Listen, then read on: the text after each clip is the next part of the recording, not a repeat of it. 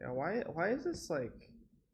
Why does this storage just disappearing on me when I switch windows? I guess that means I just won't switch windows. And it'll be fine.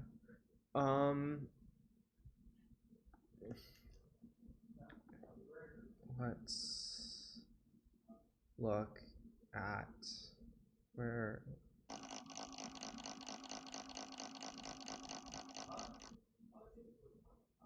Wait, did I not tweet out yesterday that I would be streaming today? What? Did this get lost? You did. Tweeted. Okay, I think I retweeted you, so.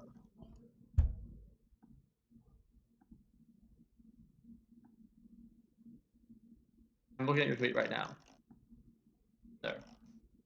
Okay, but like when I go to my own profile and click posts, it doesn't show me it. What? I think Twitter is being terrible, and it's like you included a link to another website in your post, and therefore we will not. Oh, I also don't see it. I think the issue is you started it by adding me. Like the very first character was an at me. So it made it think it's a reply. Oh, it's yeah, I think under that's replies. Actually a major.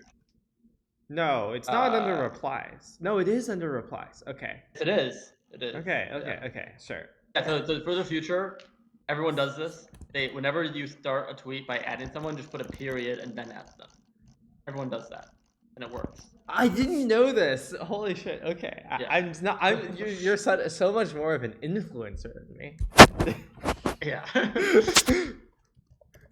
We're going live now. Twitch.tv/ come join us for the hottest and fastest takes. Wait, how about for some hot and fast takes? I can't bring myself to be quite that hard about it. Are we gonna brag about being the first limited set review again? Yeah. I feel like I should like start this post with like yeehaw or something. I don't know. You want? I'm not going to. We're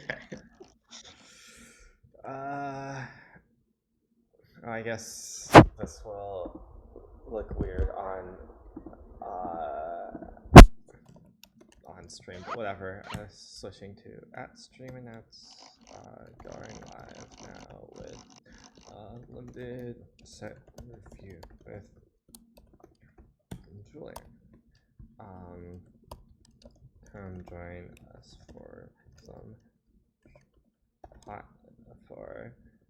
some of the first hot takes on set hot off the presses.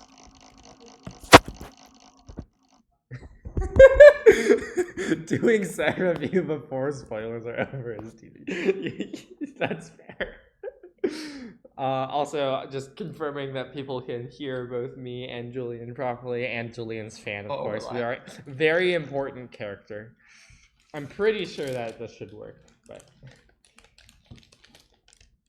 maybe I need to turn your volume up so people can hear your fan better. I liked and retweeted. Nice.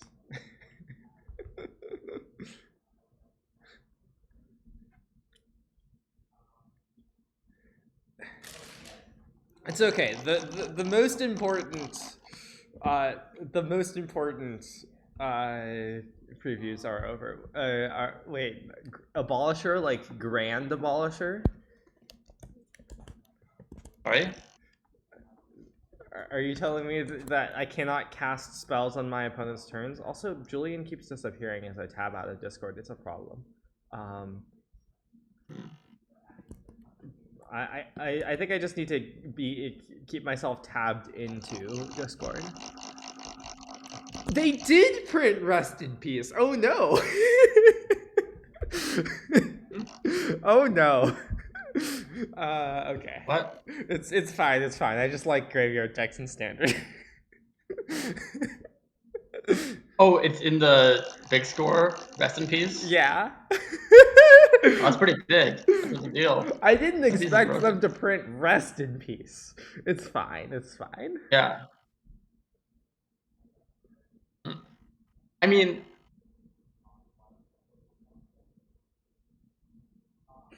it's kind of hard to play that many copies of recipes. Yeah, I agree, but Like if it's only against one deck.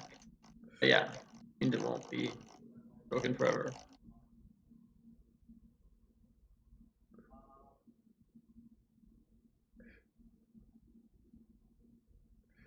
give me a second.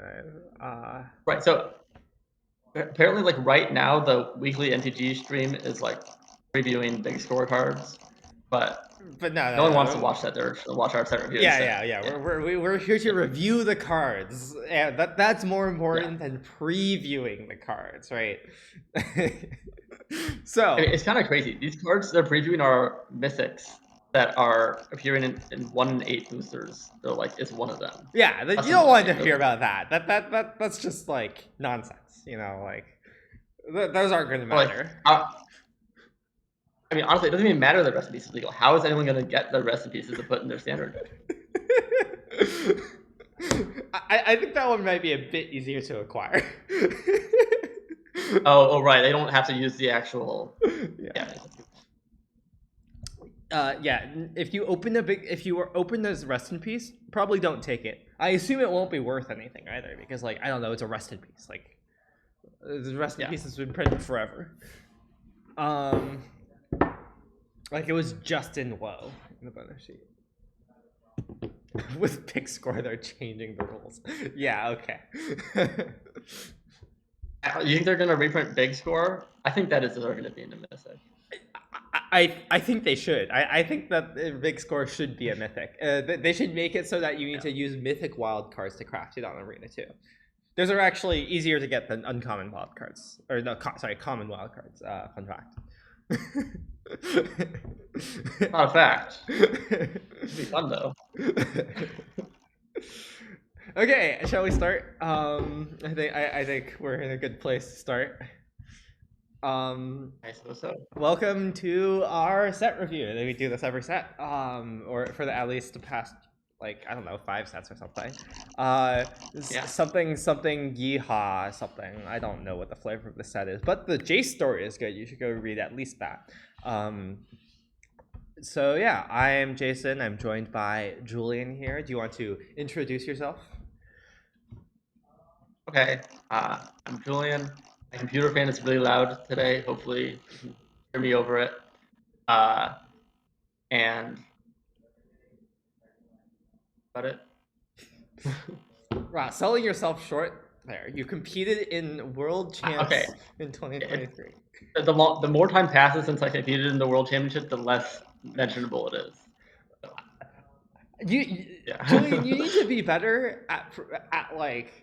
It's not important. Well, you might not think it's important, but like other people will be very. It's not a job application. No, you could put that on a job application. People will be very impressed, I think. Anyways, you should sell yourself better. For example, hi, I'm Jason. I placed 14th at the most recent PT. Yeah, that's current. Oh, you should shill your Phoenix article for the upcoming. Okay, that actually, I didn't actually mean to do that. Oh, it's Pioneer. Okay, great. Yeah. So if you want to know more about me, you could read my article about not just like Pioneer Phoenix, but about what order to cast your 1-mana cantrips in. And it is very. You're not going to learn anything, but you might enjoy it anyway. It is. You also might not. But you can find it. I would highly recommend Twitter, I guess. I definitely learned something. Anyways, so yeah, we are using a slightly different grading system as usual because I don't care and Julian keeps trying to tune it to be ever better. Yes. I believe this time all the grades are slightly more inflated. Is the difference since last time? Yeah, well, we need to get people to look at our spreadsheet. I put a lot of work into it. Mm-hmm. So, I post a link to that in the chat. Oh yeah, if you could post a link, I can like set it to be a command as well. Yeah. So yeah, we're gonna go over mostly commons today. We'll see how far we get. Starting off with the 20 gold uncommons though, so 20 gold uncommons and then 80 commons, and then tomorrow hopefully we'll do like the 80 non-gold uncommons and the 20 prosperity uncommons. So that's like, about the same number each day. And we're just starting with the gold uncommons to like get a sense of what each color pair is doing. Also, I just wanted to quote CFT Sock in response to Rest in Peace. What the fuck? Rude. Yeah. I have the same feeling. But anyways, let me... So, but just the general stuff first. For the grades, 1 to 10, bigger numbers, I'm saying that the meaning behind it, not just like, oh, this card is good. In particular, we mean like if everyone drafted perfectly and assuming all the colors are balanced, bigger number means we'll go earlier in the pack on average. For example, that means that colorless cards get a very big boost and gold cards get a pretty low penalty. Grading. And also, just flexibility matters. And yeah, basically, it's always hard whenever you make a grading system for it to like get at exactly what you mean when you say this card's 6, this one's a 7. But I think you should mean something. That's what I'm trying to say we mean. And I have associated words to each grade in the spreadsheet. Like, I said 6 means strong, whereas 7 is premium, right? So whatever you want to say that is. I enjoy premium. Yeah. And I guess before, like last time, I said the top commons were 7. Now I said they're 8, but I think like there's usually like maybe 10 or so top commons, and most of those should be 7s, and like 8 would be like. It's okay. We'll put everything under 8. Don't worry about it. Yeah. So the other thing that happens is Jason always gives higher numbers than me on average. No, but it's not okay, always. Not always. Not for every color. Not for every card, but pretty much every color. Anyway. I'm just more optimistic. But the spreadsheet this time has advanced technology to account for this. Typically, it's normalizing everything. So when we fill in all the grades, it will give us scores for each color in this bolded box, rows 38 to 42. And those will be like normalized. They'll take into account both commons and uncommons. So I'm looking forward to see how that turns out. And we can look back and see, like, did we roughly do well? Last time, we said red was going to be the best color and black would be the worst. Those were like our big takes you could see from our ratings. And I think the consensus is that black was kind of the worst color, but red maybe not the best, but maybe has the best average card or something. I think that we were very accurate in saying that. I think we were very accurate on black being the worst, and also very accurate on red having the best card quality on average. Where like you could argue that white is a better color, you could argue that green was a better color, but I think red like just had definitely had like, if you just looked at like the commons and uncommons, just had a lot of bangers. Whereas like white and green, I think tended to perform better, partially because of structural reasons. For what it's worth, I think we did underrate green a bit. I think green was close to red in this respect, but like, for like white, I think definitely performed better than its cards were in a vacuum. And part of this is because like synergy and stuff, and like not that we're grading on the vacuum, but performs better than that. Anyways, let me try and see. So if I need to figure out how to like not make Julian disappear every time I switch screens, but I think like, let's see, because I also need to flip through the slides is the problem. And if I do this, I think Julian has successfully not disappeared. Great. I don't know what causes Julian to appear or disappear, so we'll figure it out as the stream goes along. But Let's start. So these are the gold uncommons. There's going to be a legend and a non-legend for every color pair. They're doing 2 each now that we're in Play Booster World. Well, they did that before as well sometimes, but like it's been solidified. And really, there's 3 cycles of gold uncommons because of the bonus sheet as well. Oh, I didn't realize the bonus sheet had like that cycle as well. But I think the bonus sheet is like distinctly a different rarity than uncommon. It's bonus sheet uncommon because like there's guaranteed one. It's slightly more rare, but not much more rare. Yeah, but slightly more rare than. Like they're in a separate slot, right? It's not like they're mixed in with the uncommons. Yeah. So I think it is. But they affect the format the same amount. That's fair. Roughly. Anyways, so blue-white. We're getting those at the end. Gem Lightfoot, Sky Explorer. This is 2 white-blue for a 3/3 legendary creature human scout that is wearing Icarus wings or something. It has flying and vigilance. At the beginning of your end step, if you haven't cast a spell from your hand this turn, draw a card. So this is blue-white's signpost, or like this is what blue-white's trying to do. You're trying to not cast a spell from your hand during your turn. So there's many ways to do this. And there's plot, most notably, which is the new set mechanic that lets you like pay some amount of mana to exile the card from your hand as a sorcery, notably not casting it. And then on a later turn, you can cast it for free from exile, notably not casting it from your hand. So if you plot something, it'll never get cast from your hand. So it's a way to spend mana without casting things from your hand. Also, there's many things just with flash, many instants in the set that can help fuel this. So what do we think? So those are the only 2 ways. Either play instant speed or plot. But plot is really big. It really helps us. Yeah, I mean, there's also like, just like... You can also using cast things from plot, and that doesn't count, but that doesn't spend your mana, so... Yeah. Like, it's the plotting itself that, like, spends your mana. Yeah. Right. And, like, activated abilities also somewhat count, you know? Yeah. Anyway, the card itself is interesting because you can't trigger it right away. Mm-hmm. But you probably trigger it once. And not quite. There are... or actually, maybe that is true, because I know there are cards that let you plot other cards from your hand. Like rares. Okay, yeah. I don't know, like, I didn't know exactly what the distribution of those were. It makes sense that they're all rares. I think they may also mostly say with mana value 3 or less. There is the Fibblethip that, like, plot is a future vision that lets you plot things from the top of your deck. Future sight. That's also a rare. So yeah, you could theoretically plot this with Fibblethip and then do it. But, yeah.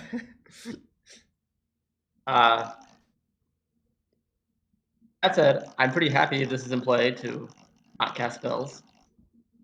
Yeah. Yes, you might have to, though. Your deck's not built for it. Yeah, so probably if you're planning on, like, doing this, right? If you're planning on... What does the curve look like with this, right? So you want to cast this on turn 4, right? You're not going to trigger it then. So how do you trigger it on turn 5? You probably don't want to just pass with all your mana on turn 5 unless you have, like, okay, you could do that if you have an instant, right? But, like, ideally you want to be spending your mana. Probably the best case. Probably you want to be spending your mana on turn 5. So, like, either the best case is you have an instant. There's a blue common that's like 5 mana, counter something, make it 2/2, which is pretty nice. With this. The card's broken. Yeah. There's also the case where you go, like, if you want to affect the board on turn 5, like, I don't know how much flash stuff affects the board on turn 5, but you could plot on turn 3, cast this on turn 4. There's some rule spells. Oh. There's the white common enchantment. We're talking about all the cards before we get to them. Yeah. But there's an expensive white removal you can cast with flash for 5 mana. Okay, no, that makes sense. And there's the blue enchantment removal is also 4 mana. So I think the best case is you affect the board by casting removal on turn 5. Okay. And like the backup plan is plotting, which doesn't affect the board. Yeah, I suspect that this card will play a lot better with flash than plot. Like I don't. Yeah.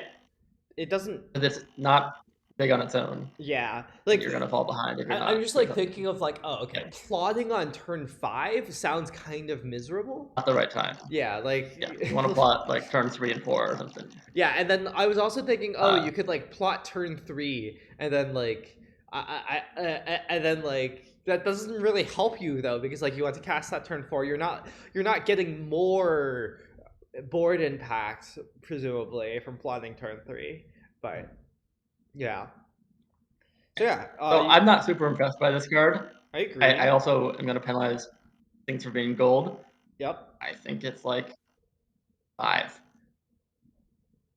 think it's like average common. Yeah, I think so too. I agree with that. Like 4 mana 3/3 draw card is very good, right? But this doesn't draw. This never draws a card immediately, and you have to work to draw one card anyways. I will say this is extremely good in like a top deck war because you're not casting spells from your hands as often in a top deck war. Okay, I'll give it a 6 because of that. I think I'm just optimistic. You see. Okay. I think it's gonna die. Yeah. I mean, look, if your opponent kills us, like whatever, you know. Let's move on to Wrangler of the Damned. Other blue and white. Gold card, 3 blue-white for a 1/4 human soldier with flash. Okay, this is what we can do on turn 5. Sure. At the beginning of your end step, if you haven't cast a spell from your hand this turn, create a 2/2 white spirit creature token with flying. So instead of drawing a card, you draw a 2/2 for 0 with flash. Clearly. Okay. Yeah, so this trigger is better, for sure. But the rate of the 5 mana 1/4 flash is a lot worse than the 4 mana 3/3 vision. 5 mana 1/4 is such a stat line. Yeah. I mean, at least like you probably can get this trigger by flash it in. I mean, it's a lot harder for them to kill it. Yeah, but like I don't know. But like you're not getting exactly. it's still unclear how much you're getting like 2 triggers with this, right? Because like you flash it in, like you still don't get it like the turn this comes down, right? In some sense. Like no, of course not. Yeah, so like you like flash, it like protects itself by having better timing. Yeah, but the other one dies a lot more easily. It has better timing, but it doesn't like 5 mana for a 1/4 and a 2/2 flyer. Like that is slightly better than 4 mana for a 3/3, right? But like basically the thought is, okay, what happens if I flash this in, I get 1 trigger off it, then it dies. That's like about the same as like the 3/3 just dying, right? So like in some sense it has better timing, but like, it's penalized because of that. This card I think is a lot more all in on the synergy, right?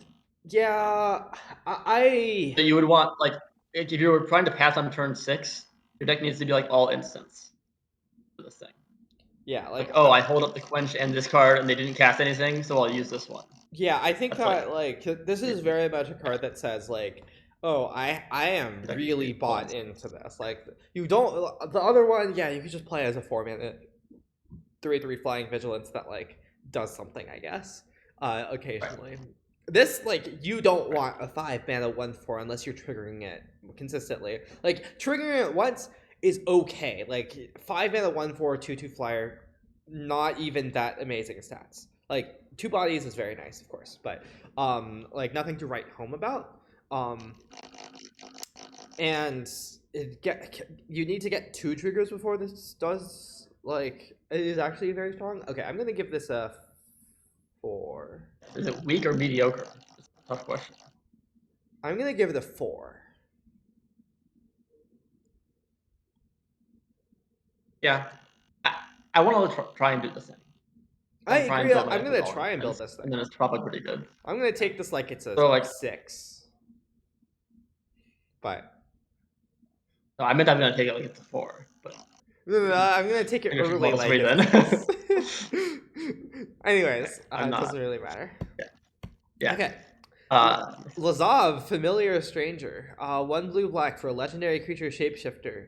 Whenever you commit a crime, put the +1/+1 counter on this. Then you may exile a card from your graveyard. If a creature card was exiled this way, you may have Lazav become a copy of it until end of turn. This ability triggers only once per turn. So committing a crime is I don't know if we've gotten the full rules text yet, but targeting it's opponents. the reminder. Yeah. But like I believe targeting spells on the stack and also abilities on the stack also count as crimes. But targeting your opponents and anything they control. Yes. Yeah. But you know there could be weird stuff. Anyways, targeting your opponents, targeting anything they control, including like permanents, spells, abilities, and cards in their graveyard is a crime. So there's many cards that just like randomly target, obviously removal spells, but like anything that's like target opponent, like deal 1 damage to target opponent. There's like a common that repeatedly does that. I guess in red, unlicensed hearse repeatedly commits crimes, which I guess is flavorful. Okay, well, to be clear, the entire sheet does. That's the whole point of the sheet. Yeah. I know, but like I was bringing up unlicensed hearse as a graveyard example. Yeah, I was bringing up a graveyard example. Okay.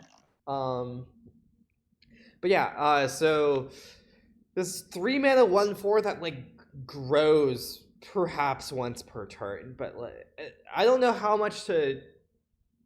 I don't know how much to put stock in the copy effect. It makes this a nightmare to attack into, I guess, because like it could be anything. Yeah. But right, and it keeps it's a big anything because it has a counter on it, or 2 counters, or 3 counters. Yeah. That said, it's still a 3 mana 1/4. But like as soon as you get it to a 2/5, it's pretty good. So like, yeah, I think it's gonna get to a 2/5. Well, yeah, but like the turn you played is a 1/4, which isn't that bad. That's not that bad. Yeah, like on turn 3, a 1/4 is still fine. I think 6. I think it's a good card. 6. Only a 6? Yeah. Yeah, okay, only a 6. This doesn't excite me. It doesn't give you like card. It's just big, right? It just still just dies. Yeah. Like if it like had scry 1 on it every time you commit a crime as well, that would be something. Just in general, I think the cards in the set are really good. I think they've done a bit of power creep, and so that means everything is worse than it looks a little bit. So I have to be careful. Also, I'm gonna, in that vein, I'm giving the previous card a 3 after all. Anyway, moving on. Intimidation Campaign. 1 blue and a black for an enchantment. When Intimidation Campaign enters the battlefield, each opponent loses 1 life, you gain 1 life, and you draw a card. Whenever you commit a crime, you may return Intimidation Campaign to its owner's hand. Okay, so 4 crimes. More crimes. So this is like a reference to the stuff from disinformation campaign, which made them discard. Yeah. Dovin's Acuity. Yeah. So I don't know how I feel about like 3 mana super clues. Even if I like have it. I mean, an unlimited stream of them is pretty powerful. I think that this is quite powerful. Like like if you could fill your deck with removal and just grind with this card. Yeah, like it doesn't put your opponent down resources, but it would be really good if it did, because like you're also putting them down resources by casting removal spells. You only have to cast this 20 times to win the game. You only have to cast this like 17 times to like mill out or something, you know. Yeah. But I'm a little out. 3 is a lot. But I could see this being powerful. It has the chance, but I'm gonna give this a 6. I think this will be worth doing. I think there's a lot of ways to like repeatedly commit crimes, and like the crime, I have no problem like being able to loop it, but I'm worried about having the mana to just spend 3 mana like this all the time. Okay, so I feel like I'll commit crimes more often than I get a chance to cast it. Like I'll be committing crimes with it in my hand, not triggering. Yeah, I agree, but like I think of this as like a turn 5 play. Like you play this and then like remove something, right? Like how would you know the card like Evermind from MH1? It's like splice onto like instant or sorcery, draw a card, right? This is like that, except you also drain your opponent. Draining your opponent is strong. Like it does matter. No, that is. I think this is a 6 at least. Oh. I'm interested. I don't think it'll be like. Of course, I'm interested. Really good. That's why I'm giving it a 5. Okay. I'm glad. Okay. Vile Smasher, Gleeful Grenadier. This commits crimes. Black red for a 3/2 legendary creature goblin mercenary. Whenever another outlaw enters the battlefield under your control, it deals 1 damage to target opponent. Notably, target opponent. You'll only have 1 choice, but they'll still commit a crime. So a bunch of types are outlaws. Like most of the cards in the set are outlaws, I think. But well, not most of them. Okay, like there's some animals, there's some white cards. There's some mounts. Okay, yeah, that's what I meant by animals. Yeah, yeah. Most of the red and black cards are. Yeah, that's what I meant. Yes. Yeah. Yeah. And I looked. The outlaw synergies are pretty much just in red black, but a little bit of blue.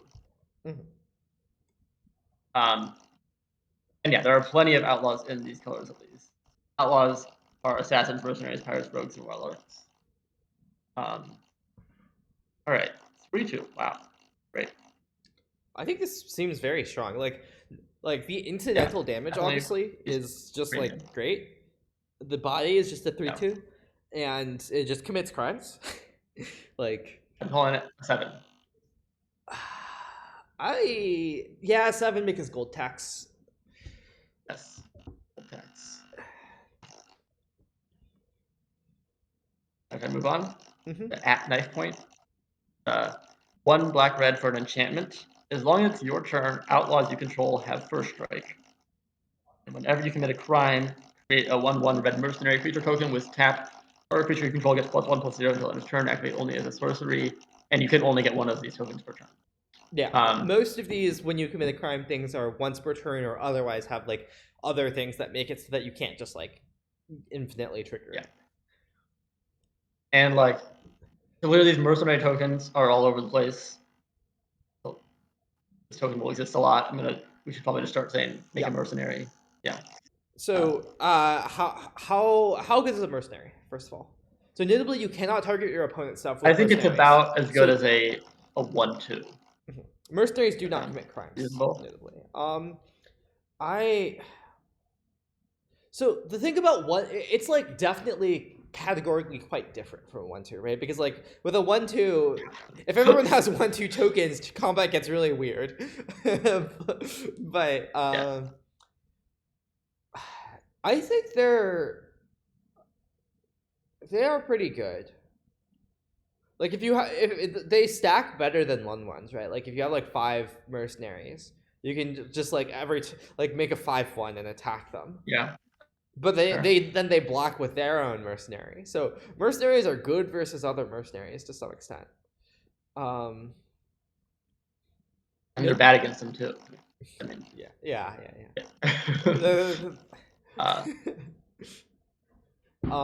Anyway. Okay, but this. So the first strike is good with mercenary. This card. Yes. Yeah. First strike means that like you can just make your creature like unblockable. Pump your thing, and now they can't actually trade with it. Yeah. But also like I think I commit a lot of crimes for this card. I think that just I want to be committing 3. Yeah, but even like I think it's very easy to just commit a lot of crimes with this card, right? Like Vile Smasher, just every time you play an outlaw, you get another outlaw and you ping another one. Or like there's if it didn't say 1 per turn, it would actually be a combo.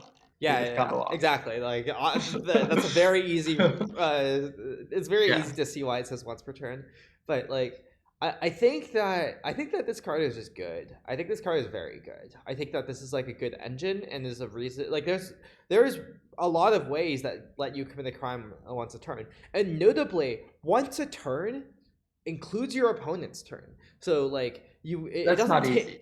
It's not hard. Like there's a bunch of instant speed removal, right? You could go like play my 2/2. You have to also do it on your turn. Well, yeah, but you can say like, oh, I'll play my 2/2 that has ETB target player mills 2 cards, target you, and then on your turn cast a removal spell. Boom, two mercenaries. Right. Each of those like use the card. I know. Like, if every mercenary is like all your cards come with mercenaries, that's great. Yeah. Well, most of them, they can't all come with mercenaries. Yeah, no, like you're gonna have unlimited. Okay, let me compare this to a card. Murmuring Mystic. This is a 4-mana 1/5 that like creates a 1/1 whenever you cast an instant or sorcery, right? I feel like this is like categorically kind of similar, like 1/1 flyer, 1/1 mercenary. I think flyer is slightly better, but and like 1/5 is a good body, and that card was really good. Yeah. So I think this card is like worse than that, but it's still very strong, right? Like just having a subset of your cards come with a 1/1, and also there's plenty of cards that like repeatedly make trigger this. You probably have to sink mana into them to do that. But well, yeah, especially if they're activated abilities you can use on their turn. Well, like the thing is, like, I don't know. There's a couple cards that like tap something on your opponent's turn, and that like it's not you're sinking mana into it, yes, but you're like you still want to do that, right? It's something that you would want to do anyways. So I guess less so. It reminds me of Insidious Roots. No, this is so much better. It's so much better than Insidious. Easier to trigger. It's much easier to trigger, and not only that, it's like Insidious Roots naturally runs out of fuel, right? Like there are only so many creature cards in your deck that you can put. Sort of takes 2 cards to trigger a Roots. Yeah. And this like one card can trigger this as many times as you want, so, depending on the card. Well, yeah, some cards. Yeah. No, but there are single cards that trigger this every turn, right? If you sink mana into them. Yeah, there's like a 2-mana 1/3 that has 1 tap ping your opponent. Yeah, okay, you can sink 1 mana into that. Oh, okay, that's pretty good. I thought it was more 3 mana. No. There's like 1 and 2 mana ways to repeatedly trigger this. This is the one thing I did do research on. Also, deserts trigger this. Sometimes you play your land and you just get a 1/1. I know there are all sorts of, like every card in the set triggers crime. Yeah. Anyways, I want to give. I've talked myself up to 8. Yeah, so 7 for me, obviously. Of course. Yeah. Okay, that was a lot. Speaking of repeatedly triggering crime, Jolene Plundering Pugilist, 1 red/green for a 4/2 human mercenary. Whenever you attack with 1 or more creatures with power 4 or greater, create a treasure token. So that includes this. But like it can also trigger the turn you play it if like you already had a 4-power creature. And it has 1 in red, sack treasure. It deals 1 damage to any target. So notably, you can just like ping off your opponent's mercenaries. You can just ping their face if you like don't have anything better to do, like no X1s, and you really want to crime. You can save up treasures to like have a big turn of like 3 pings to kill a 3/3 or something. I don't know. But I think this is pretty strong, right? Yeah, it makes its own treasures. Yeah. Great. Red green also has like a Gruul theme. Sorry. Not Gruul theme. Or more. Power 4 or greater. Yeah. It's pretty synonymous with Gruul at this point. Yeah, that's fair. That's fair. Yeah. Also, thank you, Climb, for pointing out the Snorses. Snake horses, also known as. But yeah. Are there more? Are there more snake horses? Yes, there are. We'll see a couple of them, I think. Forward to that. One notable thing about this is somewhat easy to double spell with on like turn 4 if you like there's I think there are a bunch of like 4/2s in the set for 3. I might be wrong about that, but like hopefully your Ghoul deck has them. Yeah. If you have a 4-power creature on like turn 4 or turn 5, you can play this attack and then have a treasure for double spelling, which is pretty nice. And some things create treasure tokens tapped in the set. This is not one of them. It creates them untapped. Still, like it's good, but it's not like that exciting to me. I think, right? It's like excited. That means I give it a 7. Yeah, I agree with that. It just seems solid. Okay. Cactus Folk Shot. 2 red green for a 4/4 plant mercenary with reach and ward 2. At the beginning of combat on your turn, other creatures you control with power 4 or greater gain trample and haste on your turn.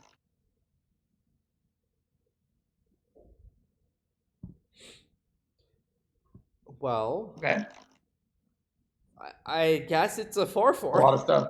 Oh, I guess haste is good, but like, I kind of want to. It just feels similar to the last one, kind of like it's. I guess the ward 2 is really good on your 4/4. Like it's hard for this to just die to a removal spell without like trading up. Next thing gets haste. This itself won't give itself haste. It says I know. Yeah, okay. The next thing does. Yeah. Okay. Honestly, I think it's better than the last one, but I don't know whether I want to give it an 8. Maybe I do. Really? Last card is insane. Really? This one's not insane. I think this one's insane. Last one like makes mana. The last one's like 2 mana. Like, and it, yes, like, things are X ones, and but it's also a 4/2. Like 4/2 trades, 4/4 doesn't. Ward 2 means that the 4/4 especially doesn't trade. It like probably costs twice as much mana. Yes, and it's worth it. Like I think like haste is also huge, right? Like if you're trying to beat down with big things, like I thought I was talking it up, but now I'm talking it down. I think this card's just like it's another 4-drop. It's good. It's probably your best one, but not like it's taking over the game. It's just a. I think it is taking over the game, though. The real job is taking over the game. You gotta kill it. No. And they probably can, but no, like I think I don't know. I want to give this a 7, a high 7 though. 6 for me. Ooh. I mean, don't get me wrong. I get the it's 30, got ward and 4 toughness, but I think it's hard for 4/4 to be like premium. I think the reasons that 4/4 have not been premium in the past have been that they just because they just no, I get that. And this is it's not like when they didn't die to removal, they were great. No, definitely. I think somewhat that was some of the case, and like I don't know, the ward 2 is just really selling me on this. Anyways, next, Miriam Herd Whisper. Green-white for a 3/2 human druid.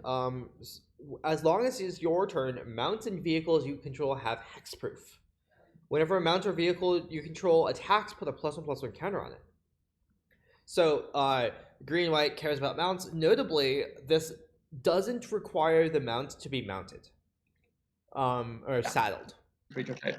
Yeah, mount is just a creature type.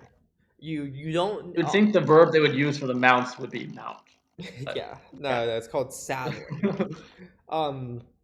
But this is pretty strong if you just have a bunch of mounts, right? Like you just when you attack, put a +1/+1 counter on. Your creature is very strong, right? Like as soon as you get like 1 counter, this has already done its work. And that's 2 mana. Yeah, and your things will have hexproof too on your turn. Wow. So vehicles like never can be targeted. by creature removal. That is true. Well, unless you try to block with them. But yeah, I think this card is very strong. Can I give this a 9? Yeah, I don't know if there's actually a ton of vehicles, but there's definitely some, and there's a lot of mounts. The mounts are in Naya, green, white, and red. I guess the weird thing is this is not the best 2-drop. Well, it's a 3/2, yeah, but like you want to play this after you've played the mount, right? Because you want to attack with the mount immediately. Yeah. So like this is best on turn 4, but like it's still a 3/2. I don't know. I'm giving this a 9. I've settled. The gold card, I give it an 8. Oh, to be clear, I would give it a 10 if it weren't a gold card. I think this text is like, insane. I don't know. Really strong. Oh. Okay. How many mounts are going to be in your deck? Like 4? I think there's going to be more in your deck than that. How many mounts are in the set? Let's see. Below rare, there are 10. Not that many. I think like there are 8 that are not red. Yeah, I guess. Yeah, there's 2 vehicles as well. I think that this card is good. I don't know. I think that you do. I think that you'll be able 8 is the highest grade I've given. I think we both gave this card the highest grade we've given so far, so that's fair. Okay, sure. Speaking of mounts. Yes. Congregation Griff.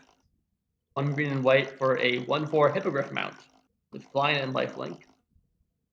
Whenever it attacks while saddled, it gets +X until end of turn, where X is the number of mounts you control. And saddles 3. Okay. So if it's just a lot to saddle it, and then it's a 2/5. Yeah, but if you have lots of mounts, then it gets pretty big. 4 power even. Yeah. Alternatively, it's just a 3 mana 1. Okay, how good is 3 mana 1/4 flying? The stats are good. Yeah. Good. That's good. Lifelink is just. Also, this notably works well with any. There's things that just care about if things are mounts, right? And like, for example, there's a spell that's like 2 mana bite. 2 mana thinks something gets +1/+1 and it bites, but if it's a mount, it gets a +1/+1 counter and it bites. And that's huge on this, right? That's like the only green removal spell at common. Yeah. But I mean, it's a good one. So, yeah. I don't know. This. No, it seems like this mount deck is gonna need to get mounts, and this is like. Yeah. Like, this is like the other decks, like like committing a crime, just like I don't know that happens always, right? Like the flash deck once. Instance, but like we also don't care that much about the flash payoffs. This seems good. And it incentivizes you to like. It's worse than the previous card. Yeah, I agree. I wanted to give it an 8. I assume you'll give it a 7. Yeah, okay. Don't worry. I understand what's happening here. Baron Bertram Greywater. Whenever 1 or more tokens enter the battlefield under your control, create a 1/1 black vampire rogue creature token with lifelink. Only once per turn though, so it doesn't like trigger itself. So when you make a token, you get a vampire. It also has 1 the black, sack another creature or artifact, draw a card. Oh, it's also a 4 mana 3/4. I don't think I said that. So 4 mana 3/4, not the best stats, but like 4 mana 3/4 plus a 1/1 lifelink. That's very good. So you ideally want to like as soon as you trigger it, it's like quite good, right? Yeah, but sounds kind of hard to trigger same turn. Yeah. 6 mana or something. I don't know exactly all the token makers. Like mostly mercenaries, right? Yeah. It's like mostly mercenaries. There's some like treasure stuff. Yeah. I, I think this just looks good though to me. Like, yeah, the activated ability is really nice. Yeah, this is like this is different from like the blue white stuff where this is just like pretty. I imagine this shouldn't be that hard to trigger, right? Can you make tokens on their turn? I mean, one way to do that is at knife point, right? Like whenever you commit a crime, now you're making a mercenary and a vampire, right? Going Mardu.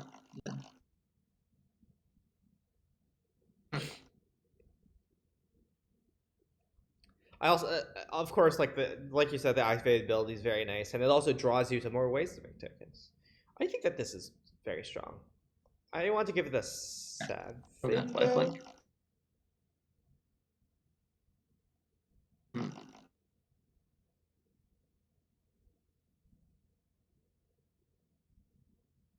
Not sure. Are you thinking higher or lower? I'm not thinking higher. It's just hard for me to. I don't know how many. Like, I feel like this is not one of the themes we've been thinking about. Like making tokens. Stuff. You mean? Yeah. Okay, let's see. Look at just white black. Below rare. Below rare and white black, there are 18 cards, including this, that make tokens. At common, I'm reading them to make sure they actually make tokens. Some of them are instants, or at least one. Yeah, at common there's 7 in white black that make tokens. Yeah. I mean, I like the activated ability a lot. Yeah. So, to be clear, 4 mana 3/4 with that activated ability, that by itself, I think is at least a 6. 5. Yeah. 2 mana. It can't sack itself, right? No, it can't. Yeah.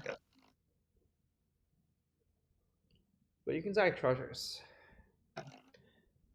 Anyways, give it a grade. And maybe this Mardu deck is a good idea. I think that you'll be able to splash a lot in this format because common duels. Of course. Yeah, I think that I'm looking at putting a bunch of these things together. Certainly. Ruthless Lawbringer. Ruthless Lawbringer, 1 white black for a 3/2 vampire assassin. When it enters the battlefield, you may sacrifice another creature. When you do, destroy target non-land permanent. Yeah, so you want tokens. Yeah, I mean, very to work for it, but. Yeah, so there was the 5 mana 3/3 that wasn't great in MKM that did this, right? Like sack a creature or artifact to exile something. This is better because it's the 3 mana 3/2, right? Yeah, I mean, it seems like you're gonna have to play it on curve a lot. And I'm not gonna like that. Yeah. I think it's still strong though. I want to give it a 6. Yeah. That sounds right. I think it's just so awkward. It seems like it should be higher than 6. But. Yeah, it's just it'll depend on how much the set is about big things. And I don't think the set is that much about big things, you know? Yeah, I don't know. Oh, I guess you can destroy target non-land permanent, so you can break up some non-creature engines sometimes, at knife point or whatever. Yeah. I don't know. Or the blue light removals. I think this is still just a 6. I don't know. I don't know how to best justify it, but moving on. Crom Violent Cacophony. 2 blue red for a 2/3 flyer. Whenever you cast your second spell each turn, put a +1/+1 counter on this and draw a card. So this is what's called Thunder Drake, but with a bit of an upgrade. and it's a pretty good one. So blue-red is similar to blue-white in that it cares about when you cast spells, but this color pair wants you to cast 2 per turn as opposed to none on your turn. Notably, theoretically, you could trigger this on both your turn and their turn, but good luck casting 2 spells on your turn and 2 on theirs. More realistically, you might double spell on their turn.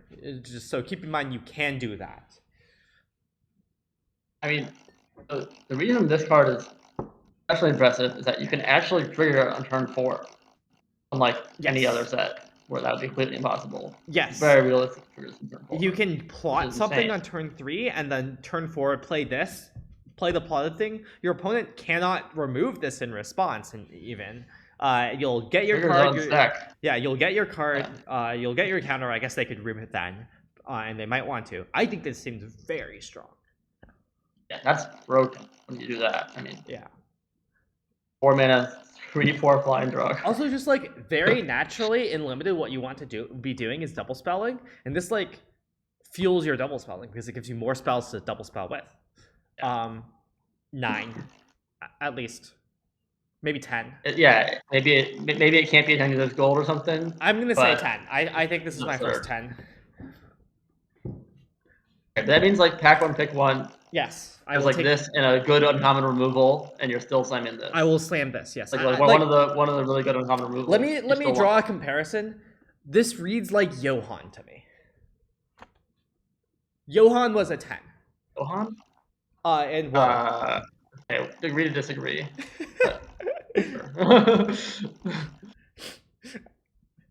Sure. Okay, moving on. Oh wait, I put you down for 10. Though. Oh, what did you put yourself down for? I assume 9. 9. Okay, great. Natural, very natural. I think I'm more willing to just take stuff early and like take deserts to support them than you are. Yeah, that's true. In the last set, we talked about like during the set review, you were talking about how you were going to slash. I'm like, there's no fixing. There's barely any fixing in the set. But it turned out you do end up slashing a lot. Yeah. You just really have to value the fixing in the previous set. In this set, there's like twice as much fixing at least. Yeah. Anyway, next card is Slick Sequence. Blue and a red for an instant. Slick Sequence deals 2 damage to any target. If you've cast another spell this turn, draw a card. Electrolyze at home. Really good. This is very strong. Really good. Can I also give this a 10? Probably not. I was gonna ask if I could give it another 9. Okay, so I think the real question for me is how much does 2 damage kill? Like not much, but yeah. Those 2 drops. Kills 3 2s. How many 3 2s are in the set? I'm fine killing a 2/2. Doesn't need to be a 3/2. Yeah. I just want to see like how many things in the set at common have like are bigger, are cost 3 or more mana and have toughness 2. It's like 10 commons fit this. Yeah. I mean, it has to be worse than the previous card. I agree, but like they can both be 10s anyways. Yeah, I'll give it a 9. I'll give it a 9. Yeah, I mean, I would only consider 8. There's not much room at the top. Yeah. Better than top common, I'm sure. Yeah. I think that this just will be great when it like it's not very hard to double spell with this, right? Like you can literally just like it's not like you want to like. It's not like you often want to shock your opponent's 2-drop anyway. Just think of this as a 4-mana spell that actually costs 2 mana, right? Like you're casting on turn 4. I think this card will be good in Pioneer Phoenix. Whoa. That's a claim. I'm gonna like play a couple copies over a couple Fire Impulse. Really? Great. We'll see if I'm but 2 is a lot of mana for Pioneer Phoenix. Is my only concern, you know? Okay. I don't have pieces of the puzzle anymore, so I have to That's fair. That's fair. Honest Rutstein, or alternatively Young Rutstein, is what I've been calling it. 1 black green, for a 3/2 human warlock. ETB, it's a Gravedigger. Return target creature card from your graveyard to your hand. And also, creature spells you cast cost 1 less to cast. This is like a 2-mana Gravedigger. This is kind of insane. Right? Okay. Yeah. I don't know, like 2-mana Gravedigger. That's just so good. Okay.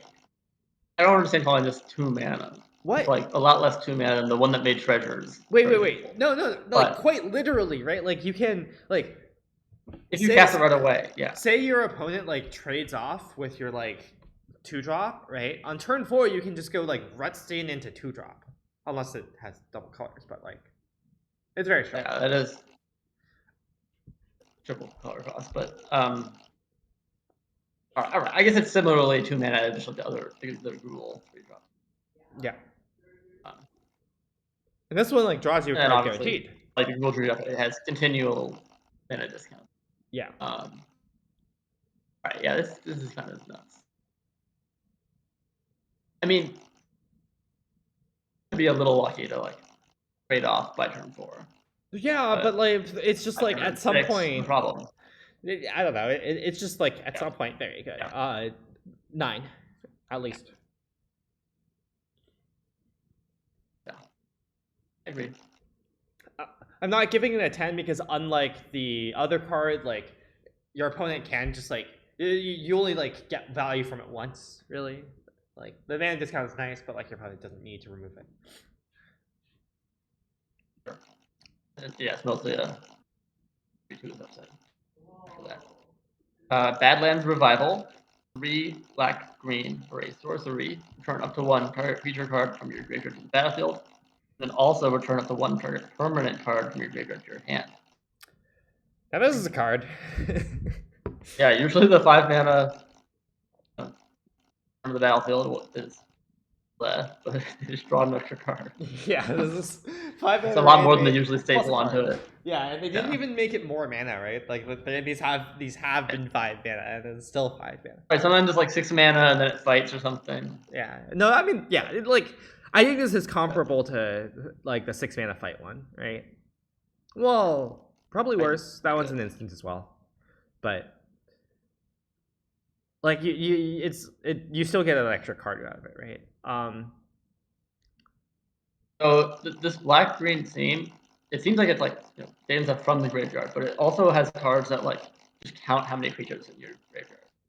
Mm-hmm. So it actually has a lot of incentives. Yeah, so like you maybe want to mill yourself. There's even like an uncommon Entomb for some reason. Yeah, you search your library and put a card in your yard if you want. Interesting. And there's a couple cyclers, I think, like big fatties that cycle for lands. Yes. There's only 1. Yeah, there's like a herd migration at common. It's a 7/7 with the herd migration. I think it's a common. Oh, sorry, uncommon. Sorry. Yeah, okay. It's a 6 mana 7/7 that has like 2 mana land cycle it roughly, but you also gain 3 life. Land cycle. But Jason, that is the last card we're going to talk about. Okay, sorry, spoilers. Like you're just giving away the ending of the whole stream. We're probably won't get to today. Anyway, this card, I don't know, probably like a 7 or something. I think this is an 8. I'm like, would I take this over a top common? Yeah, I would take this over a top common, or like on par with a top common. You know.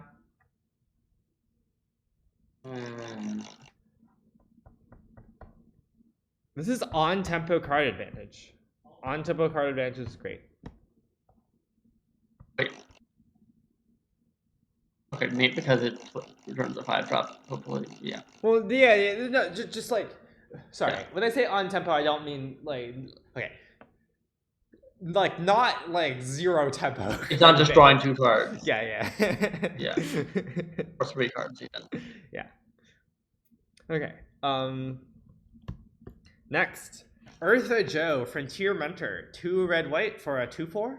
ETB create a it's a core advisor. It is not an outlaw.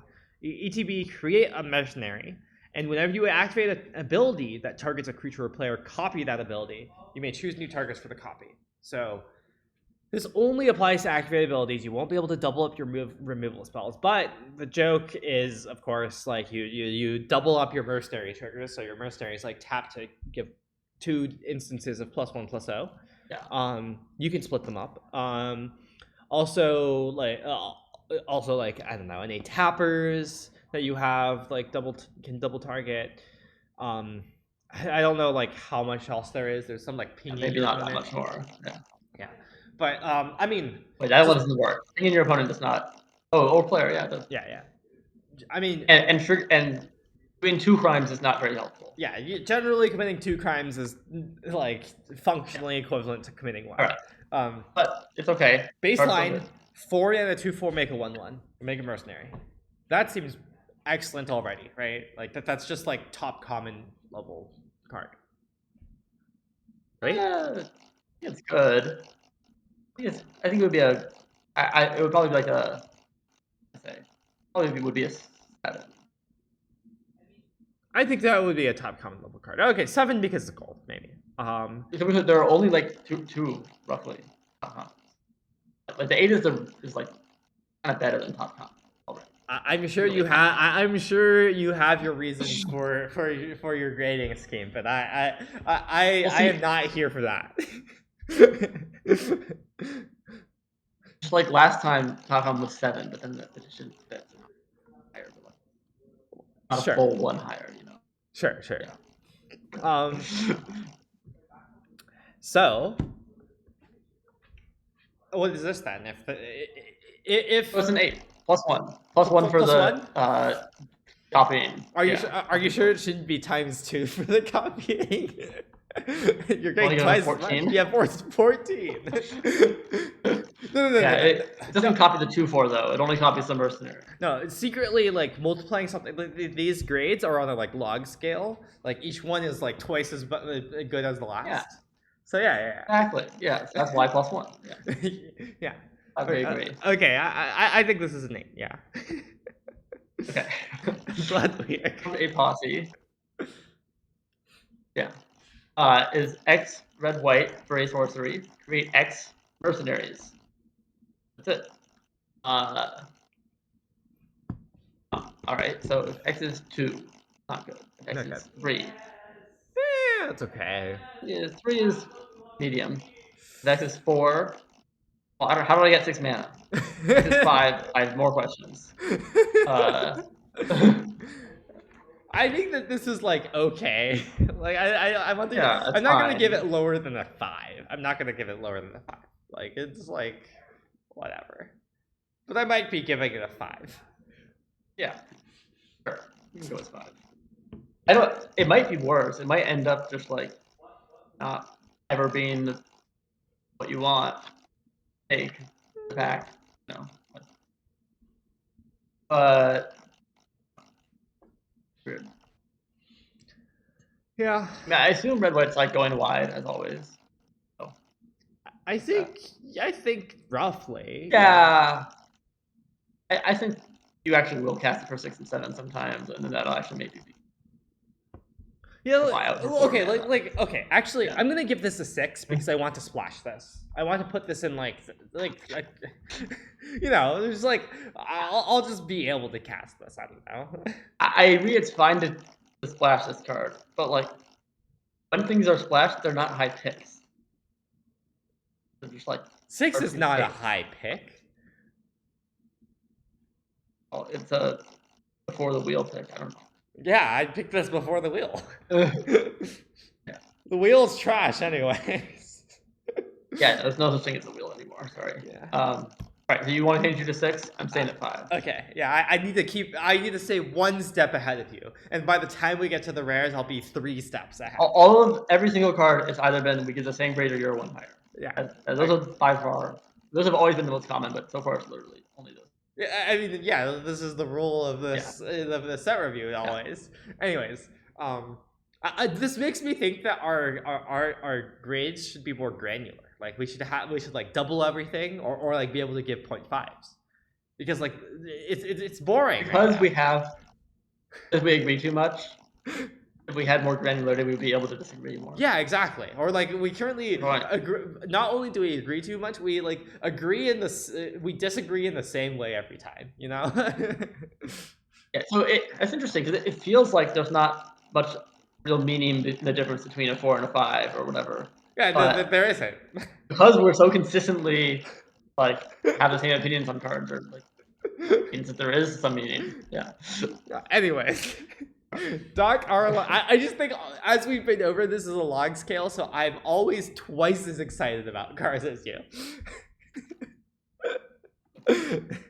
Anyways, Doc Arlock, Grizzled Genius. It's a blue-green for a 2/3 Bear Druid. Spells you cast from your graveyard or exile cost 2 less to cast.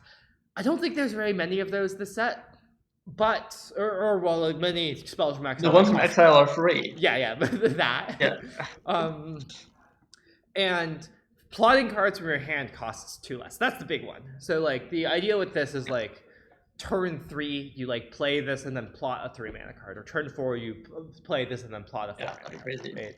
Then it's like a 0-mana 2/3. Right. 0 mana. Yeah, but like you need to plot cards. I think it will be strong, and like 2-mana 2/3 by itself is like pretty good, or like solid. Yeah. You know.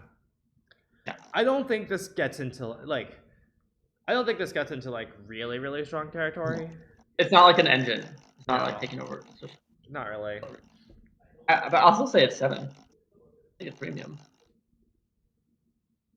I would debate it for a moment, dropping from below you for the first time, but it's a bear. I cannot give it less than a 7. I hope that's not really the deciding factor, but I will move on so we don't find out. Make your own luck. 3 green blue for a sorcery. Look at the top 3 cards of your library. You may exile a non-land card from among them. If you do, it becomes plotted. Oh yeah, this is not a rare. This is the way to plot the blue-white card. Yeah. You're right. Yes. It's not optional to play only 2 colors. Play more than 2, I mean, Jason. Okay, sorry. Finishing the card. After you exile a non-land card from among them and plot it, you put the rest into your hand.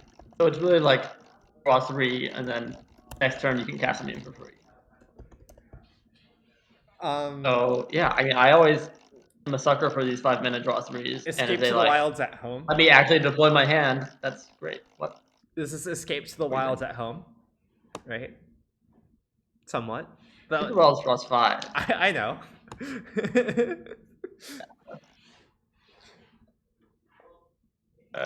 This is. I like the card. I don't like this as much as the reanimate thing.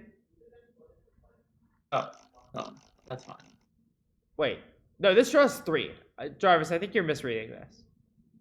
This is not an impulse. This is draw 3 and plot one of them.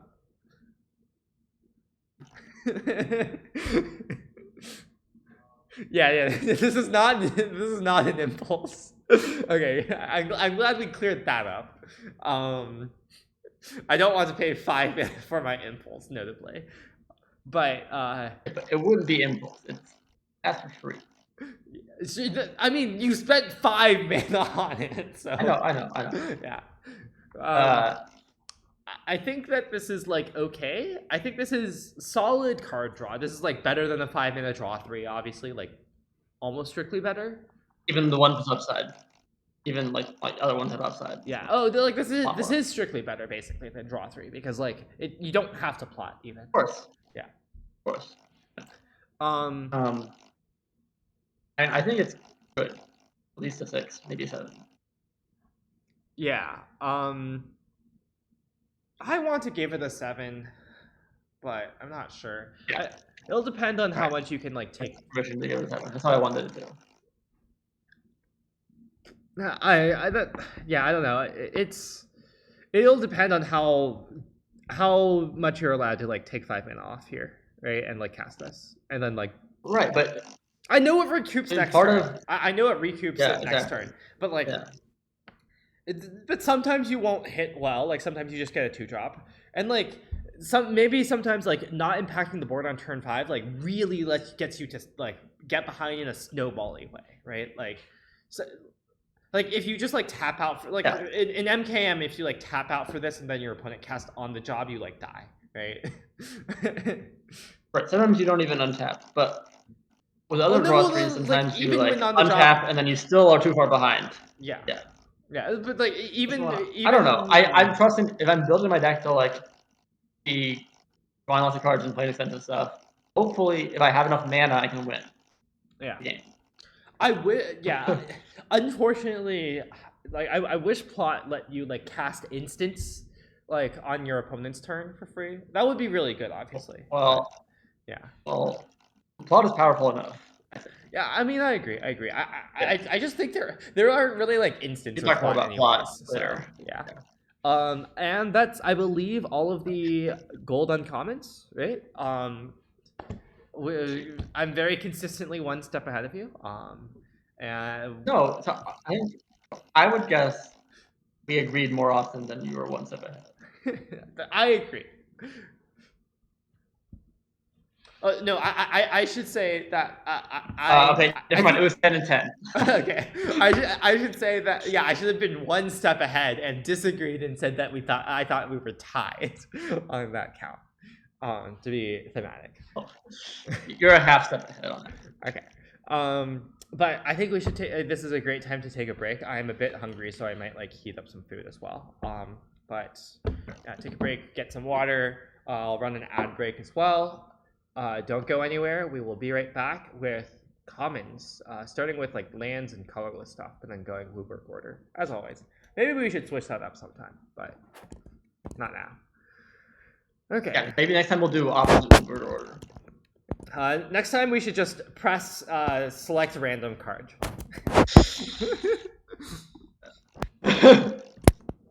Okay, ad break is on BRB.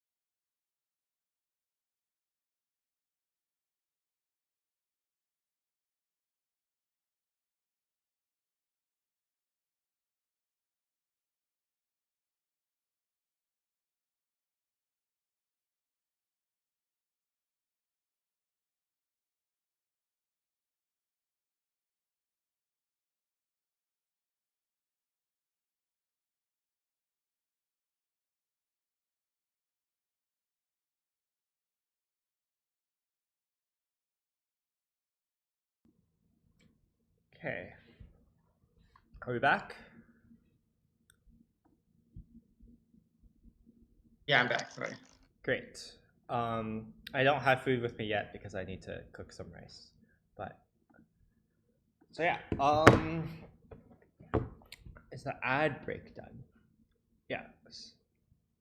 Okay, great. Let's move on to the commons. So starting with lands. Technically, these duels are not commons. These are in the land slots. Okay. Yeah. Half of booster packs will have one of these 10 deserts. And then there are 2 common lands as well. I have already rated the 3 lands. So. Okay, so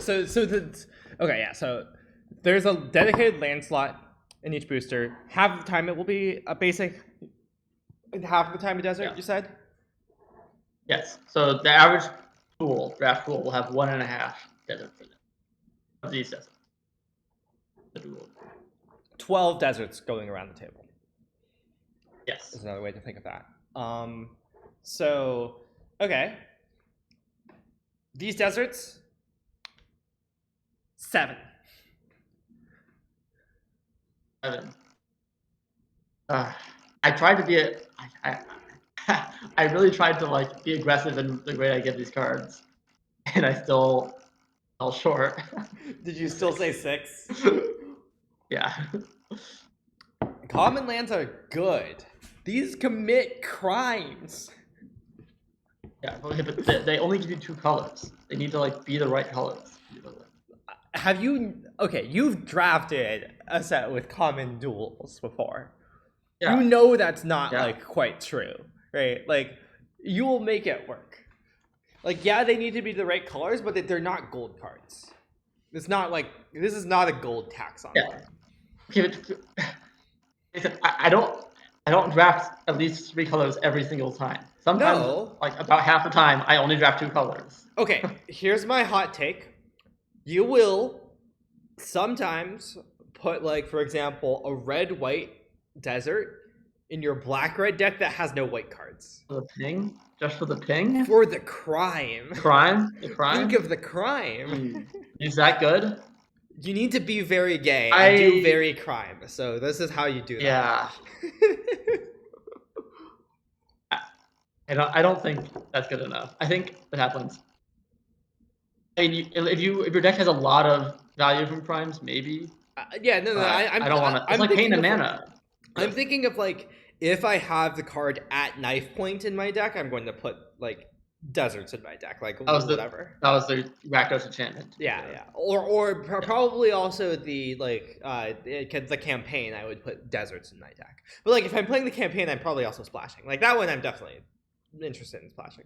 Knife point also. Both of those are kind of splashy cards. Yeah. No, I don't know. I think that the deserts are very strong.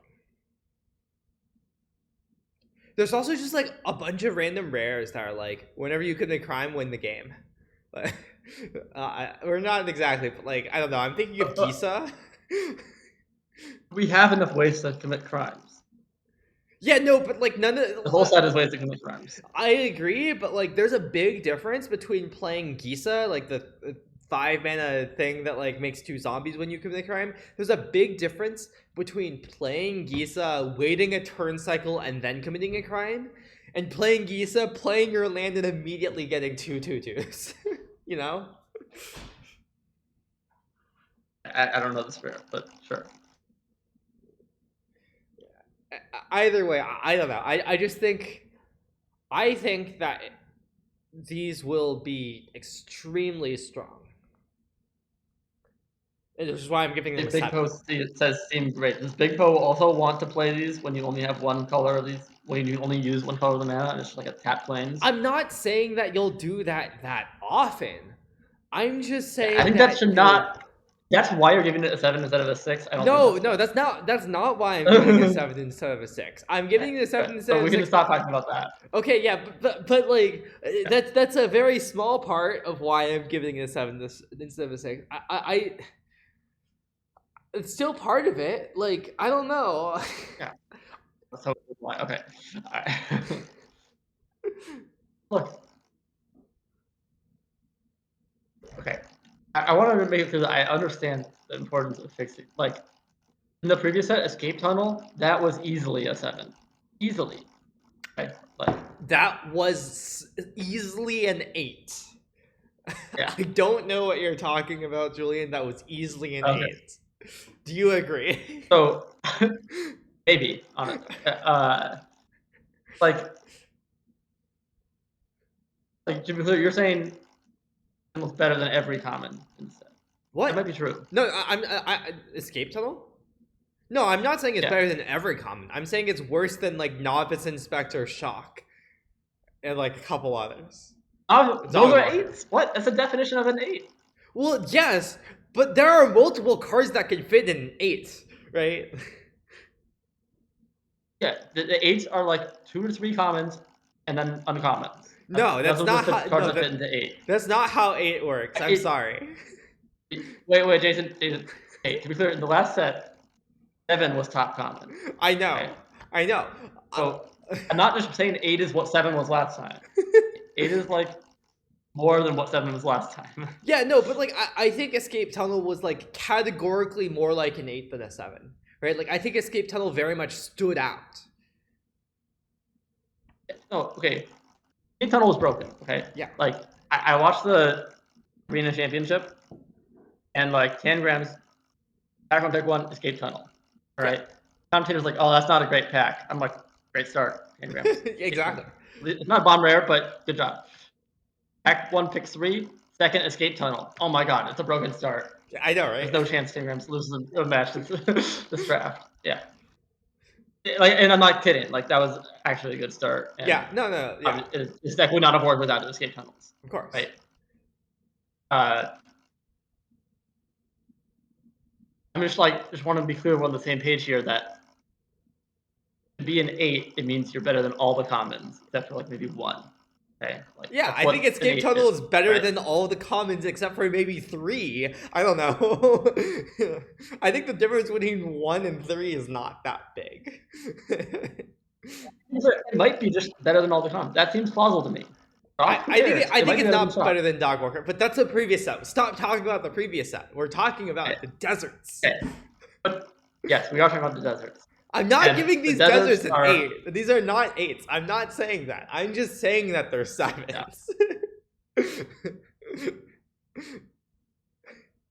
Just like you can't pack 1, pick 1 a desert the way you can pack 1, pick 1 in Evolving Wilds. I agree. Right? I'm willing to concede. I think that actually is a bad pack 1, pick 1. Right? I'm willing to concede that these are low 7s. I think 7s are premium because they can be pack 1, pick 1. I will pack 2, pick 1 a desert, almost certainly. Like even say like half your decks are 3 colors and half of them are 2 colors. What fraction of deserts can go in your average deck? It's like 1 versus it's like 2 on average. 2 deserts on average fit in your deck. Okay, I think we should. Deserts are kind of narrow. I think we like somewhat agree. I'm just like as this one, I feel like I'm right more than I feel like on the other cards. Okay. I think my 6 is high. No. Like I think my 6 is right, but I think it's being generous to the card. I think I would agree with 6.5. Perceptions are typically more like 5. I would agree with 6.5. I don't think Julian would. Julian said 6 is a high grade. Yeah. The cards we rate a 5, people are gonna see them in the packs and just take them over the deserts. But yeah, so I'm still saying something. Okay. Anyway, move on to the next land. Okay, this one's actually a 7. It's Crystal Grotto. Okay, Conduit Pylons is a desert. When it enters the battlefield, surveil 1 and 1 tap, add 1 mana of any color. What do you think Crystal Grotto was? No, I love Crystal Grotto. Yeah. Sorry. But like, I am. To be clear, I am not being entirely serious. That's good.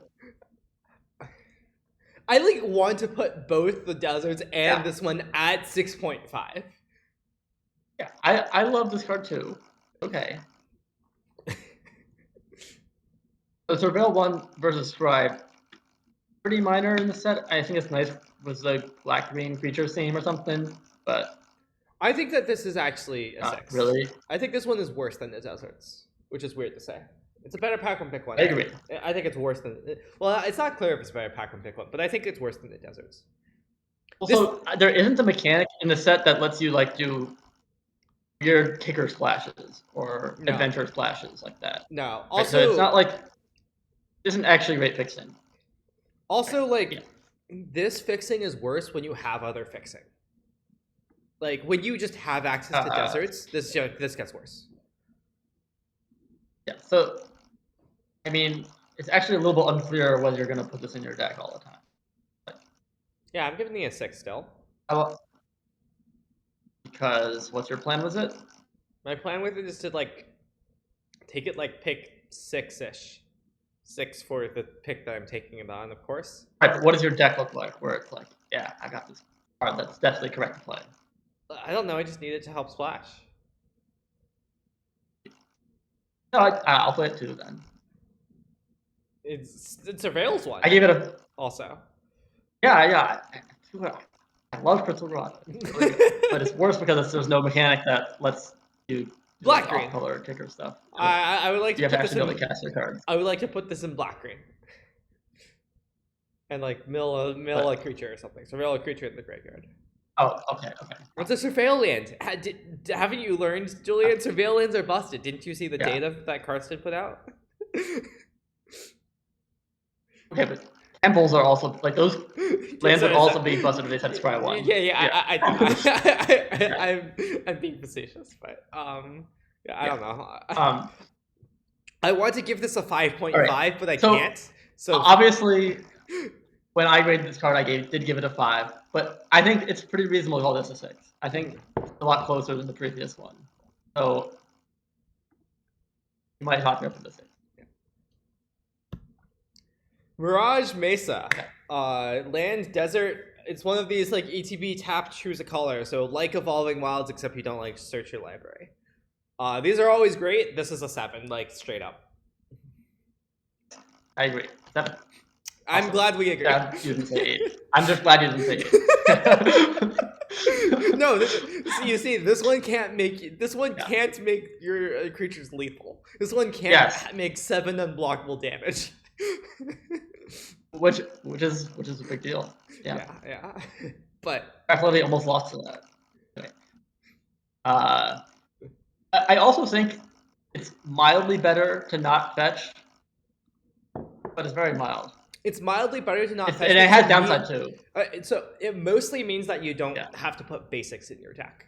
And that can be when there are dual lands, it is better to not fetch. Because you can more often get to, or you end up in a spot where you don't want the basics. In fact, okay, I was thinking when do they print this usually when there's also dual lands? And I think the answer is yes. I think this basically always shows up with dual lands. I think this might be a thing that R&D does intentionally of making it so that if there's basic searching, there's more basic searching as fixing, and if there's not basic searching as fixing, there's really not basic searching as fixing, And I think all the green basic fixing also finds deserts in the set. Yeah. Oh yeah. So you basically never have to include an off-color basic if you don't want to. Yeah. Yeah, so I think your mana can be really good in the set, even with many colors, cards like this. And it's just so the downside of not fetching, there's a couple. One downside is you don't sit in your deck. The other downside is you can't shuffle your deck, I guess, but it doesn't matter. It might even be upside. You can't use this to justify playing more than 40 cards, which is an upside actually. Yeah, that makes me angry, but you're right. I agree. Okay. But the other thing is you have to choose when you play this. Evolving Wilds, you can just keep it and not choose yet, but you can use your land drop for turn. Sorry, well, as in you can keep the Evolving Wilds on the battlefield and not choose what color it is. Okay. Oh yeah. Okay. I think that is usually not very relevant, and it's mostly relevant in the I am passing with my evolving wilds and like waiting until you do something to get slightly more information, right? Sure, you do under, but I saw Tangrams make this play the Green Championship where you just untap your evolving wilds because he didn't know what color he needed yet, and it was really strong. Oh yeah, no, I have. I was thinking you should do that. And it was correct. Yeah. I have definitely done this before. Better or worse than Shimmer Drift Veil? Incomparable. They're in different formats. I don't know. Like they both have types. They both do like the same thing. I don't know. All right, we've covered the lands. Oh, I wonder, is this a Dave Humphreys card? 2 out of 3. This might be a Dave Humphreys card because like this is like Call Time Neon Dynasty. Yeah, this is like a Dave Humphreys card. Nice. Yeah. He doesn't like shuffling. Yes. Yeah. I don't know. Okay, I think it's your turn, technically. It sounds true. Silver Deputy. The 2-mana artifact creature, Mercenary 1/2. When it enters the battlefield, you may search your library for a basic land or a desert card, reveal it, then shuffle and put it on top. And it also has the Mercenary text. You can tap to give a creature +1/+0 until end of turn as a sorcerer. Yeah, classic Dune Mover Campus Guide. Except like different body this time. Yeah. I guess stuff like this is a reason to include the Surveil Desert in your deck. I think worse your body. Are fine. I want to say. Then just a 2/1. Yeah. Pretty similar. I don't think it's that similar. Versus 2/1. The problem, so kind of like more. No, it's. Well, I think it's basically. I think it's very different than a 2/1 because the utility of a 2/1 is that it trades. This does not trade. It's a 2/2. Yeah. I think this is bad, like a lot worse than usual. Well, what happens is it would get blanked, but then you start tapping it for the ability every turn. Well, yeah, okay, yeah, but like. The problem is, I don't think this is a good aggressive card, right? Like, yeah, you can tap it for the ability, but you only want to do that if you're attacking and being aggressive, right? But then, like, this is a 2-mana 1/2. You're not, like, if you play this, you can't really attack on turn 3 with it. Like, I think this is bad. I think this is... Not for attacking. Yeah. Except for when... The attack mode is tapping. Yeah, but, like, I don't want to put this card... Well, look, these Doom Meter cards are never good. Right, they're always no. Okay, wait. Okay, I will contest this. I think the one in Ixalan was actually like decent because it could get a cave. Right? It had the same thing of like getting like the like cave the 5-color cave thing, and like it was not a card that you like always wanted to put in your deck, but it was very serviceable when it worked. Like it was a card that you would put in some decks, and I would take it like sometimes to put it in deck. Compass Gnome. And like Dune Mover was good, right? Dune Mover was good in Phyrexia because it had Toxic 1, right? And like, Dune Mover was not very good. Oh, okay. I thought I remember someone saying it was good, but I didn't play that format at all. Again, these cards are always playable but kind of weak. Yeah, I think this is worse than that. I think this is like not playable. Hey, am I gonna give it a higher number than you then? I have my number in my head. I have my number. My number is 2. Yes, we did it! Yours is higher. We did it! Sorry, yours is higher. You said 3, right? Yeah. I said 2. Yeah, I said 3. Okay, great. Yeah, good job. We did it. I don't know. I think sometimes you need a 2-drop and you need fixing, and I suppose. This is not a 2-drop. 2-mana 1/2 is not a 2-drop. I think I'm gonna agree with that. Anyway, gold. Oh, your turn. I don't know. Gold Pan. 2 mana for an equipment. ETB, create a treasure, and you can equip for 1 to give equipped creature +1/+1. So this is like Short Sword, except like cost 1 more mana, gives you a treasure.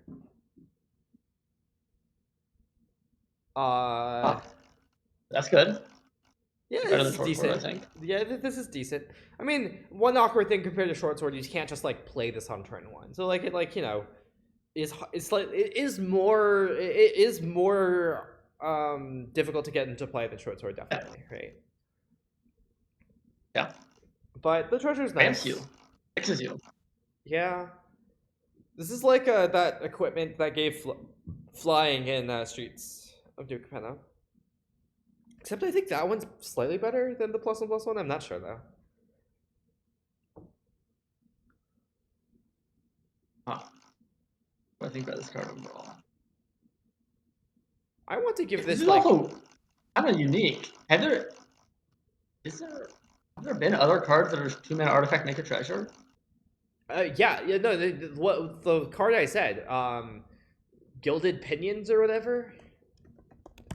Oh, right. Yeah, okay. Yeah. I think this is better than that. Yeah. What you said? Yeah. No, I was like torn. I think I do land on this being better than Pinions, but like, I think it's close there.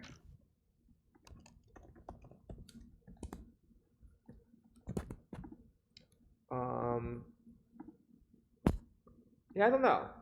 I want to give this like a 5 or a 6, but leaning 5. Okay, that's high. This is the Pinions, by the way, for those in chat. Put these up on screen briefly. It's like I guess I could leave it up a bit longer. Okay. Yeah, it's just like instead of being a short sword, it's a like wings. Yeah, look how they massacred my boy, Goldvein pick. Oh no, it's. I guess it is. yeah. Goldvein pick is insane. This is like merely fine. I'm gonna give this a 5. Right, I wanted to say it was just totally different, but it's not totally different. It's still not totally different. Yeah. Oasis Gardener is a 3-mana artifact creature. What did you give the previous one, by the way? 5. Okay. Great. 5. Okay. It is a 2/2, and when it enters the battlefield, you gain 2 life, and it can tap for 1 mana of any color. Honestly, don't hate this. Yeah, of course the gain 2 life is pretty good. And like, of course, you know, is mana dork fixer. 2/2 mana dork plays too. Like 2/2 mana dork means that you can trade it off at some point. Yeah, I still think it's a 4. I am, of course, going to be higher than you on this. I'm at 5. Yeah. Seems a little tough to use for fixing. Okay, no, I'm at 4. I'm joining you on 4. I think that this is a card that you only play in like some decks, and it's not that good in those decks. Right. They're good these days. You need. Like, I love gain 2 life. That's why they didn't have that to be unplayable. Sterling Hound, the power creep continues. 3 mana, 3/2. Artifact creature dog. And ETB is Surveil 2. Cogwork Librarian. Power crypt. Yeah. They haven't done this? Yeah, they have Surveil 1 and Scry 2. Yeah. I think this is like kind of somewhat the definition of 5. But. Well, I would say that, but maybe it's worse now. It's colorless. It's a 5. You're right. Yeah, like I think it is hard for this effect to be like that much off from 5. Like it's just like exists. Right. The way it gets less than 5 is when all the other cards get better. Yeah. Which is what's happening. That's all I'm worried about. But no, like, this got better. This card also got a little better. Surveil, yeah. Fine. Okay, so that's the colorless stuff. On to white. Yeah, so we saw like 4 pieces of fixing, 2 lands and 2 artifacts. No, 3 artifacts. Yeah, so we got obviously the deserts, and then there's the 2 deserts at common that are like 5 color fixers, and then there's the Dude Mover, the Treasure Maker, the Mana Dork in colorless. So there's like a lot of. And honestly, Surveil 2 is kind of fixing. Yeah. No, that is actually a good point. Like the dog is actually fixing. So like, there's a lot of fixing. What? Not actually. No, it is. Kind of is. No, it is. No, it definitely is. All right. Should I read the first white card? Yeah, let's just jump in. Armored Armadillo. So it's our 1 mana creature in white for a 0/4 Armadillo. 0/4. 1, and it has a 4 mana 3 and a white activated ability to give itself +X+0 until end of turn, where X is its toughness.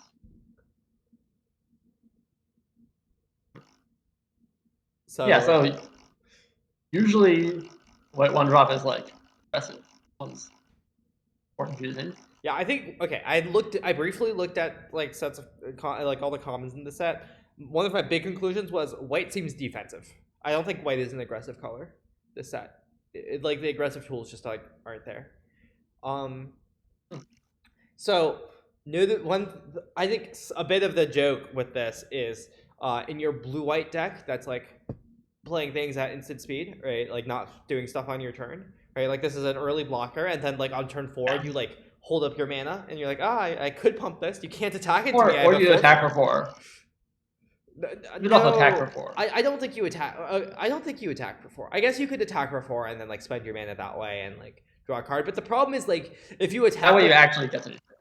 Well, yeah, but like if you attack with this, you have to like commit to using it, right? Like you can't attack with this and they say no blocks and you're like, okay, great, no effects. Got you for 0. Yeah. So I think this is obviously much better on defense than offense. And like it basically lets you say like, oh, okay, so like you can't do anything. You can't just like attack me. You have to like do something first. And then I can respond to that with my instant. Or like I'm holding up like a 4/4. So like you just can't attack me. And then like when you don't attack me, I'll just play my 4/4 flash. It's kind of insane on defense. Like in defensive deck. But it does have ward 1. Nice curve out. The problem to me is like 4 is a lot of mana, so like it only is good on defense. Oh, I'm not activating. I'm just blocking. Yeah, but the problem is like what happens if your opponent plays stuff that like just has 4 power. Like mercenaries are really good against this, right? Like eventually your opponent has it's just like if you have this on 1, you can't get run over. That's all. The rest of your deck is more real. You can't get run over. I agree you can't get over. Or can't get run over. But like I do think like mercenaries are like quite good against this, and I'm worried about that. Because like you just like pump one of your things to 4 power and like good luck. So we'll see about this white defensive thing. That's a little scary to me. Usually, white needs to be defensive. That's often it's kind of bad. Neon Dynasty though. Anyways, I think that this is this card 6. 4. What? I was saying good things about it. You were saying bad, and now we're off by 2. I got convinced. Okay, fine. I don't know. Yeah, I don't know either. It's really hard to bet this card.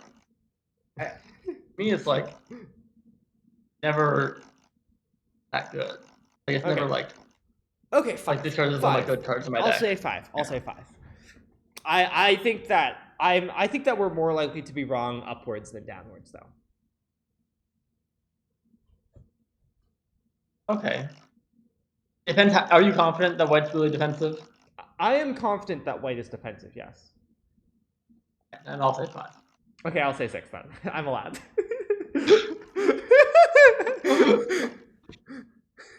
Actually. Yeah, I'll actually say 6. All right.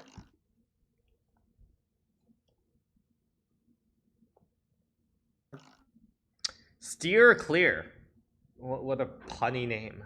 White for an instant deals 2 damage to target attacking or blocking creature.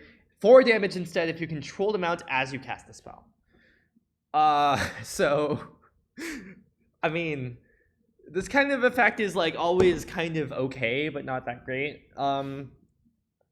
Like we usually see it 1 mana 2 damage or 2 mana 4 damage. Like, yeah, okay, the 4 damage on 1 mana is nice if you have a mount, but like there's a lot of incentive to have mounts in this mount set. Yeah. Not that many mounts. Mounts are gonna be good. I think that this is still like a 5. I don't know. I don't. Oh, 5 is good. Yeah, I think that this is not going to be like premium removal or anything. Yeah, it can't be. It can't be premium. You have to have a mount. Yeah.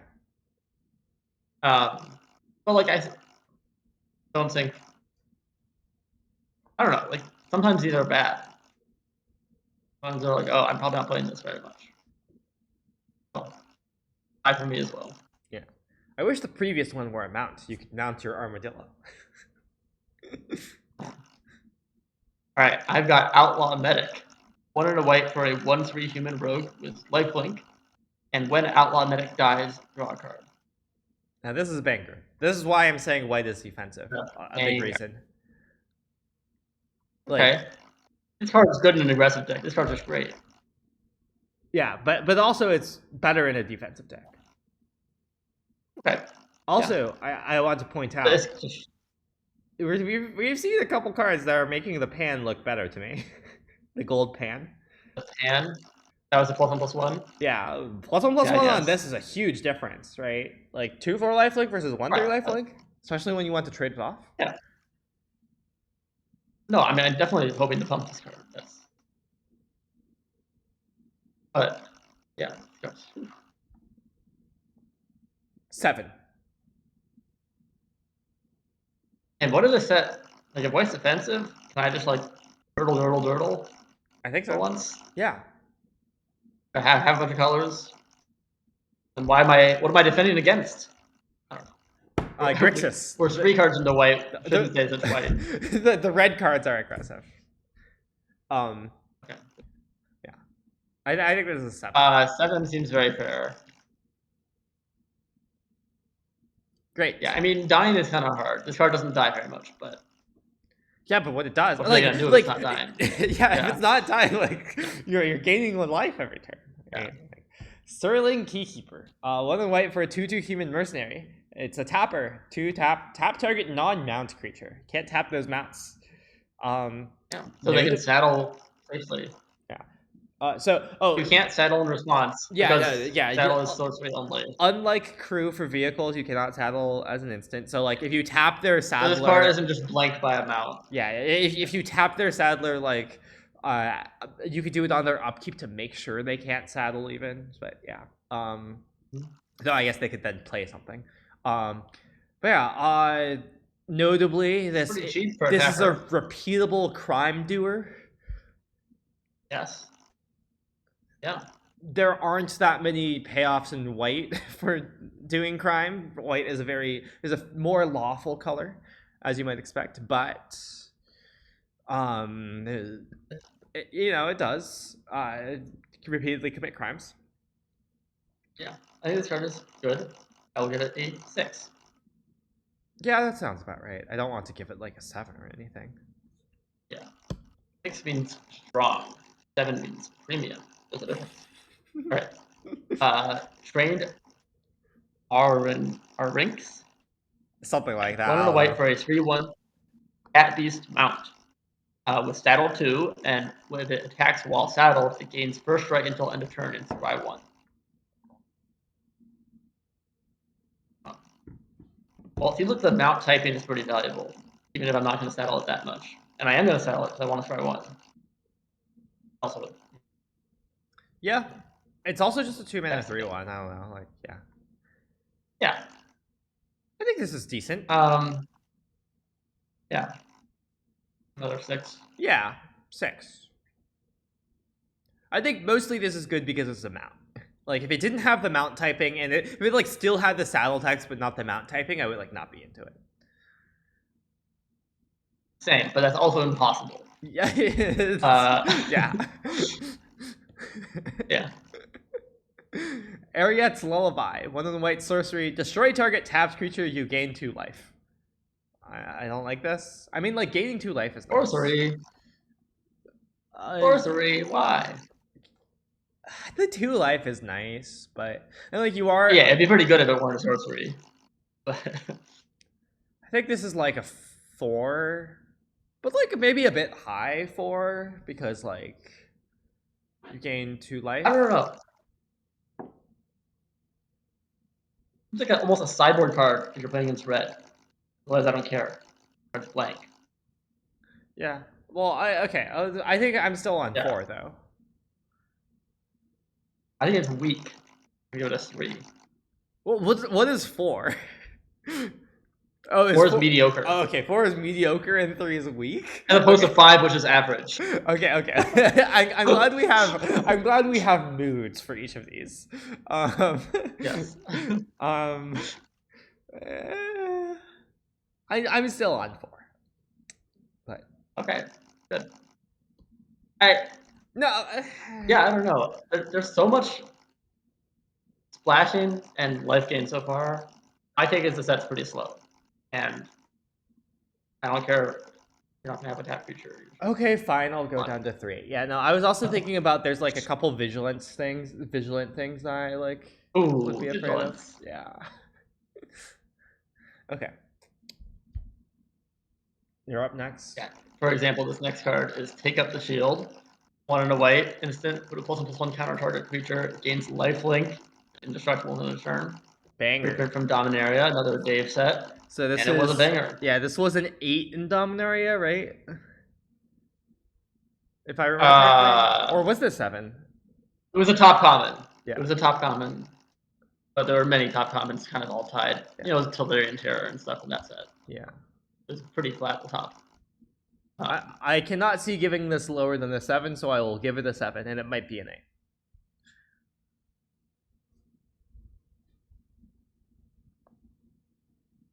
Do you agree? 7? Yes, I agree. I will say white and Dominaria was aggressive. This card isn't really aggressive or defensive. Yeah, no, this is just a good card. It doesn't matter whether you're aggressive or defensive. Yeah, like, right, it doesn't even get better. Yeah. You just need to be getting into combat, and like, I don't know, like this card, you're getting into combat with the 1/3 or like the 3/1. I don't know. Holy cow! What a card name, I guess. 2 and a white for a 2/2. You don't seem very surprised by it. Well, it has flash. I should be surprised. Yeah, you're supposed to say the card name when they cast it. Yeah. 2 and a white for it. I don't know. I don't find it that appealing as a joke. Yeah, whatever. 2 and a white for a 2/2 Ox Angel, flash flying. When it enters the battlefield, you gain 2 life and scry 1. It's okay, I guess. Oh, come on. It's better than okay. Yeah. It's like a 6.5. Oh, yeah, it's a 6. Okay. Yeah, 6 okay is 4 or 5. Yeah. What? No, okay is not mediocre. Okay is more like 5, but I was about through it. I was like, okay, it's better than okay. Okay. Yeah, sure, 6. Like, I don't know. This does stuff, I guess. Yeah. It just shouldn't feel so good to cast, not because of the name, but because you do so many things. You're like, I'm spending my mana, but then I get to untap, then I'll have to stay tapped, and I get to gain 2 life. That's so much fun. I get to scry 1. That's even more fun. Yeah, no, I do think this is a 6.5. Like this is quite powerful. I just think it like doesn't quite get 7. I think it like I don't know. I would like it more if white was more aggressive. Probably not. Like if white was incentivized to race, I would like it, but I don't think white is incentivized to race. Also, this is very much a blue-white theme. The blue-white theme is not just like play instant speed; it's also flyers. It just makes it 2/2 flyers. Mm-hmm. Yeah, so like, all the cards in blue-white are flying. Very on. Inventive Wingsmith. 2 and a white for a 2/4 Dwarf Artificer. At the end of your end step, if you haven't cast a spell from your hand this turn, and it doesn't have a flying counter on it, put a flying counter on it. Why can't I get more than 1 flying counter? I want more flying counters. Because of the cards that move counters around. You have to proliferate before you do. No, I think it's because you would like technically have to track it, and then people wouldn't want to have to track it, so that's why. Yeah. Okay. Like imagine yeah, like in the game rule violation because you forgot to put your second I don't know, whatever. Yeah. A state is much easier to deal with and remember than a number, and no one's gonna have like 5 flying counters around. All right. I don't like this card. I don't I do not like it. either. I don't think like 3 mana 2/4 like 3 mana 2/4 flyer like better, but like you can't attack with it the turn. I don't know. 4 like this is mediocre. I don't think it's bad or whatever, weak, right? Like it's a body. I don't know. At worst, it's a body. I don't know if I'm gonna play it. Are you gonna put in your deck? I'm not gonna play 4s in my deck. Okay. Well, what's another card that we gave a 4? I'm sure we gave another card a 4 at some point, right? Oasis Gardener. Which one's that? That was the gain 2 tap for mana. I'm not gonna put that in the deck. Like something like very specific decks. Yeah. I don't know. I'm going to put that. I'm gonna sometimes put this in the deck, like in the sideboard and side it in, maybe against like a deck with lots of flyers. Seems okay. I think this is worse than Oasis Gardener. Yeah, okay, it is. It's like a 3.5. I think it's 3.75. I don't know. Numbers are fake. Okay, well, then you should round it up. But yeah. I'm saying 3. Numbers are fake. I don't care what you put me down as. Put me down as a 10 for all I care. That'll be a 4. Sure.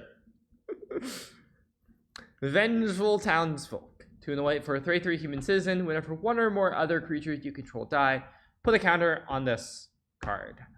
So normally these like when things die, this grows cards like aren't very good, but that's usually because they start out because they have -1/-1. Yeah. They start out as like a 1/1 or like a 1/1 for 2 or like a 2/2 for 3. This is better. It starts out as the effect has always been good. Like once your opponent's thing gets to a reasonable size, you then are like scared of it. Yeah.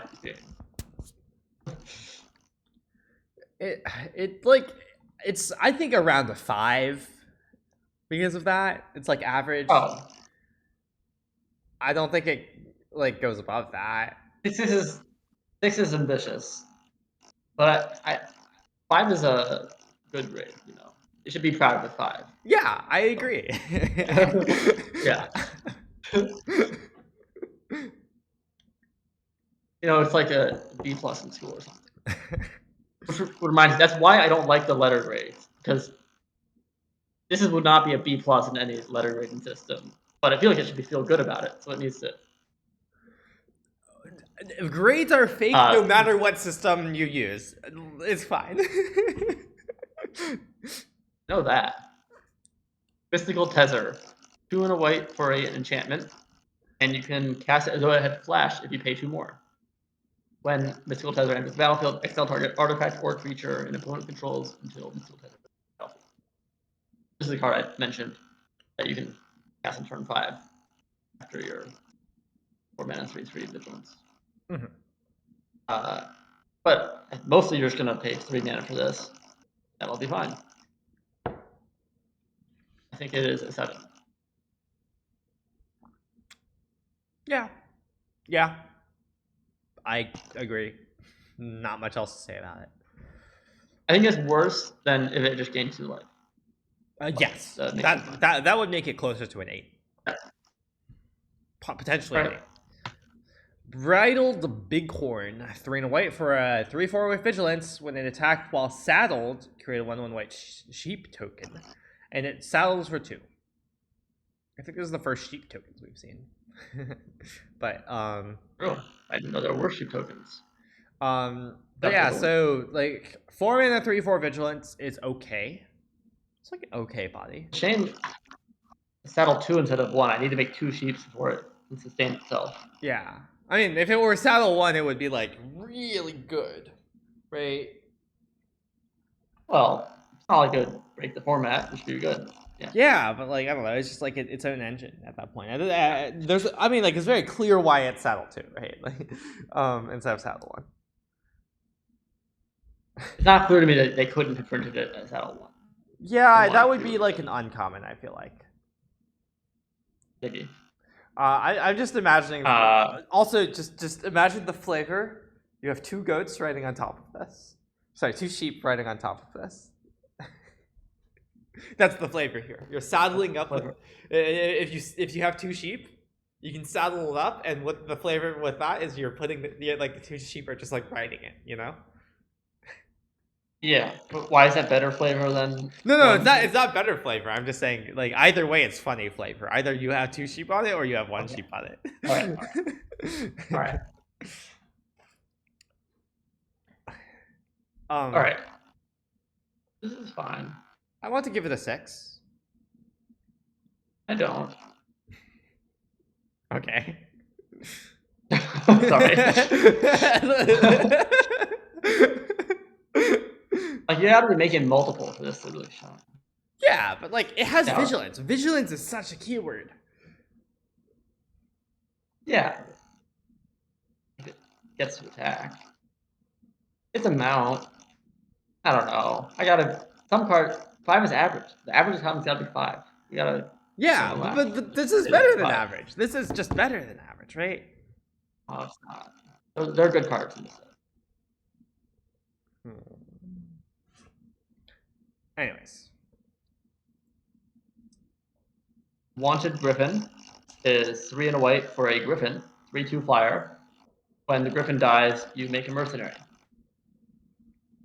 Kind of small. Not great. I don't like this. I want to give it like a 4. Maybe a 5. It's probably a 5. Yeah, the ones that have drawn a card, not so bad. 5 or 6. The mercenary is maybe a little worse than the card. Worse. I would say this is a 5. I don't think this is worse than the sheep guy. Are you saying 5 as well? Yeah, I think this is worse than the sheep guy. You just think it's worse. All right. Stagecoach Security. 4 and white for a 4/5 human soldier. ETB, your team gets +1/+1 in vigilance until on the turn. Has plot for 4. I like this a lot. That's actually the first plot. Yeah, I like this a lot, actually. Right. Like, all right, let me read it. It's just like, great. You just like pay 5 mana and you get a huge thing and like swing in for some vigilant damage. Like, it's just a good defensive. I'm not paying 5 mana. Well, yeah, you can also just pay 4 mana. Yeah, I agree. I mean, I'm not convinced that it's better to pay 4 mana because, like, yeah, this one you kind of would rather play, like, spend your mana impacting the board on 4. Yes, so you can on 5. Like, you can definitely plot it on 4. Like, if you have nothing to play on 4, yeah, you would plot this. But like, amusingly, this one, like, you would rather not plot sometimes. Like this, which is good. Like, it's interesting. But like, I think more often than not, you're just casting this for 5, and it's good. I'm just like imagining like playing this and like swinging with my like 1/3 lifelinks that are now 2/4 lifelinks. It's pretty good. Yeah, now they have vigilance. I'll give this a 6. I can't give this a 7, but like, I can't give this lower than a 6. Okay, I won't. 6. Sterling Supplier is the last white common. 4 and a white for a 3/4 flying bird soldier. When it enters the battlefield, put a +1/+1 counter on another target creature you control.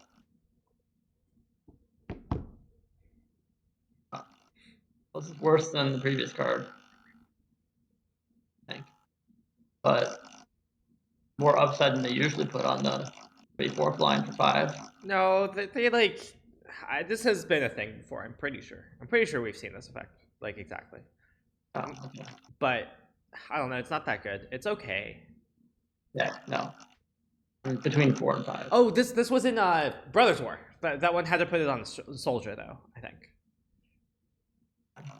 I think Aeronaut Cavalry was this, though. Yeah, I'll give it a 5. Great. I also gave it a 5. Yeah. They're random. For each like color segment, I either already graded the first or the last card. just so that my spreadsheet would like auto calculate. Nice. It doesn't have like divide by 0 errors.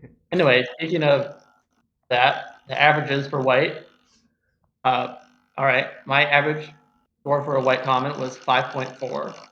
Yours was 5.6. Okay. Nice. So, like I said, we need to do some work if we want to hit this 5 average. I don't think we're going to, but yeah, I feel vindicated in my. Yeah. Grades are fake. I Trying to. I think we should take a break. Also, sure. Yes, we know that there are some mic issues. It's not mic issues; it's skill issues, also known as fan issues, on Julian's part. How about me, right? Yes. Yeah. My fan's really loud. Yeah, Julian's computer is broken and has a very loud fan, so that is why we're suffering through this. But it's okay; it's worth it to have Julian here. Oh, is it really like constant, like annoying? No, like when you're talking, there's a there's the fan noise underneath. It's fine. All right. Yeah, let's take a break. We'll move on to blue after that. Yeah, I should go heat up some food.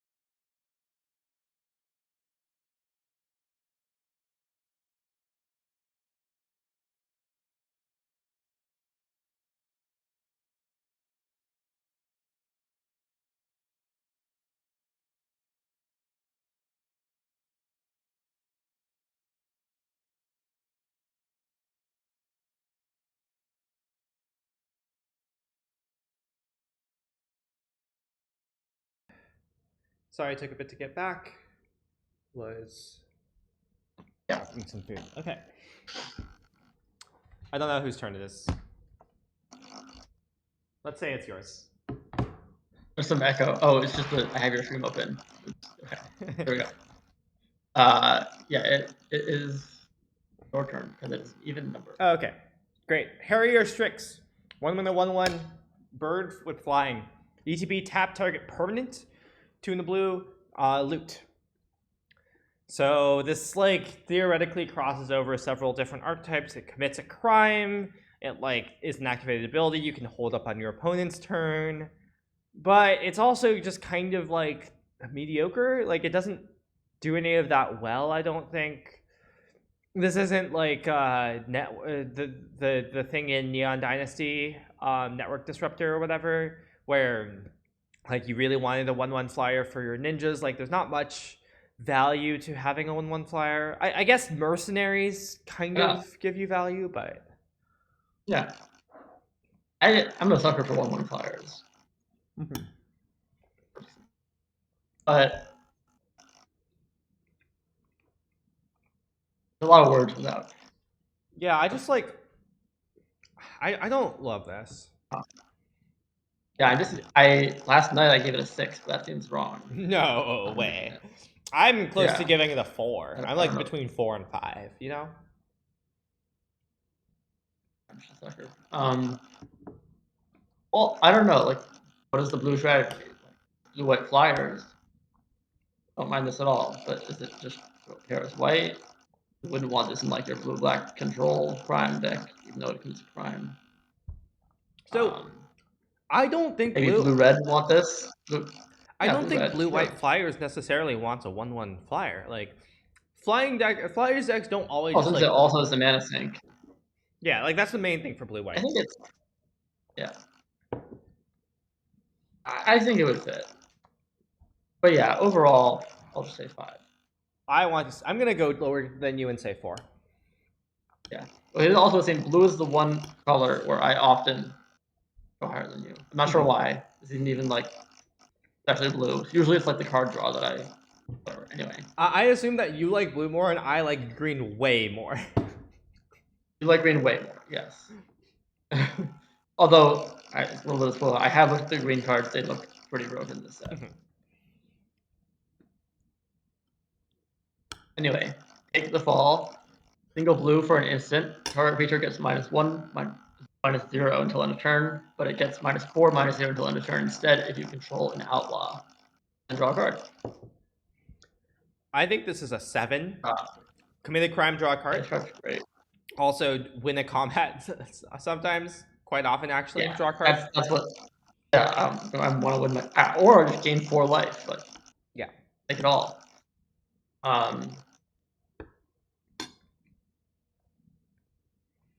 Not even need the -4. -1 is plenty. Yeah. You do need a target to be able to cycle it, but you can target your own thing if you have to. Yeah.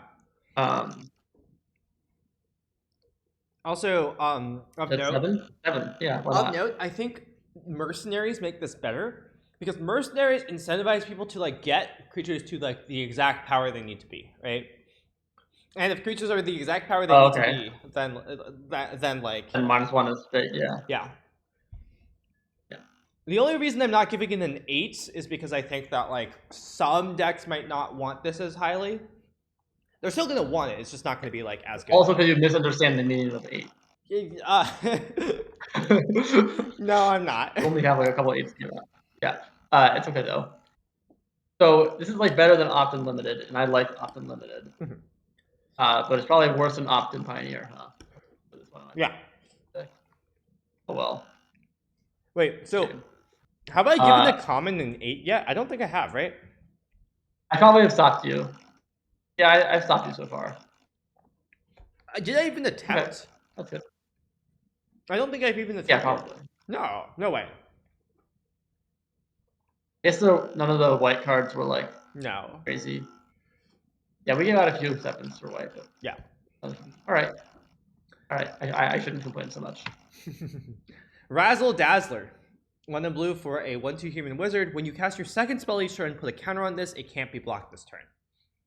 So this is one that I actually talked about with someone, Nor, yesterday. And I think the conclusion that I came to was I don't like this card very much. Because it, like, how many times are you double spelling over the course of the game? Obviously, you know, if you're doing the double spell archetype, you probably want more, right? So I said 2 to 3, and like, you know, 2 to 3 times, and ideally you want to be more towards 3 or more if you're like trying to lean in, right? Yeah. Like I just meant naturally, right? Yeah, 3 is fine. Okay. So you need to double spell 3 times to make this. So okay, what happens if you double spell 3 times? Oh, this becomes a 4/5, right? That's pretty good. Yeah. But the problem is that like you need to get there, right? Like 2 mana 1/2, terrible, right? Like if you play this on turn 2, it doesn't do anything. Next turn, let's say you double spell, it becomes a 2/3. That's like okay, still not amazing though. You like have to continue to double spell after that, and it's hard to like continuously double spell, especially. Right? Like turn. If you told me on double spelling on 3, I really like it. I don't think that's realistic. Yeah, that too. Like it's pretty hard to double spell. Yeah, probably double spelling on 4. And then at some point, like it's a 2/3, whatever, right? Like I think that this card is. I paid 2 mana for it. Yeah, but like it's gonna become a 3/4 and a 4/5. I think that this card just. I like it. Is so the weird thing is this card's kind of aggressive. Yeah. That's the weird thing is that it's aggressive. I think this card is only okay. Your deck needs to like actually be pressuring. Yeah. But can you imagine like you play this on 2, play a 3-drop on 3, play 2 more of these on 4. Okay. Well, the last one that you play won't get the counter. That's fine. That's fine. Turn 5, I double spell. I attack for 8 unblockable. Yeah. So you play one of these on 2. You play another one on 3, and then you attack with it, and then you take the fall, trigger both of yours. They're now 2/3s. Next turn you play 2, and now you have 2 3/4s, a 2/3, and a 1/2. And next turn you double spell and you attack in for 4 + 4 + 3. So I think this card is legitimately good in multiples. Sure. You actually would want to play a pile of these.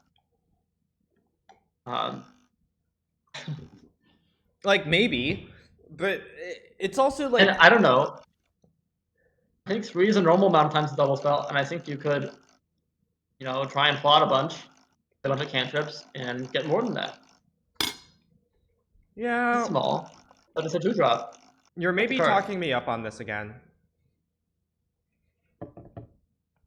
It's weird though because it is kind of aggressive. Hopefully blue's not actually super defensive. Yeah, I don't think blue's not defensive. I'll give this a 6 then. I was gonna say 5. Yeah, maybe 5. I'm gonna say 5. I like forgot about how your scheme works, and then I remembered your scheme. Yeah. Yes. All right, Spring Splasher. 1 and a blue for a 2/1 frog beast. Whenever it attacks, target creature defending player controls gets -3, -0 until end of turn. Okay, this is not good. I mean, I guess it can attack, but 2/1. Yeah. This is a 3/3 that's now a 0/3, and it won't have accomplished anything. Yeah, this is a power creep on the Mesmerist from Guilds of Ravnica, which gave -2, -0. I think the more relevant part of this card is that it does commit a crime. Like, this is free crime, you know? I don't know. We can't bump, like boost all the crime creators and, like, all the crime payoffs, pretend that they're all free and stuff. Yeah.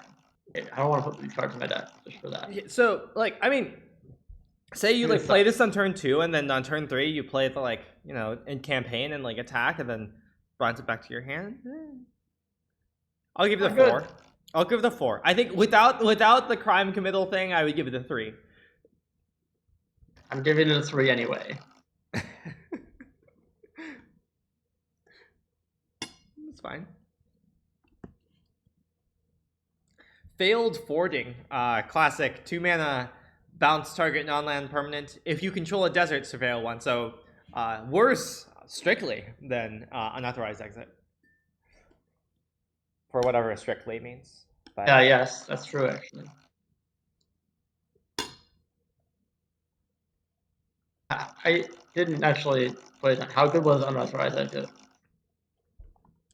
Surely you've played with 2-mana bounce something surveil, like Scry or surveil one before, right? It's usually they don't have that. Okay. Usually they're just like terrible. It's like a card that you sometimes put one of in your deck and it's fine.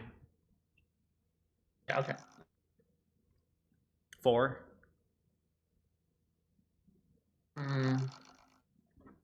I think cards that you sometimes put one of your deck in your deck and it's fine are 4s.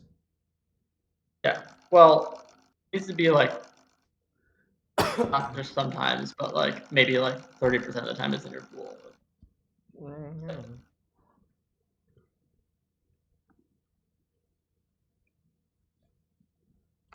mean, that actually sounds like 3. No, is this really that bad? Like, no, it's not a 3. To me, it's not just like sometimes you play it grudgingly. It's like I think this card probably. Yeah, look, sometimes you like one copy and it's fine. My deck needs this, and you're like. Good. Yeah, no, yeah, I agree. Sometimes you just, I think the right way to say it is like sometimes you just like want one copy. You probably don't really ever want 2. It's like fine. Fine sounds bad to me. Would fine mean good to you? It's a mediocre. What else do you want from me? It's a 4. Maybe. I'm confused. Okay. Phantom Interference. This one's a banger. Is our first. Is it our first free card? Because we're no in white. Yeah, none uncommon in white. All right. Well, the base cost is a single blue. It's an instant. You can pay 1 extra, so total of 2 to counter target spell unless its controller pays 2. And you may also, or instead, pay 3 to create a 2/2 white spirit creature token with flying. So, okay, first of all, it's free mechanic. Wasn't entitled to me at first. You must choose at least one, and you cannot choose the same mode twice. Mm-hmm. So there are 3 total ways to cast this card.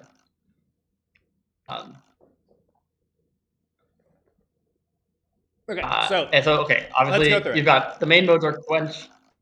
Quench is my favorite card, but it's usually bad. With this one, you can pay 5 total to get Quench plus 2/2 flyer. Mystic Snake Quench. Yes. And mana for flying. And then the last mode is 4 mana flash flyer, which I guess is legal. Yeah. Sometimes you'll do it. Yes. This is a very flexible card. I like it a lot. I'm always a sucker for Quench, and the reason it's bad is because it goes dead in limited, in every format, but especially limited, it goes dead. And then you just like draw it, and you're like, oh no, I would have preferred a card. But this one, you draw it, they, it would be dead. They cast this redrop with 5 mana, but you spend your 5 mana, make them pay the last 2 for fun, and you get your fire. Yeah. And it's still a good deal. or just like you play a 2/2 flash flyer sometime, and like it's like not amazing. That's not an amazing rate, but like it's serviceable still, like as a buyout mode, right? I think, and it also has the insane upside mode where you draw it late and it's somehow not dead. You nab their 5 drop, and you make it 2. Yeah, I think this is very good. High 7 for me. Yes. Oh, by the way, also Ixa says hi to you. Okay, hello Ixa. Do they also say hi to the entire stream or no? No, but I'm honestly not sure if you realized I was streaming. I assume so, but like yeah. Anyways, okay. Geyser Drake, Tuna Blue for a 2/3 flying Drake. As long as it's not your turn, spells you cast cost 1 less to cast. So more realistically, not just drawing your thing in the late game, right? But like you play this on turn 3, this 3 mana 2/3 fire, and then turn 4 you can counter the thing and make it 2/2. That's like pretty reasonable, actually, right? That's right. You're saying like curve this into the Quench, yeah. Yeah. I mean, turn this into anything that's an instant sensitive. Yeah. No, this card seems very strong, right? The guys in Drake. Yeah. Yeah, I guess so. This is not. Wait, isn't this like Naiad of the Hidden Groves from 10 years ago, except with flying? It's flying. Yes, it's flying and not an enchantment. Yeah. Wow. I remember that too. I'm glad you did as well. So normally Jason names the cards, and I've never heard of them in my life. But then when I name them, Jason's always heard of them. Yeah, because I just like I'm really good at remembering cards. I mean, you also have played Guilds of Ravnica, and I'd never picked up a Magic card at that point. Yeah. And we both played Theros Beyond Death a lot. I know that one was one you played a lot, as opposed to like every other Magic set, which you have barely played. Oh, hashtag suggests, is it creativity for the quench? It's interesting. I mean, Make Disappear is pretty good with creature tokens. I don't know. It also makes a creature token. I don't know anything about. Yeah, 5 is so much. Is it creativity? It's definitely not a Just Guide creativity card. Let me put it that way. Yeah, I mean, see, that's the thing. Make Disappear is a little outdated in Pioneer. Now that we have Lies, obviously, doesn't have white mana, but I guess that's sort of why the Is It Creativity deck has not been very competitive. Anyways, this is not a constructed stream. Interesting. I think stop talking about constructed. We're here for good old limited. Where we really like 3-mana 2/3 flyers, as opposed to. So feel free to make constructed comments. To be clear, I'm being facetiously harsh, but But I do really like this Geyser trick, I will say. Yeah. 7. Again, all of the blue and white cards seem like they're made for the blue and white archetype, which is good for that archetype, I guess. No, like this is good for double spelling too, right? This makes you a mana. You just double spell on turn. You know, you make them take a fall, and then you counter their spell, and then you double spell. You know. All right. You said 7. Thanks. I don't know if I can say 7. I'm gonna say 6. Dude. I don't know. I think this is just like one of the best. Not premium. I think it's premium. It's a 2-mana 2/3 flyer. Yeah. I don't know. Yeah. We'll see what other blue has to offer. I guess we shouldn't read. Wait. You had, it's not a 2. The other.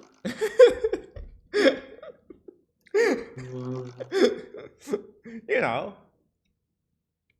it's kind of a 2-mana 2/3 flyer.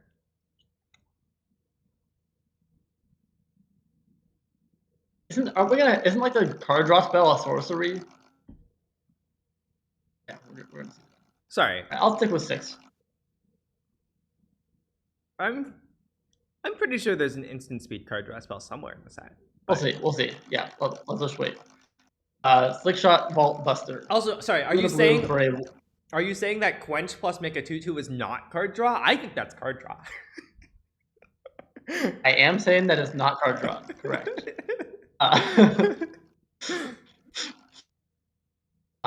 2 in the blue for a 1/4 human rogue with vigilance, and it gets +2/+0 as long as you've committed a crime this turn. So, when you commit a crime, this like attacks them for 3, right? That's pretty good. The other thing is, when you hold up your mana, what? Sorry, you there? Yeah, I'm here. Oh, sorry. Kind of. I thought you said not that good. I thought you said, "Am I dead?" for some reason. Did you drop from the call? Okay. Anyways, the other thing is, when you hold up mana to block with this, and if you just have open mana, which I think you somewhat will in blue, and you're just like, you can just threaten to give anything -4, -0, and give this +2/+0 for 1 mana, right? Like take a fall, right? Yeah. But I mean, obviously, 3 mana, 3/4 vigilance is good stats. Yeah, but it's not crazy stats. Yeah, no, it's not. Yeah. I'm arguing for this to be a 6. Oh, but I don't agree. Okay. I think like a 3-mana 3/4 vigilance would be a 6. I think that would be a 7. 3-mana 3/4 vigilance is like really good. Yeah. Like no one can ever attack you if you just have 3-mana 3/4 vigilance, right? Kind of true, but I think you're underrating vigilance as an ability. I know vigilance is great. Yeah, but you're still underrating it. It might be. But this one, I don't know. We talked about how easy committing crimes is, but it's not easy to do it on both turns. They're like super. Yeah, no, it's not easy to do it on both turns, but like on your opponent's turn, it just needs to be a threat of activation, right? You don't need to actually do it. Well, you have to have mana then. Yeah, like you just have like a blue mana open, right? Like, I don't know, like on your turn, you like. You don't have to play around it. I don't know, like your turn, you just play a desert and attack them for 3, and then on their turn, like you just like hold up mana and like have both a counter spell and a take a fall on your hand or something, or like threaten to have a counter spell and like bluff having a take a fall. Like it's not that hard. It just puts your opponent into a bind, right? Yep. I'm still saying 5. Mm-hmm. Because I don't know. You keep talking like every card in the set commits crimes, and there's only like half of them. Well, half of my lands commit crimes, so. Okay, the average player gets 1.5 deserts. Okay. Sorry, I think you I think you mistook me for an average player there. Yeah, but remember, we're assuming people draft well. Like it's everything's very balanced. I will draft 5 deserts. Anyway. Sometimes. You said 6 though, right? Okay. I said 6, yeah. I'm not going to 7 on that. Definitely not going to 7. Yeah. So, okay, real talk, before we move on to the next one. I think your grading scheme is broken because of how they've changed how commons work. Like, the reason why I think every common is good is because they've made an effort to remove the bad commons. So, like... Yeah, no, I know that. That's sort of the point. Like, that's why I'm giving them low numbers, because they're also good. Like, there aren't bad ones, so the medium ones need to be low, and the good ones need to be average. But the problem is, like, it's not... Like, I think saying that, like, oh, that this common is mediocre when you're still, like, putting it in your deck all the time is, like... And, like, pretty happy with it. You can't put all of them in your deck all the time.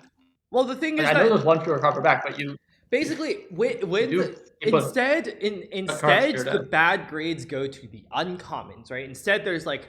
there's some uncommons that are more conditional. There's also fewer cards in the pack, so you don't have to play. You play more of your pool anyways, right? Like you have 3. I agree. The smaller pack matters a lot and counteracts it. I don't think the uncommons are like more narrow or bad than they have been before. I think they are. I think there's more narrow uncommons. I mean, I know they've moved stuff, like some stuff to uncommon, but there already was lots of sideboard type stuff at uncommon. Anyways, it's not that important. I just wanted to point out, like, this is why I keep giving things good grades. Yeah. Because they deserve it. They're good cards. Doing that. Anyways. I think it's also just power creep. Like some of the same cards that aren't new are just getting better. Mm-hmm. Slightly, but yeah. Okay, to be fair, this is like the 4th set, which is like... No, but which is canonically more I think this set is more powerful than MKM. I think this one is noticeably more than MKM. No. When I say 4, I mean like the 4th set, and like in a 4-set cycle. Like after this set is when rotation is, so it's less more powerful. Yeah. That they like intentionally do that. But not at common, right? They do that. Well, if the rares get more powerful, the commons maybe should also get more powerful, because of the draft. Because like they exist in the same place in the draft format, right? Either way, I think this is like besides the point. Yeah. I don't know whose turn it is, so I'll just start reading. Jailbreak Scheme. So this is a sorcery. It has spree. It's blue as a base. You can add 2 mana onto that for a Griptide effect, basically. Sorcery speed. Put target creature, so target artifact or creature's owner puts it on top or bottom of their library. You know, removal as we've seen in blue, but 3 mana sorcery as opposed to 4 mana instant as we've seen a lot recently. The other mode, add 3 mana to put a +1/+1 counter on target creature. It can't be blocked this turn. Not great, right? Like, you wouldn't pay 4 mana in order to, like, always, like, you wouldn't play a 4 mana card that only did this, right? It's like a stealth mission in War of the Spark. That one was 3 mana, and, like, I think maybe even put 2 counters on? I'm not sure. But right. Yeah, so these spree cards are supposed to be the mana sink of the format. Yep. This is the mechanic that lets you spend your mana. So I think it matters that you get to do this. Yeah, no, it matters that you get it. Also interesting in addition, right? That it seems like blue has a lot of can't be blocked. We've seen like 2. This is the second one. But like, I guess basically, this card is really good because it is 3 mana Griptide, which is a playable effect, right? And you just can randomly, when it's good, pay 4 mana to make something unblockable, or you can pay 6 mana to do both, right? Like, and I think the 6 mana mode is like something you're gonna want access to because otherwise you're gonna flood out. Yep. So yeah, I like this card a lot. Do you want to guess what grade I'm about to give it? I'm gonna guess that you will say 8. And what are you saying yourself? 7, obviously. I was saying 7. I think it was obvious I was going to say 7 and not 8. Okay. All right. Yeah, I should have known. After you asked, made me kind of obligated to say 8. That's fair. Anyway, seize the secrets. 2 in a blue for a sorcery. Draw 2 cards, but it costs 1 less to cast if you've committed a crime this turn. Wow. I mean, if crimes are easy, then obviously it's broken. It's like making your desert an untapped land, right? That was my first thought as well, yeah. But that makes it sound not as good as it is. Yeah. The difference between 2 mana divination and 3 mana divination is pretty big. Because, like, a 2 mana divination you can double spell with, right? A 3 mana divination you can double spell with, but it's much harder, right? So the natural play pattern with this is like play a 2 or 3 mana removal spell and then play this for 2 mana, right? To double spell. Unfortunately, you can't do that the other way around. You can't like play this first to find the removal spell. Like it will cost 3 mana then. I mean, like you could, but it costs 4 mana. I do think this will be good, but I do think that divinations are also generally like overrated and limited these days. Yeah. Unfortunately, that's true. Yeah, I think it's also a little limited how good this card can be because the times it'll be 3.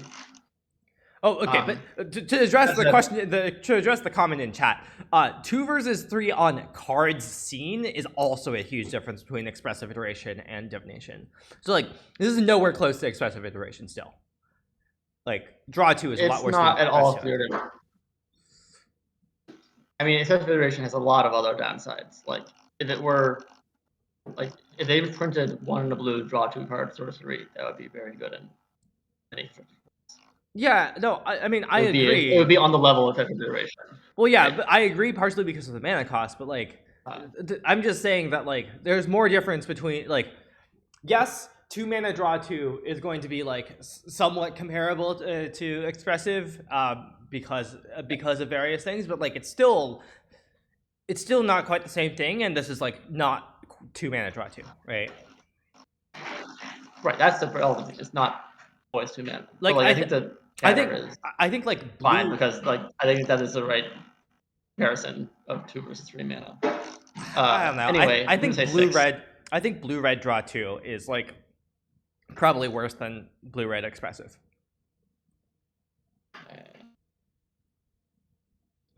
I just think that the difference between 2 and 3 is big. I mean, obviously the biggest thing is you can cast it on turn 2. Yeah, so that's fair. This you actually can't cast on turn 2. Yeah. Well, yeah. Is there any like 1 mana thing that commits a crime? Probably not. Like commits a crime the next turn. Oh, suspend a Rift Bolt. Wow. Well, I mean, wait. Oh, you're trying to get this one. Yeah. Anyway, I gave this card a 6. I'm gonna give it. I wanted to give it like a 5.5, but I'm not sure which way that should resolve. I'm gonna give it a 5. Oh. I think that like divination is a 4. Yeah, I think I agree. But like, this is like more than halfway to like costing 2 mana, but you can't cast on turn 2. I think one thing that I'm thinking about is one of the reasons to play divination is to hit land drops, right? Like specifically draw 2 effects make you want to hit land drops. And that makes the committing a crime thing less relevant because like you have to do something before you cast this, right? And so it's like that mood is like it's better for when you're not. You're saying this is hard to cast even with 3 mana. You're saying this is like hard to cast for 2 mana when you have 3 mana,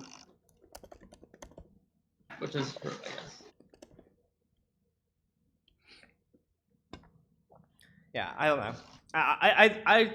I'm gonna start cool on this one, but I could see it being better. I just think I don't want people to be like too impressed by it, right? Yeah. Right. Next card is you. Oh, it's me, right? Daring Thunder Thief, 3 and a blue for 4/4 Turtle Rogue. Splash and enters battlefield tapped. So, notably, you can't have it enter untapped. I'd rather no text. Yeah, like 4 mana 4/4 is generally better, but I mean, like maybe this like helps with the archetype. You know? I mean, again, it plays better with not casting spells on your turn. Yeah, of course. But I think it's weak. I think this is maybe more mediocre than weak. Like, fair. I don't know. It's like at the low end of mediocre, but I think it's still only mediocre. I'll give it a 4 because it's a 4/4.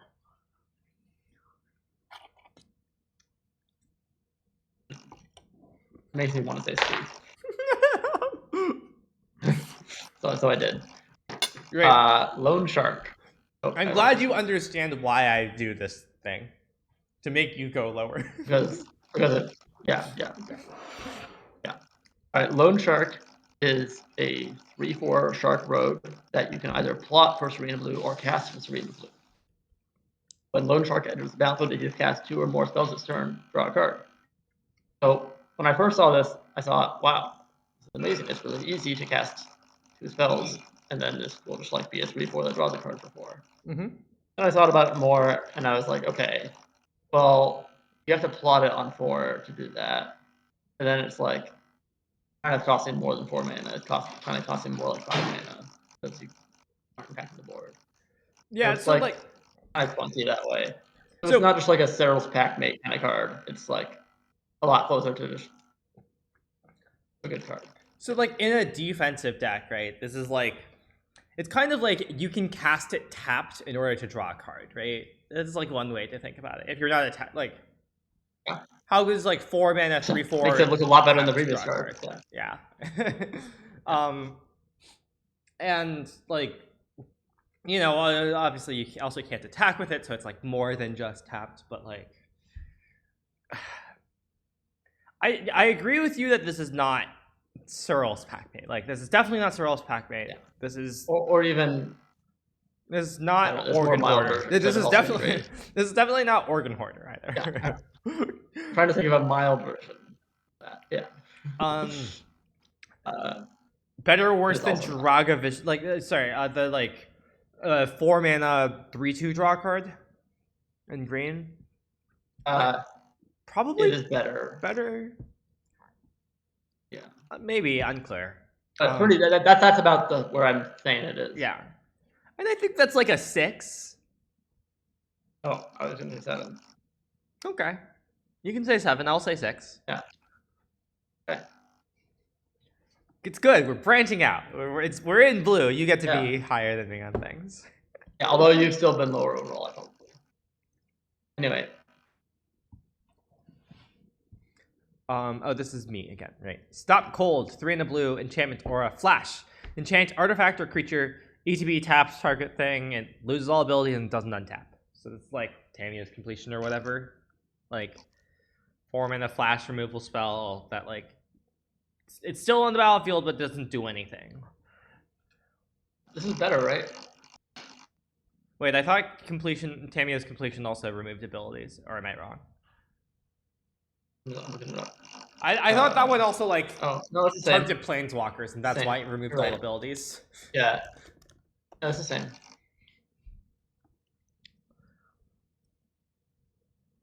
Yeah. So like, I don't know. These are never that good, but like, the ones that remove abilities are also like serviceable. Yeah. I want to give this a 4. You gotta have some removal. 4. Yeah. They push it so much and it's still a 4. Yeah. On. Come on, Julian. I have 4 minutes a lot. Come on, Julian. The bad cards. I guess they're gonna like sacrifice it to their black-white card. Yeah. Well, I don't know. To me, this reads like something that I'm just gonna play because it'll do the job. But it's gonna be mediocre. That's like really. Right? Like, come on. As we have said, we're getting power creep. This isn't power creeps. Like or like this. Okay, I thought it was. Yeah. Okay, it's going from like a 3 to a 4. You know. Yeah, it costs 4. See, the big thing for me was that it made it lose abilities. I didn't realize. We've had that before. It's still not like amazing. Yeah.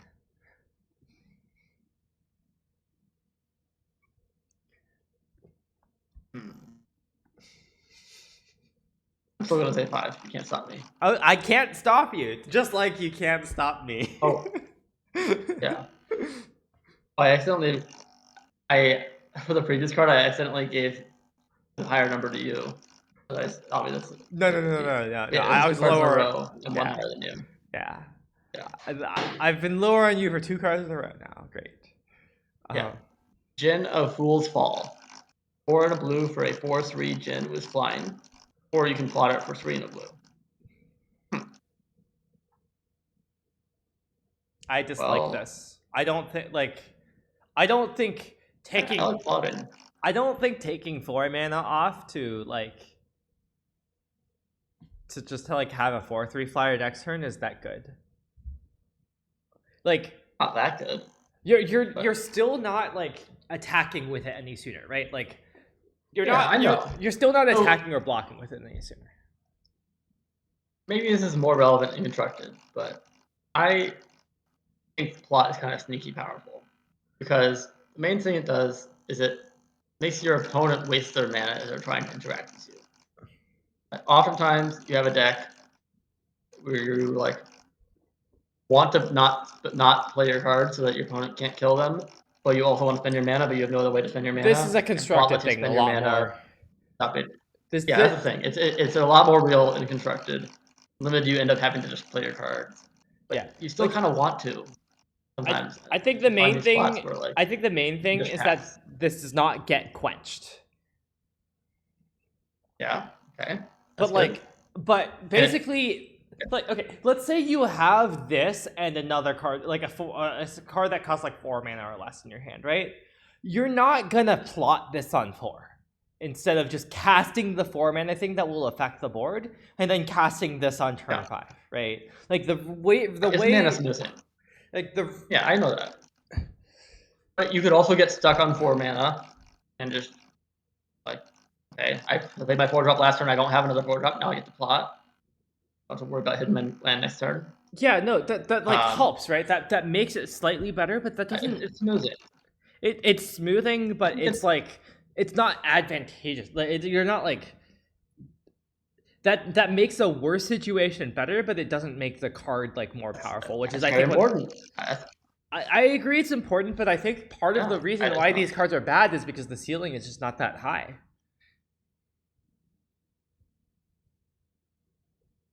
I don't know.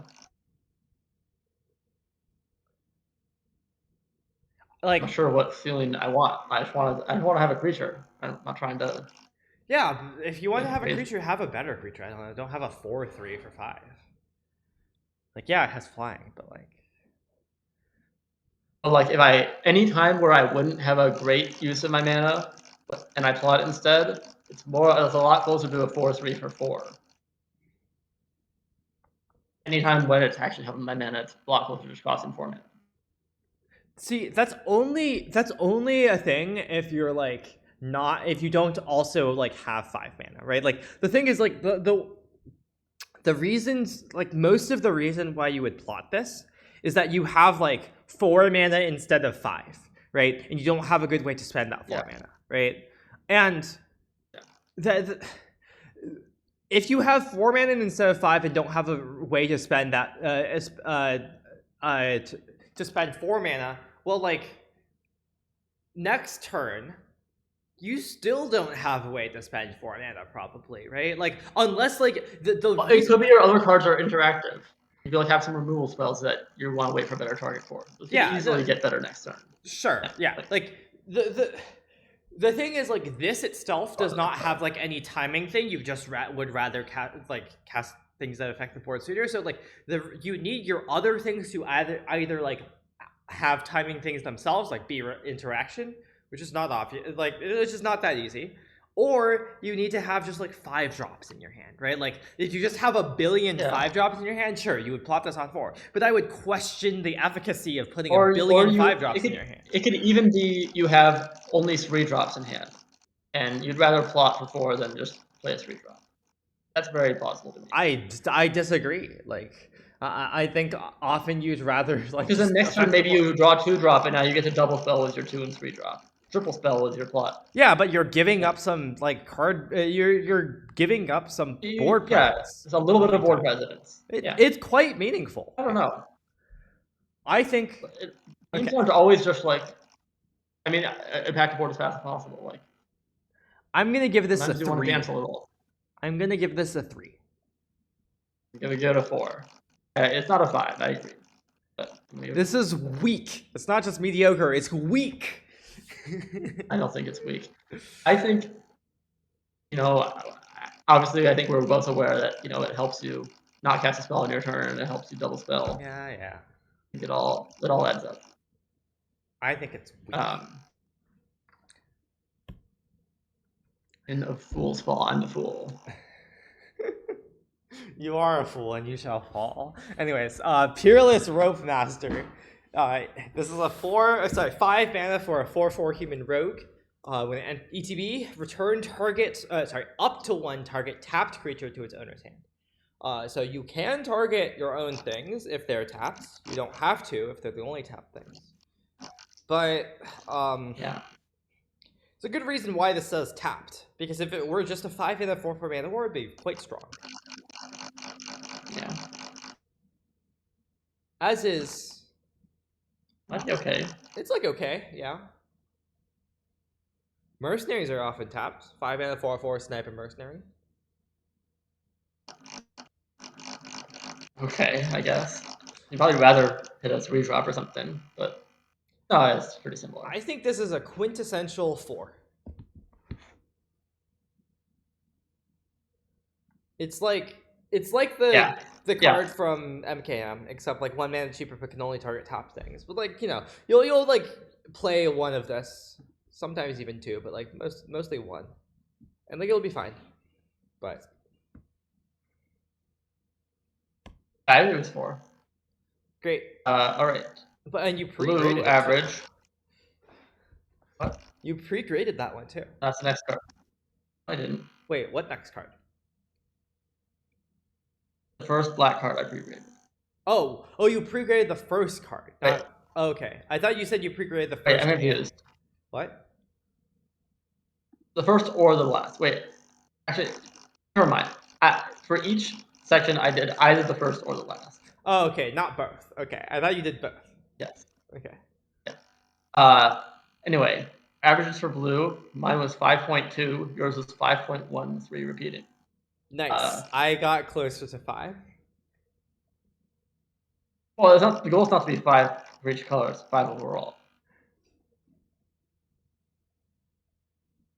But okay, so I'm higher on blue than you, and especially given that like my baseline is lower. That's yeah. But I think blue is strong. So yeah, there were like clunkers.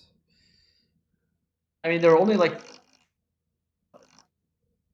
3 cards in a row I put higher than you, and then there's Piece of Secrets. Yeah, okay, that one as well.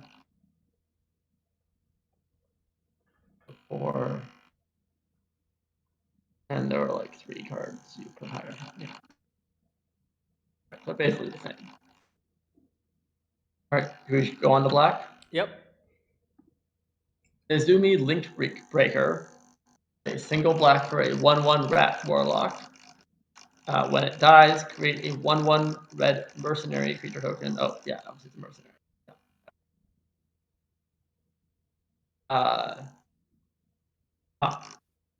This is like Fallen Chorus or something, except not quite. I don't know. We get these 1/1s that die into 1/1s all the time. Yeah, this is not as good as Fallen Chorus.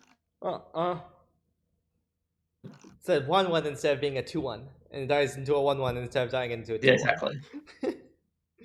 Right, it kind of dies into a 2/1. I think it's almost as good as a 2/1, but it's not one itself. And like you don't have the special value for like early toxic or whatever that you did that. Anyway, I'll say this is a 4. I like don't have a good handle on like how much you want this effect. I could see it being a 5 though. I want to give it a 5. Like it is a powerful effect if like you have things that care about it. Let's go with the next card. Yep. Corrupted Conviction. Reprint. Black instant. Additional cost, sack a creature, draw 2 cards. Village Rites, Corrupted Conviction, whatever you want to call it. Well, why don't they just keep calling it Village Rites? Is it not? I think that's like less. That's harder to make flavorful, right? Like many different, like many different people can have convictions that are corrupted. There aren't always villages that have rights in them, right? Like the like flavor of that is like the village is like doing some dark ritual and sacrificing one of their own or something. But like then that doesn't happen on every plane or something. I don't know. Like there aren't villages in this plane, right? It was like towns, not villages. It's different. I don't know. Wild West is kind of like a village. I don't care. I really don't care.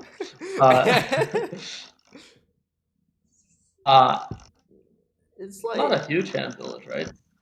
It's like okay. I want to give it like a 4. I would say it's mediocre. Yeah. You did take 5 on the previous one, though. We'll see. Yes. Skullduggery. Single black for an instant. Until end of turn, target creature you control gets +1/+1, and target creature an opponent controls gets -1/-1. 7.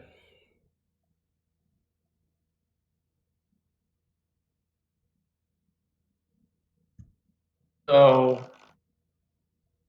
this is just this swings every combat ever, unless someone's super far ahead or someone's super far behind.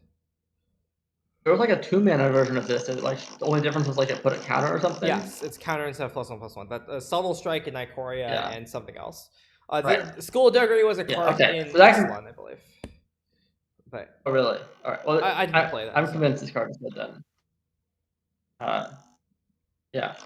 So that's some real X1 hate, and you don't. And also, like just good anyway.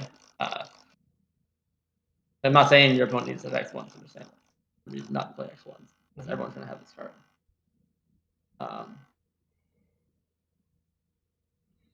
Yep. Number. You said 7? Yeah, I said 7. Okay. Plausible. Desperate Bloodseeker. 1 in a black for a 2/2 lifelink vampire. ETB target player mills 2 cards. So you can either target yourself to fill your graveyard, or crime.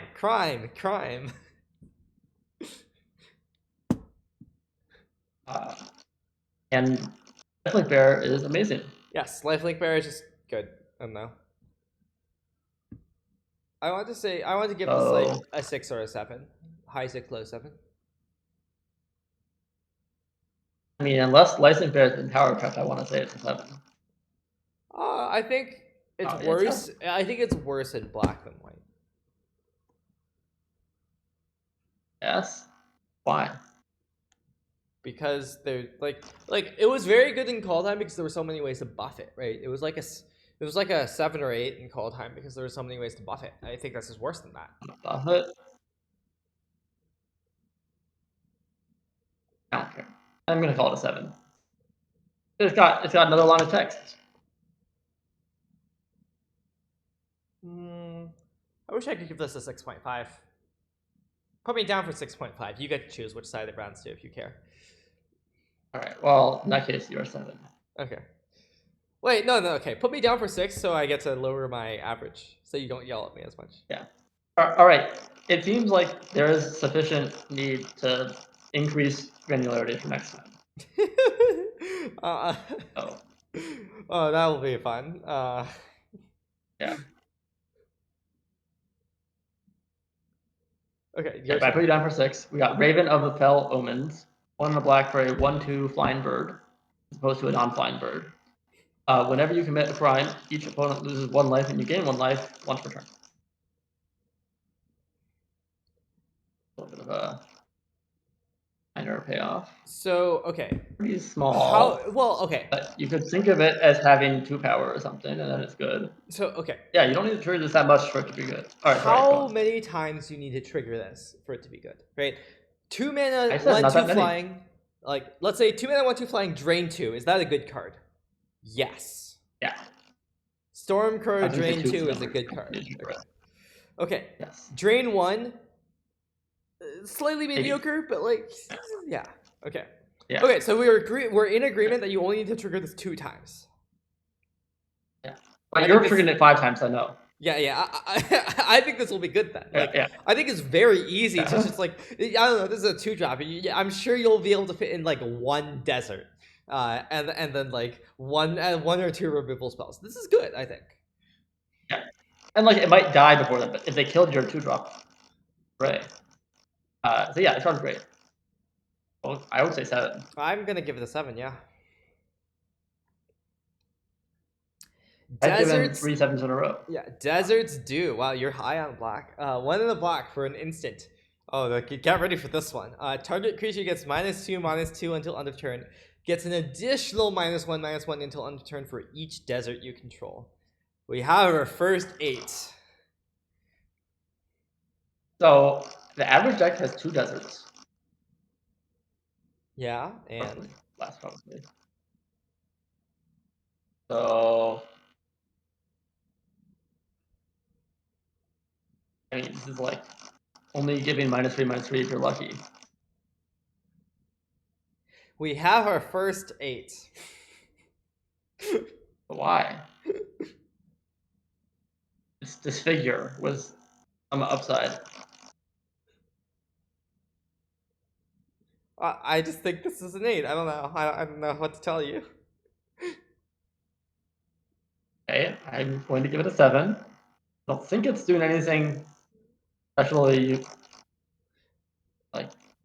This is a great splash to removal spell. This is an amazing splash to removal spell. Yes, but Jason, you can't just be like. We're trying to rate the cards for the entire table, not just you. Entire table. Oh, everyone is drafting the same way. I disagree with this framework. I'm rating the cards for myself. But it says in the philosophy that we're grading it as if everyone drafted perfectly. Everyone knows exactly how things can be drafted, and so the deserts, they get split evenly on average. Some drafters go multicolor, they end up with more, but they also don't always end up multicolor. I agree that you made this claim, yes. Yeah, okay, alright. You have a different philosophy, I see. So, yeah, I mean, obviously it's an 8 when you have 5 deserts. 5 deserts is a lot. Although it's not obvious it's an 8 then. 5 deserts is... I guess it's pretty consistent. You'll have 1 then. But yeah. Maybe there aren't any better commons. Maybe it isn't. But I don't know. I'm still holding it out. I'm gonna give my 8s to the green cards. Okay. Fake your own death. 1 in a black for an instant. Until end of turn, target creature gets +2/+0 and gains. When this creature dies, returns to the battlefield tapped under its order control, and you create a treasure token. I haven't seen anything too impressive to do with this, I feel like. Yeah. I'm gonna give the 4 with a note that like it can be powerful. So what would make it powerful? Like sacrificing? Stealing? No, not stealing. Just having the right combat lineup? I mean, it's just like an ETB effect, right? Yeah. It like makes a treasure too. I'm gonna put 3. I don't see the point. Mourner's Surprise. 1 black sorcery, return up to 1 target creature card from your graveyard to hand. Make a mercenary. So this is like the emergency weld card from Brothers War, right? Like just a 1/1 small gravedigger. Good. It's just good. It's like 7. Yeah, seems good. Oh, that good. Yeah, I don't know. It's just like you have to wait to set it up. Then you do it, and it's great. But yeah. Okay, I guess it's worse than Brothers War because like you don't have like Chromatic Star or whatever, so you can't fire this off on turn 2. But it's still good. I was gonna say 6. That's what I was gonna say. Yeah, I'm still on 7.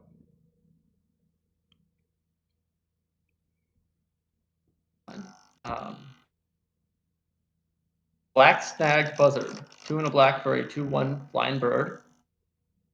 When it enters the battlefield with a +1/+1 counter on it if a creature dies this turn, and you can plot it for 1. So it's a 2-drop, you say? Yeah. So you really need this to be a 3/2, right? Like you don't ever want this to be a 2/1. I mean, I'm open-minded. If I'm not plotting it, there's 2 ways this can be good. One is it's a 3/2. The other way is you had nothing else to do on turn 2 and it saved you. Yeah.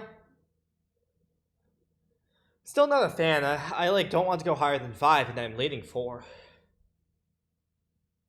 I don't want to go lower than 5. Okay, I'm on 4.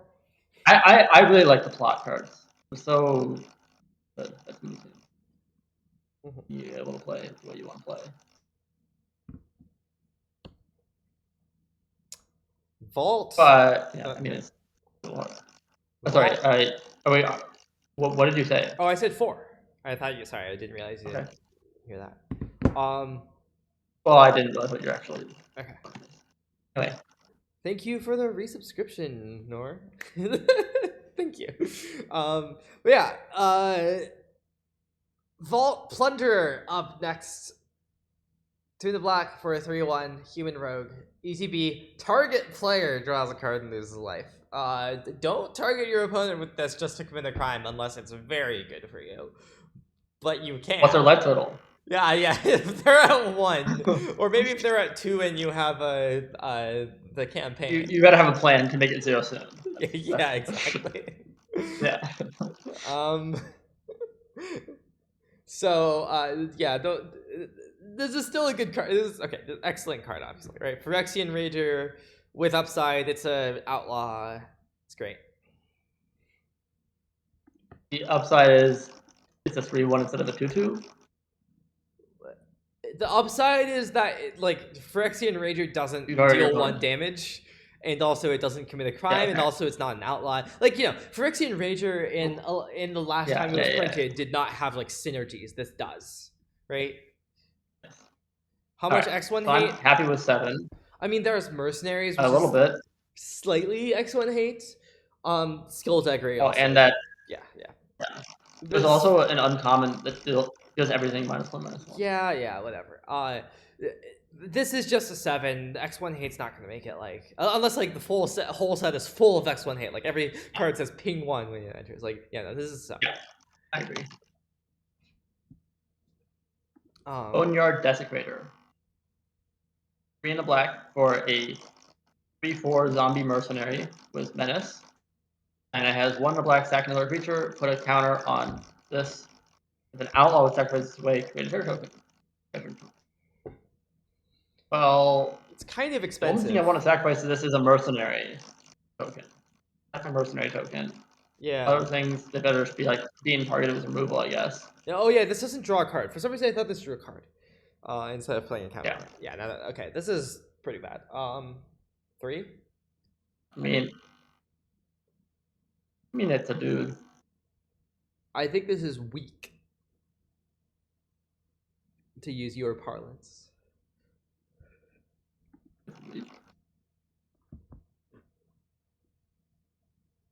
I guess sacking the mercenary is really not even that good either. It's good against removal. Well, theoretically, if you have 3 mercenary tokens that, you can go pump, get this to 6 power, then sack, get this to 9 power, swinging for 9. Wait, what is? Oh, pump them by yeah. I'm not saying that makes me like it very much, but you can do that. Yeah, but it makes me think it makes me think 4. I think it's. I'm giving it a 3. I'm going to be uncompromising on these bad cards. Good. What? Rooftop Assassin. 3/0 black for a 2/2 flash flying lifelink. ETB, destroy target creature an opponent controls that was dealt damage this turn. I think we've been getting a lot of lifelink, and I think part of that is because of deserts. But so Dave always wants to put the life gain lands in, but for this set, it made a lot more sense to do the deal 1 damage land. So we had to just counteract that with everything else. Yeah, exactly. That's my theory. It's a game theory. Makes sense. But so this effect is usually not very good, and I don't think mercenaries are the great tokens to do this with either. Right. What does that have to do with mercenaries? Well, usually you block with your 1/1 token and then you kill their thing, right? But your mercenary is less. It's more suspicious if a mercenary is untapped, you know. I mean, we have a way to ping? No, I don't think so. It's mostly just jumping. Yeah. I mean, flash flying lifelink is not that embarrassing. It's not as good as holy cow for sure. I didn't expect that one. Holy cow. I don't know. I want to give this a 5. Okay, great. I'm glad we said the same thing at the same time. Yeah. Some of these cards are hard to read. Alright, Consuming Ashes. 2 black for an instant exile target creature. If it had mana value 3 or less, reveal 2. Solid. Well, this is worse than Extinguish. How often am I gonna go for this reveal 2? So okay, you know Dominator United, right? That had this card except it was gain 3 instead of Surveil 2, right? And I think it was destroy, but That was like 2 black, kill a thing. If it was 3 or less, gain 3. Or gain 2 life, maybe, something. I think that was... I think that... No. I think the Surveil 2 was worse. Because I think the failed... Add in the exile. Yeah. But like, I think basically what I'm trying to say is that failing to... the reason why you want to like cast this target on a small thing is because of the fail case of your... like being beat down, right? And like you need to like, survive, and then the gain life thing is important, right? So like the Surveil 2 here is less good than that, but the exile is good. What if you're trying to grind them out, but you're flooding? Get your Surveil. Yeah, you probably don't get your Surveil then, because like if you're grinding them out, you probably want to kill a bigger thing, right? For the big thing, yeah, okay, fine. Yeah. So I do think the Surveil 2 is like meaningfully worse than like the gain life, though obviously it's a different effect completely, but like yeah, and even without the context of the card, you're probably right that gain 3 is actually better than the... Yeah, I forget if it was gain 3 or gain 2 actually. Hard to say. It was 3. Okay, it was 3. Okay. Yeah, 3. So like I think on balance, I don't know. It's hard to tell exactly where the 2 black kill something with small upside lands, because like sometimes it's really good, sometimes it's not. Like when it makes a treasure token, it's really good, right? Extinguish is very good. This, and it depends on like the format as well. This is very comparable to the desert one to me. For the first power. I'm gonna give this a 7 because it's I don't know which one's gonna be better. I'm gonna give this a 7. I'm not gonna give it an 8 because it's 2 black. Yeah. And like that's inherently kind of awkward. Yeah. But like, yeah, and I do think the splashing is like more real in this set. Yeah, okay. I do like this card because I do think that like mercenaries incentivize like pumping up a thing, and then like you can get them that way, like take out more of their attacking force, right? Oh, sure. Yeah, I mean 4 mana is a little obvious, but it'll happen. Overzealous Muscle. 4 and a black for a 5/4 ogre mercenary. Whenever you commit crime on your turn, it gains indestructible until on its turn. So it's like a hard to block 5/4, right? Like hard to trade with 5/4 when it's attacking. But like you can't make it indestructible on your opponent's turn, certainly. Yeah. And you can't protect it from the 4 mana exile card on your turn. Yeah. But it is kind of scary. Like you just start your turn by attacking with this. They're not going to try and trade with it. Yeah, but at the same time, it's a 5 and a 5/4. Like it's not that good, right? I know. Like I think this is worse than the kind of ability that's like, oh, 5 and a 5/4 ETB, like give something else like +2/+0 indestructible, right? Absolutely. Yeah. Yeah. So I want to give this like a 3 or 4. Yeah, exactly.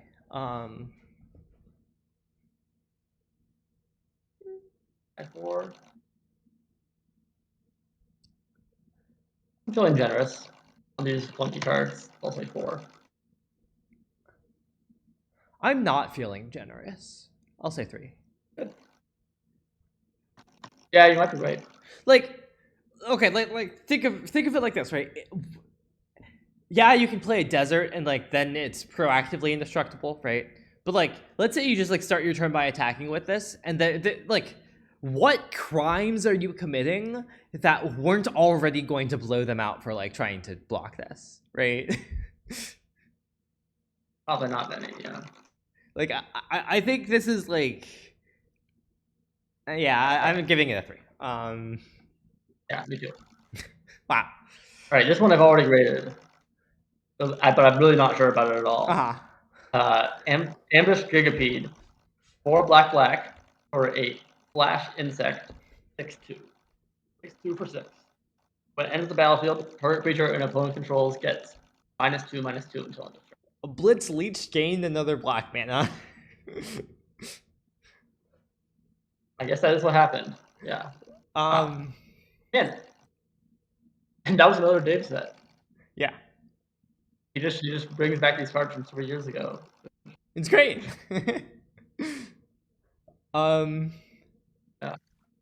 Oh, Blitzage removed all counters from that creature.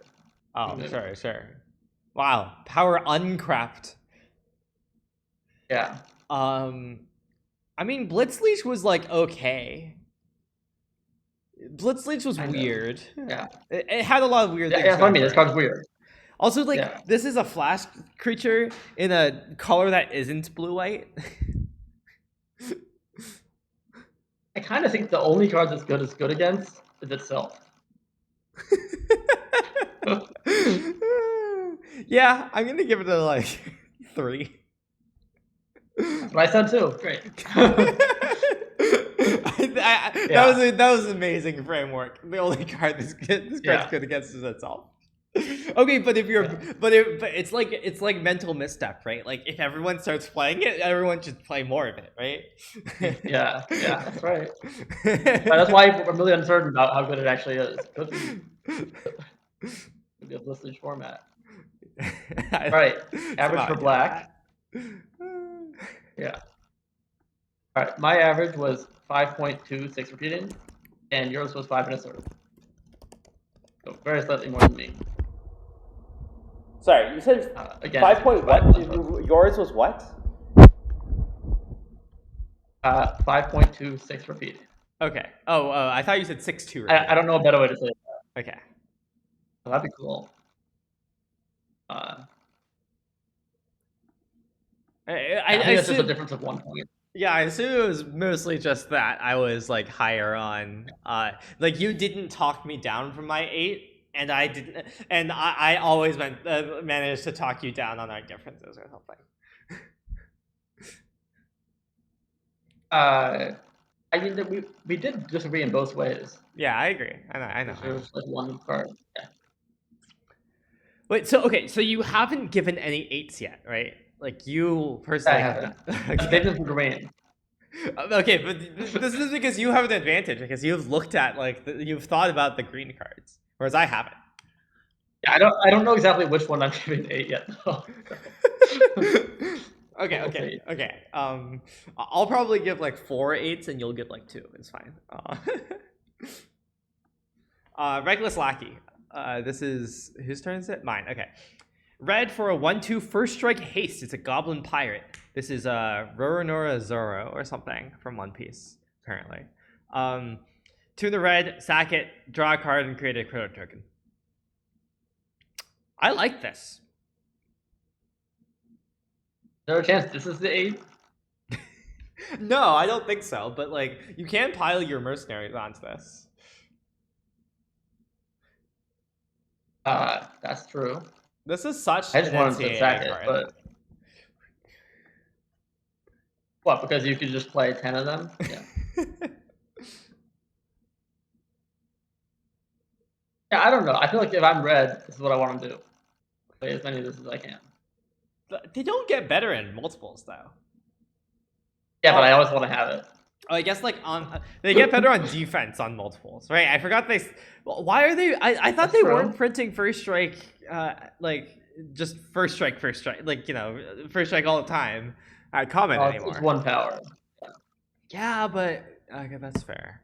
So that's interesting. So Mark Rosewater posted an article saying like, here's the new set design skeleton, right? I'm sure you read it. And like apparently it's not quite in effect yet. This is about how they're designing sets now, not right now. Because I checked. I was like, oh, let me go check, see if it fits the design skeleton. And it sort of did, but for some colors, but some of them did. I think it's not so much that it's not in effect, and more that like it's changed a bit. Like they've adjusted it, and like the one that they posted is like what they're using. I'm sure now. They had a skeleton for this set, but the one they're using now is so the article doesn't tell us what we should expect right now. Yeah. So like maybe they would not make this card in the future. In fact, one of the things in the article said there's no red 1-drop at common typically. Interesting. Well, this is a red 1-drop at common, so. Yeah, with first strike. So, anyway. I don't know. This is a weird card. I want to give it a 7. And I'm gonna. Yeah. That's what I had to. It's like it can't be bad. Work in this form. Yeah, it can't be that Yeah, bad. it can't be. Yeah. Yeah. Okay. Yeah, unless red is bad, but Yeah. I'm assuming red is fine for now.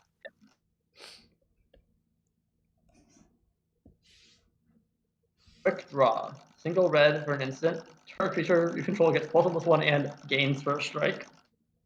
Until end of turn, creatures target opponent controls lose first strike and double strike until end of turn. That would be really funny if it only lost first strike and then the double striker just got him.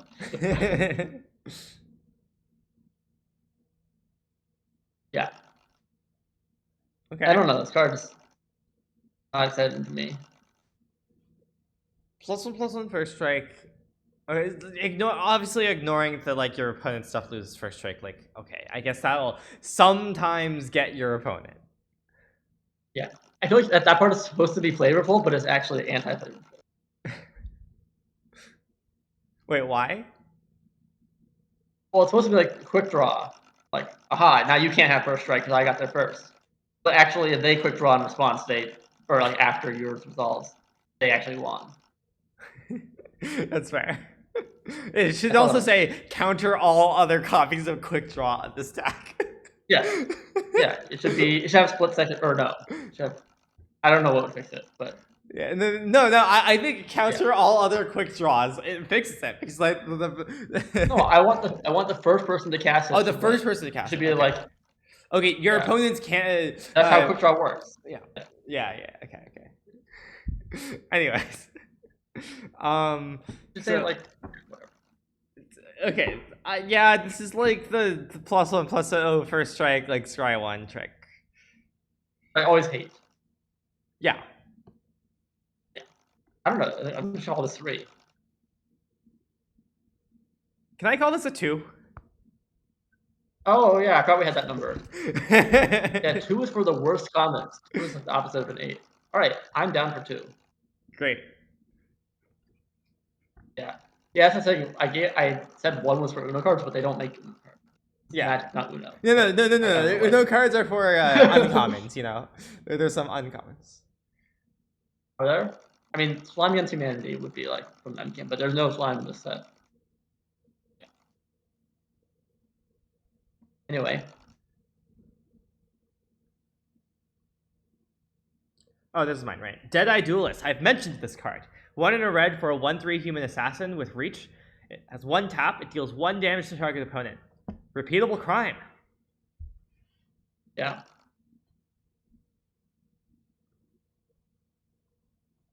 I don't know. Would it be good if it just made your opponent lose 1 life?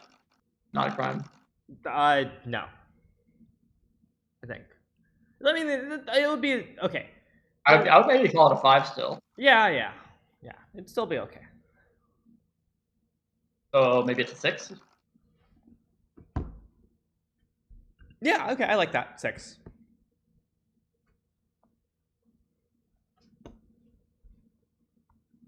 Discerning Peddler. 1 in a red for a 2/2 human rogue. When it enters the battlefield, you may discard a card. If you do, draw a card. Oh, so it's like it's a 2/1. The passive's been a 2/1. Think that makes it good? Yes. I think this is like a 6. Like I don't know. This effect is like usually around there. Yeah. Yeah. Great. Just solid 2 drops. Nothing special. Highway Robbery. 1 in a red sorcery. You may discard a card or sacrifice a land. If you do, draw 2 cards, and it has plot for 1 in a red. This is a plot card I can get into. Yeah, and I've always been a sucker for Tormenting Voice.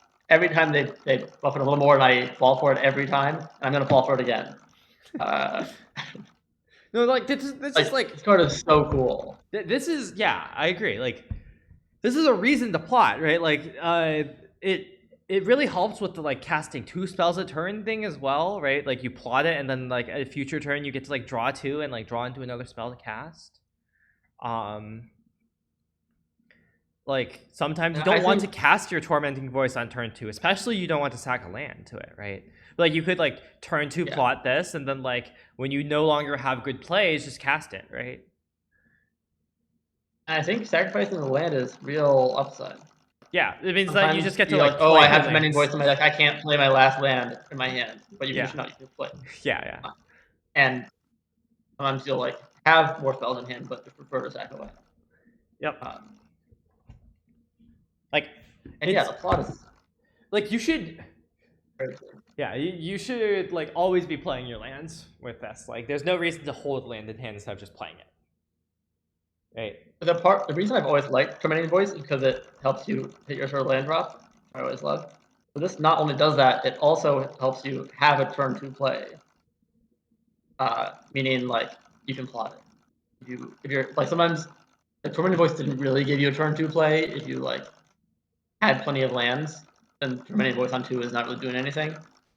Only do is maybe if you like needed to land. But here you can plot. Sure. Yeah. Okay. That was a turn to play.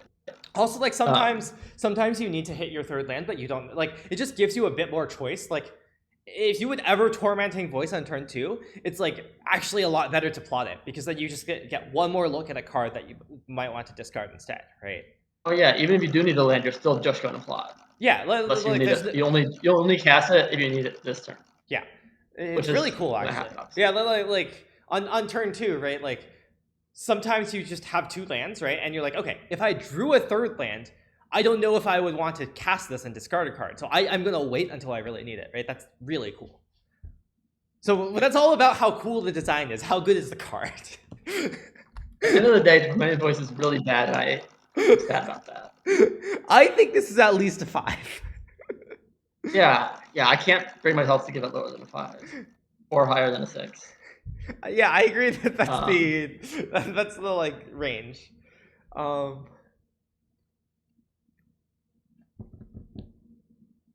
mean, I'm gonna give the 5. Yeah, like you can't play multiple in your aggressive deck for sure. But it's so cool. But you could like, yeah. This is a 12 on card splashing design. Or something. This is a 12 on card design. Yeah, I love it. Yeah. And like, it makes me want to play this card in Constructed or something. But I probably can't. No, you probably cannot play this in Constructed. But okay. Thunder Salvo, 1 in a red for an instant. Thunder Salvo deals X damage to target creature, where X is 2 plus a number of other spells you've cast this turn. Yeah, so okay. 2 mana deal 2. This is better than the black one.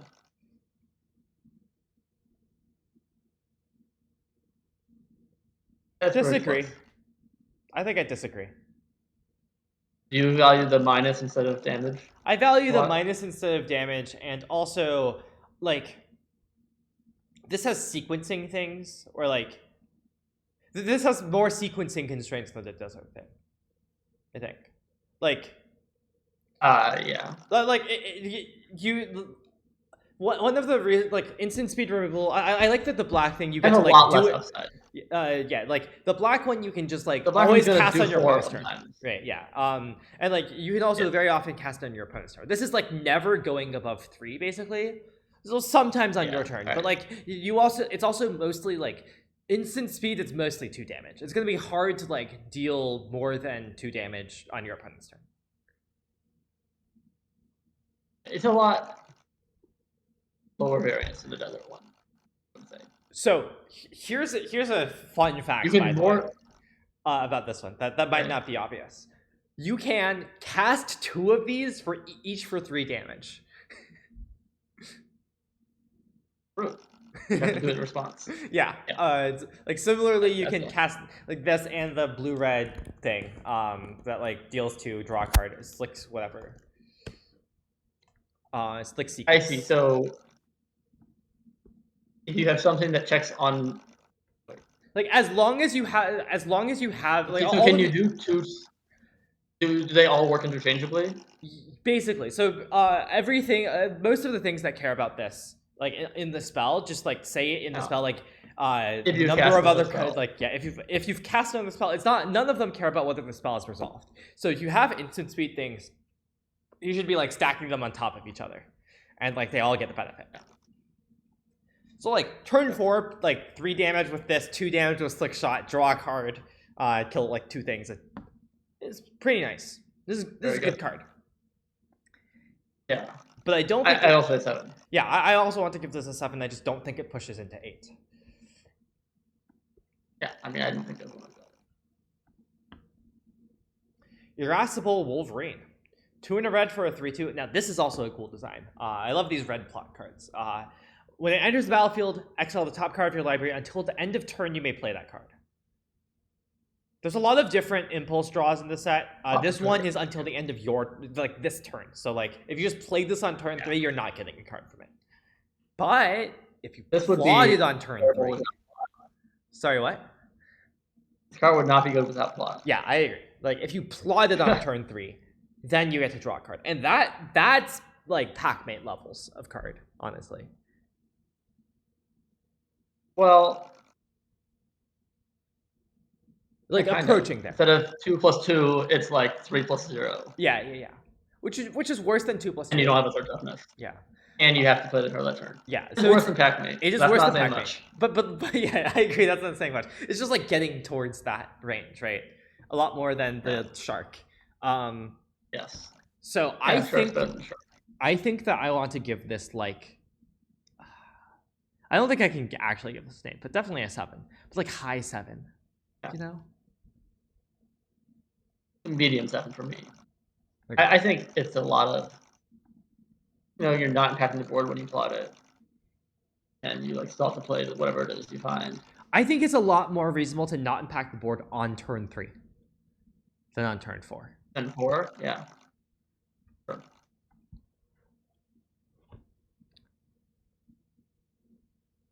All right, that's a good card. Mind Raider. 2 in a red for a 3/2 human rogue with trample. When it enters the battlefield, if you control another outlaw, create a treasure. Well, this is conditional. How many of the 2-drops were outlaws? In red, I think both of them. Both of them. Also the pirate is one of the types, right? Yeah. Yeah. But Wolverine is not. Yeah.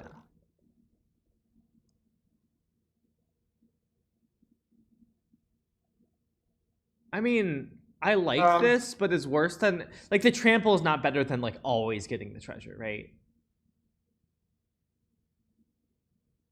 Yeah, I agree. Oh, in fact, it might be a lot worse because, like, you can't just play this as your first 3. Like, 3 mana 3/2. Let's play it again. Yeah, it's gross without the trample. Treasure's nice. I would. Trample's good with the mercenaries. Yeah, okay. I think 5 is about the right place. Prickly Pear. 2 in a red for a 2/2 plant mercenary. ETB, make a mercenary. Classic 2/2 with 1/1. This 1/1 has, like, some text. And, like, I think that on its own isn't actually as good as people might think, but then they always put a little bit of upside, and that pushes it too. Yep. Is this an 8?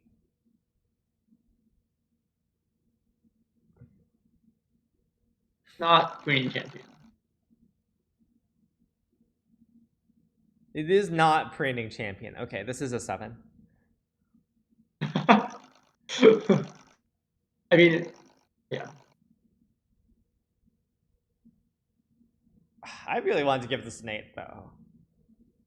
Well, I've been saying the mercenary is kind of equal power to a 1/2. Is that, do you agree with that? And would you give it if it were a 1/2? I don't agree with You just don't like the analogy because it's just totally different? I think it's just too different. I don't think it compares cleanly to, like, any power toughness combination, to be clear. Like vanilla power toughness. Of course not. Yeah. That's why I'm not thinking about the, like, similarities. I'm just saying, like, equally powerful. No. On my scale of it's just too different. It's like incomparable to me. So, like, yeah, I guess I'll give this a 7. Yeah. Zergo, 8 is, like, already a top, like, not just a top, but like a top. So, like, pretty champion would be an 8. Okay, put me down for 8. You've convinced me. That's not what I was saying.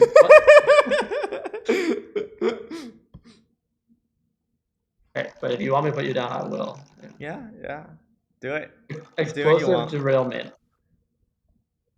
Single red for an instant, and if it's 3, you can pay 2 extra to deal 4 damage to target creature, or 2 to destroy target artifact. So obviously 3 mana deal 4 is very solid, and then 5 to also get nab an artifact, or I guess you can just nab an artifact. Yeah, I mean, that's somewhat. It's mostly 3 mana deal 4, but like sometimes you'll kill your opponent's like random equipment, and that's pretty good. Or like there's a couple vehicles. Yeah, pretty good if that happens. I don't know. I want 7. To me, this is the best removal spell we've seen so far. But it's close, obviously. They're all great. Yeah, I don't know. I still think that 2 is a lot different. 2 is a lot less than 3 mana, which is why I really like the black one. But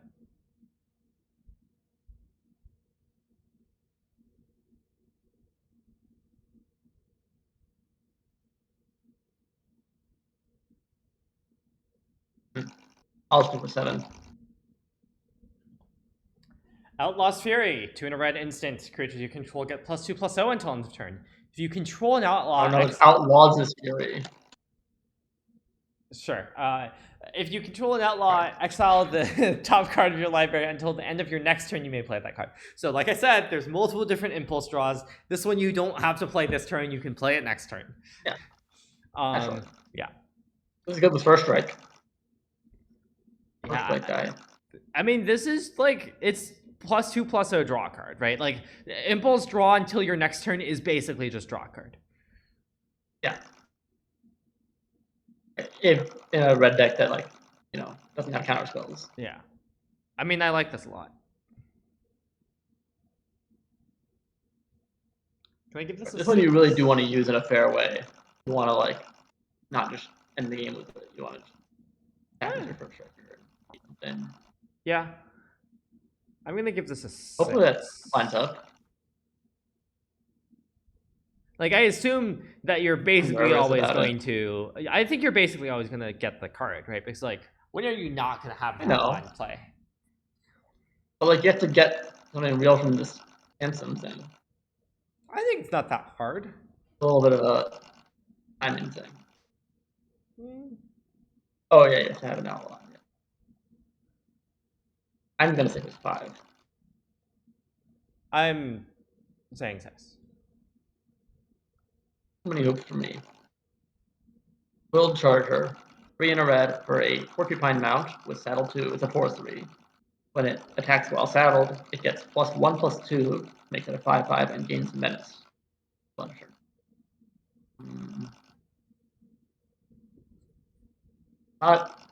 a great rate. Nope, not a fan. 3. Yeah. And maybe we've had basically every color has had a kind of OP 4 drop, and I've been giving them 4s. You can give them 3s sometimes, but I'll say 3. I think I might have already changed one of mine as well.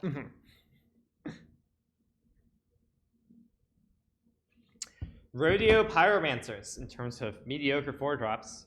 4 mana for a 3/4. When you cast your first spell each turn, add red.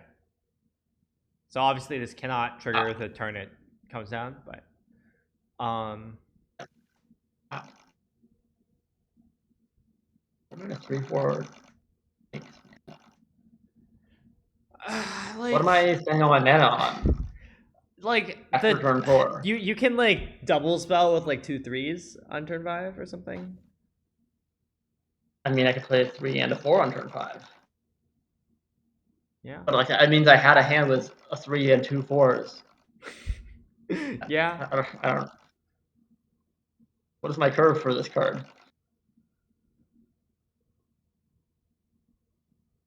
What weird top end? Oh, I mean, it works very well with Crom. blue red gold thing, right? You cast the Crom and then you get a lot of mana to double spell with it, and you really want to double spell with it.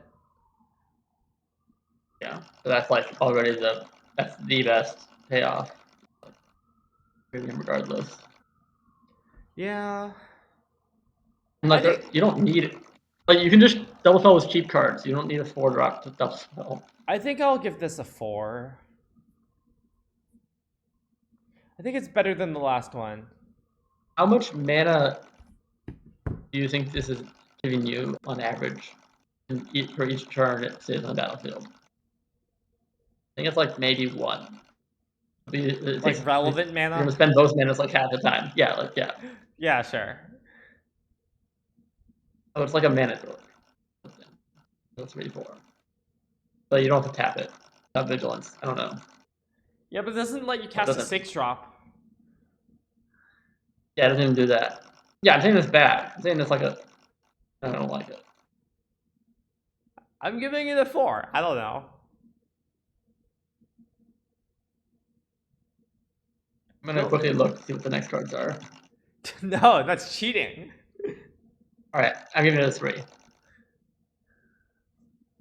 Well, it is a 3-4, so it has to be either a 3 or a 4. Yeah, like that. 3. No, 3 combined. Rated a 3-4. Yeah. Iron Fist Pulverizer.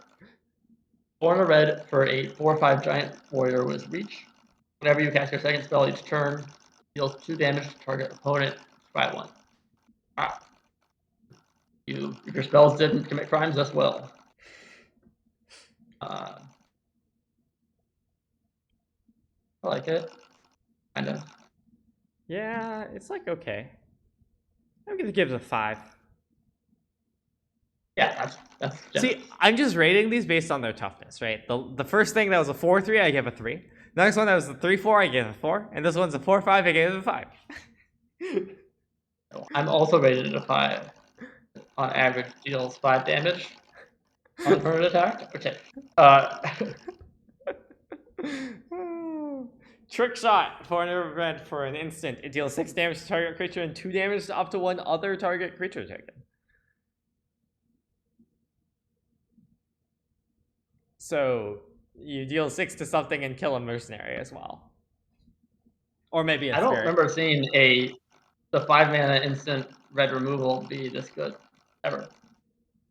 Yeah, this is like a 6, I think. Yeah, I like it. No longer I'm like, okay, I'll play it. And I'm like, oh, I will pick it and put it in my deck. Well. Lots of removal. Lots and lots of removal. Why do we have so much removal? You get the 6? Actually. For the amount of damage it does. Maybe that high. We have to get away from the non-redeterminative. We have to like. Yeah. Okay. If that doesn't convince you, I gave the last 3 cards a 3, a 4, and a 5. This one has to be a 6. No, that did not convince me.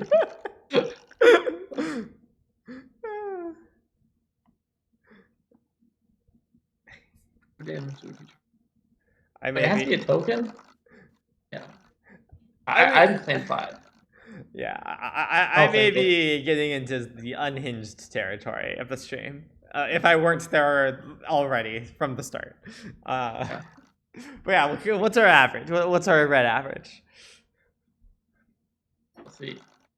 I said 5 1/3. You said 5.6. Okay.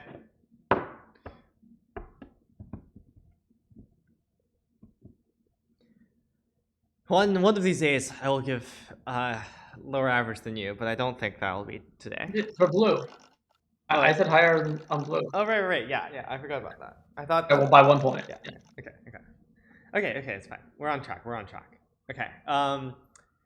Do you want to break, or shall we just power through green? Or let's do green. Okay. Go ahead.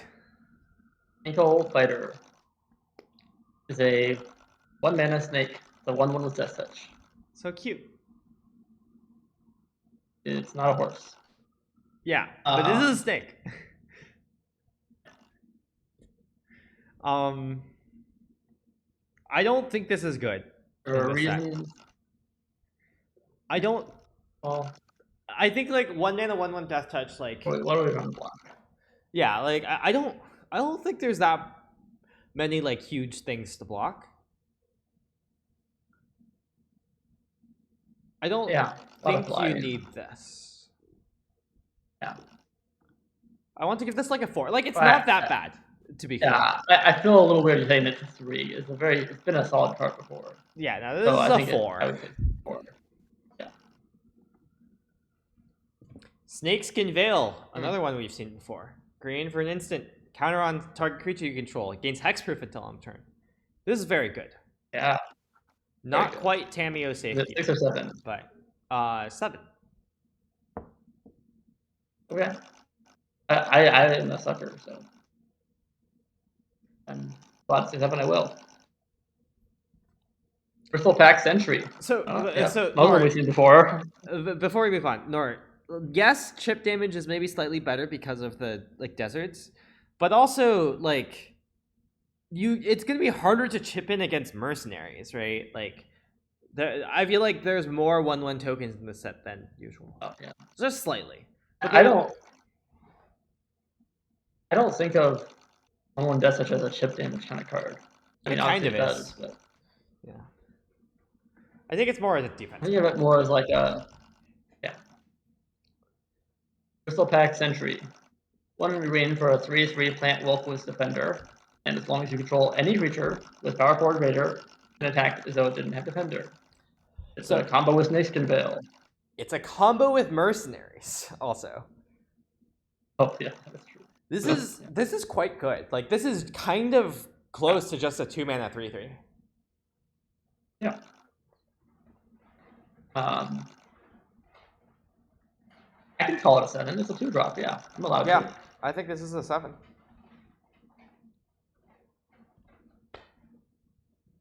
Hard Bristle Bandit. 1 in the green for a 1/1 plant rogue.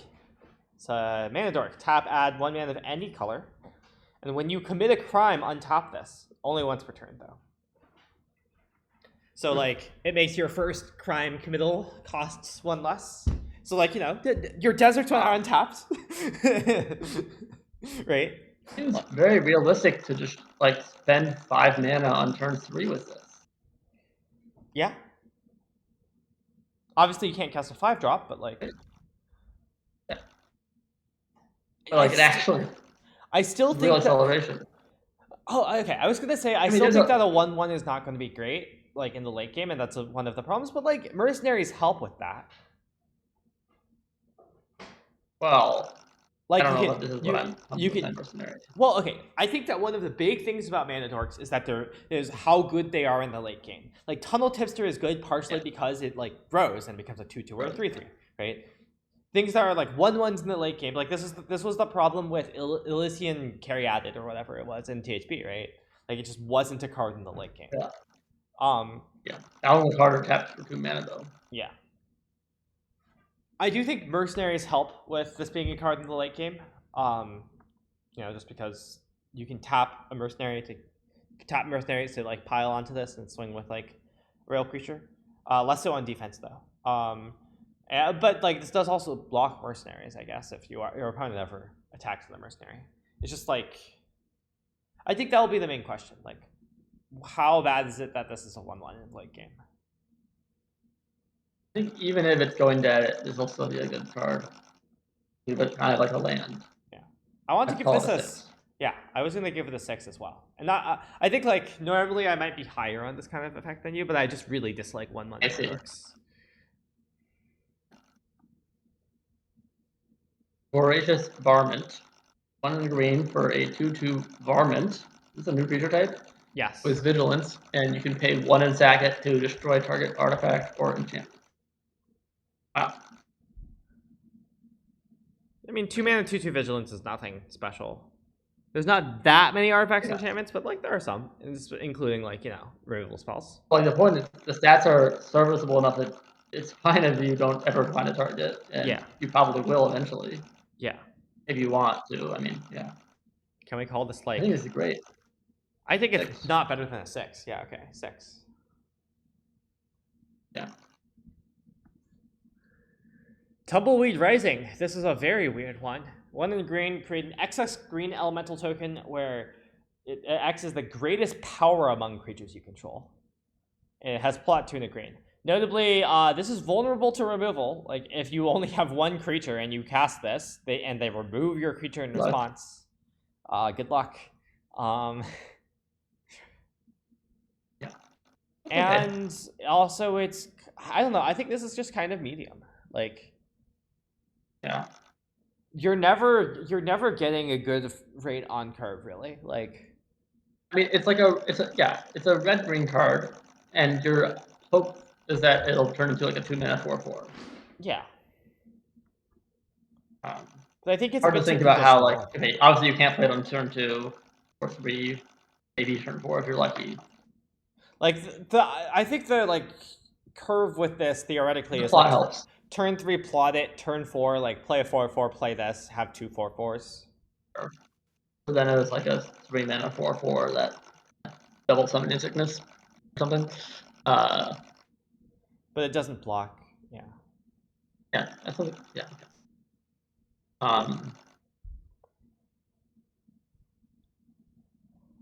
I think I'm gonna give this one a 4 for the usual size of it. Yeah. But usually there are big creatures. You will sometimes just use your mercenaries or something and make a 7/7 or something. Oh, I guess mercenaries help. I mean, Jason, I'm not trying to emphasize the mercenaries are like what, like red and black or something. Like, I don't know how much my green deck is gonna have. No, you're gonna have them. You're gonna have them. Yeah. I think that's actually enough for me to bump this up to a 5. Yeah, like, I don't know. It seems very reasonable to plot it. Eventually, you play a 5 or 6 power creature even. Yeah. I'll say 5. But it's a weird card.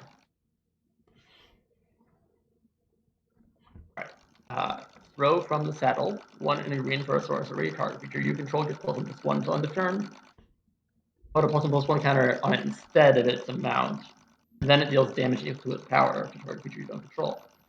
Great. It'll be good even without the mount text.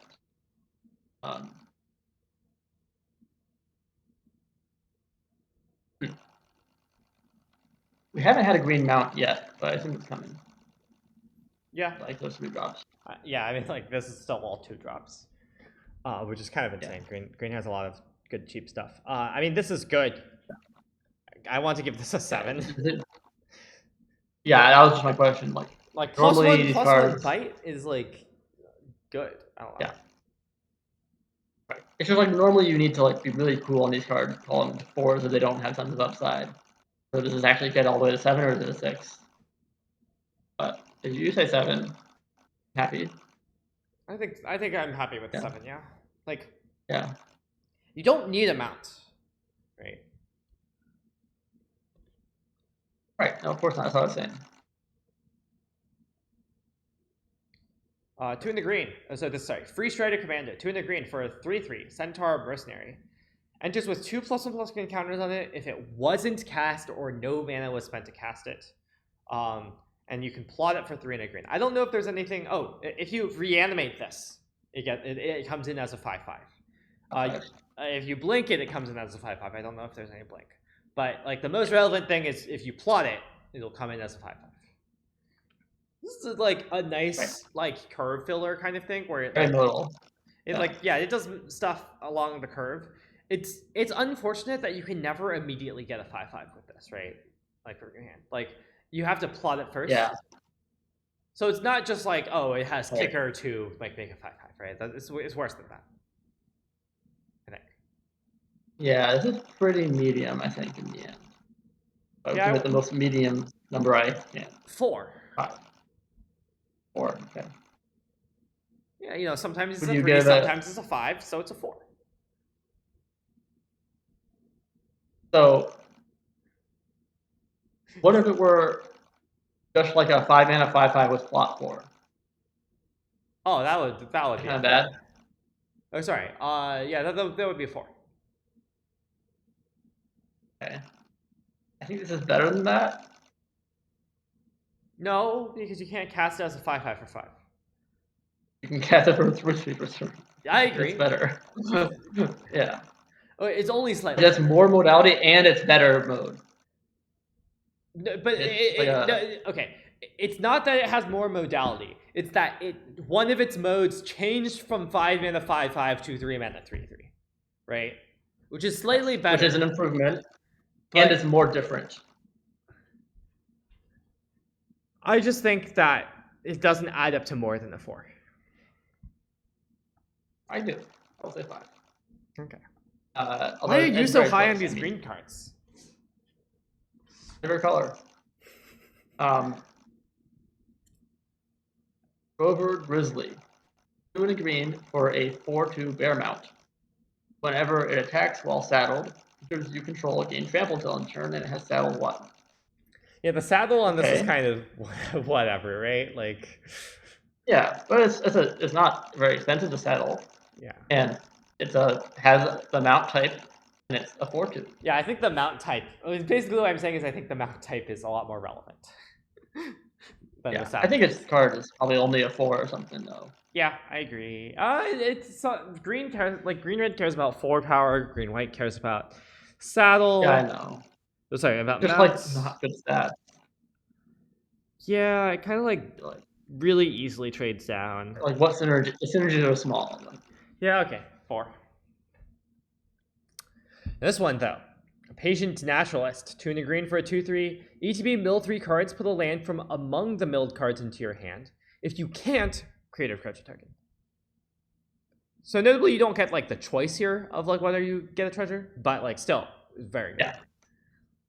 You always get a mana if you're missing your land drop or something. Yeah. But you don't amusingly, sometimes you might want to miss so that you have enough lands in hand. If you had your flooded, you should run.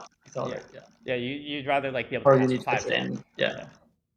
But still, I'm not complaining. Not complaining. Yeah, either mode, excellent. This thing on 8? 8. See, we got there.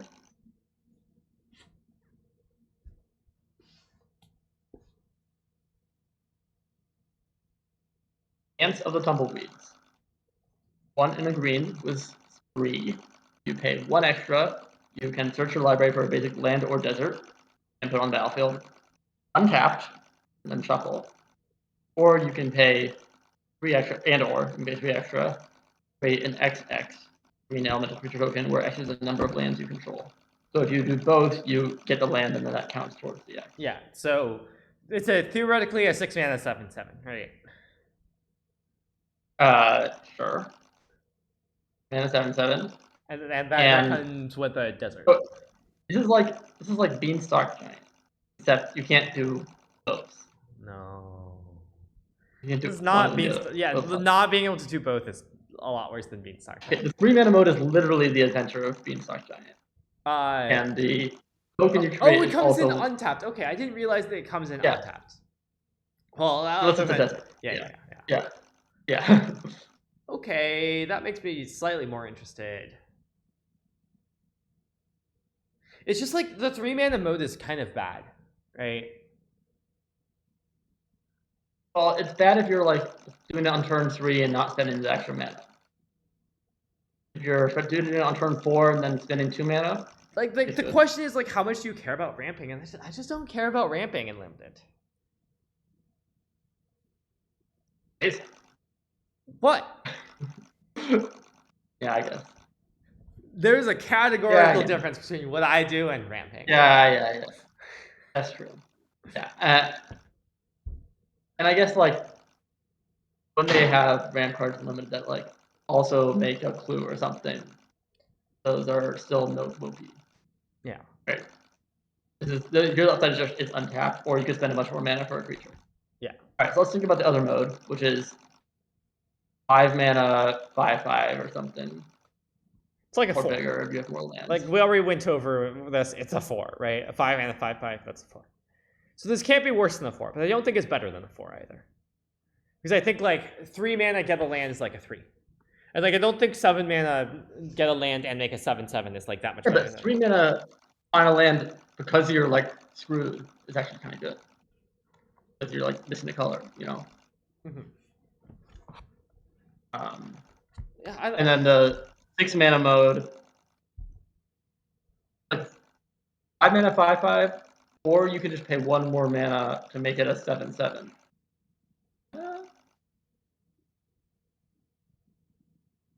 I think that this will be like a 4 or a 5. I'm not willing to go higher. Me neither. But I'm just high on all the green. 5. Poor. Giant Beaver. 300 green for a 4/4 with Vigilance. When the attacks while saddled, put a counter on target creature that's saddled this turn. Saddle 3. I just like the 4/4 Vigilance part of this, and like sometimes you'll use it and it'll be good to like get the counter, but like not that often. Like you'll the fact that it has Vigilance makes it a lot easier to do this, because like the main cost is you're tapping a creature, like you're outlasting with the creature basically. Just about any time I have a 3-power creature that I don't want to attack with, I'll saddle. Why not? Well, sometimes you want to block with that creature, you know? But I have Vigilance. Yeah, but sometimes like there are times where you want 2 blockers, right? like it's not free still. Right? Like I said, Vigilance makes it a lot easier to use this ability. I still want to give this a 6 better or 7. stats and better saddle ability. I would say like high 6, low 7. Oh, it's not a 7. Yeah, 6. It's just a deuce. It's not a 7. Deuce can be 7s. But are you green or no? I'm giving it a 6. Okay, great. Right. Reach for the Sky. 3 and a green for a flash aura. Enchant creature gets +3/+2 and has reach. When it's put into the graveyard from the battlefield, draw a card. Why? 2? What are we doing? 2? I don't get it. What's the joke? Yeah, chill. Oh, sorry, wait. Oh, this is flash. Okay, never mind. It's not a 2. Okay. 4. What's the difference? Say 3. I don't get the joke with this card. The joke is that you like flash it in, like it's like, you know, a combat trick, right? Like you can get a 2-for-1 with this, definitely. Yes. Yeah. I don't know. I'm a hater of this sort of card. I think it's okay. That's why I gave it a 4. Well, I haven't seen this one actually, but good. Spinewood's Paladin, for a 5 mana, 400 green, for a 5/4 human knight with trample, and it has ETB gain 3 life. Here's our honey mammoth, I guess, and it has plot for 3 and a green. So 4 mana honey mammoth. Yeah, no, this is a lot more real. Like I don't care about the plot. I just want to cast it for 5. I care about the plot. I'm not a big lore person, you know. Oh, okay. Well, okay, I think this card is good. Sorry, which card was Greater Tanuki? The Tumbleweeds? I don't think. I thought like Greater Tanuki was not good. Sorry, I just missed. There was thing in chat. Oh, Greater Tanuki. Interesting. Yeah, it is kind of similar. Wait, did you like? I don't. Was it good? I don't think Greater Tanuki was that good. And that was also instant speed, which has some benefits. And 6/5 is better than 5/5. Or I guess. Oh, it costs 6 mana though. Yeah, sorry, 6/5 trample is better than 7/7 sometimes. Yeah, it's filler plus. Okay, but it's 5 mana mode. 5 mana 5/5 mode. Anyways, this card though, 5 mana 5/4 trample, gain 3 life. It's better than Greater Tanuki. So, yeah. I don't know. I want to give this a 6 or a 7, and probably lane 7. Oh, I'll say 6. I mean, it's not even clearly better than Honey Mammoth to me. Yeah, maybe. Gain 3 life. Yeah, it's trample.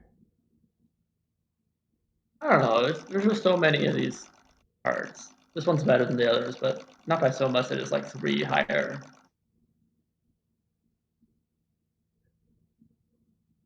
No, I'm giving this a 7. I think the plot like adds enough as well. Like I don't care about the plot. I love the plot. That's why I'm. Okay, I'm on 7. Right, last green card. Cactarantula. 4 green for a 6/5 plant spider. However, it costs 1 less to cast if you control a desert. It has reach, and whenever it becomes the target of a spell or ability an opponent controls, you may draw a card. Is this an 8? Oh. This one might be a 7. I'm giving this one an 8.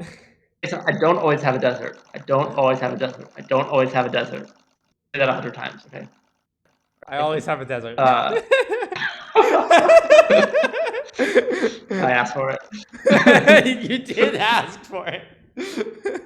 Yeah.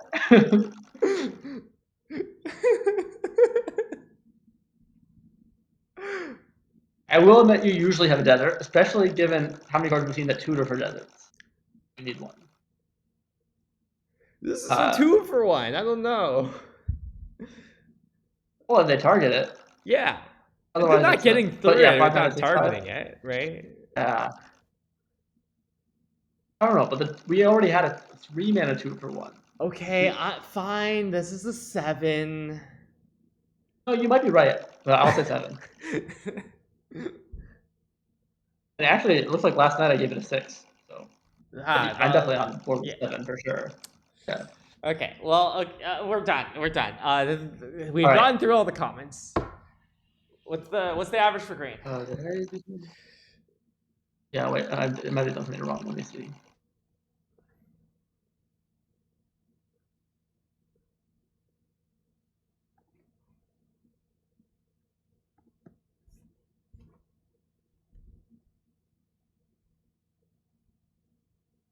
Okay, I need to redo my formula.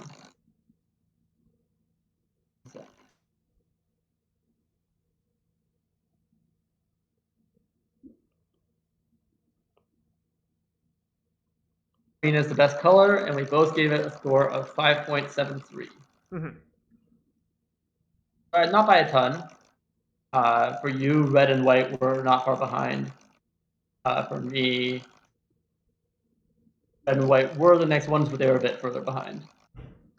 Yeah, I feel like I don't have a good feel for like what colors are better than others. I think I really like green. Red has a lot of like good removal and such. Like nothing. I guess we're overrating red. Yeah. Nothing feels like. Nothing stands out to me out of the set, which is funny. What stands out to me is that all the green cards are bangers. I feel like there's a lot of fact that it seems, and the fact that it seems quite reasonable to like splash. You don't even need to be green, but like green helps. And it seems like there's a lot of life gain. Like you're not getting run over. A lot of reasons why it feels like a good idea to durable with green. Mm-hmm. I don't know. My biggest prediction right now is based on the comments. I think that this will be a very color balanced set. It doesn't feel to me like any color probably. is but like noticeably color balanced. Like more color balanced than MCAM, which was like not that bad. Yeah, it's promising that the red comments rated fairly well, given that it seems like the red strategy might not be. Have good counterplay. I think black might be my least favorite color right now, actually.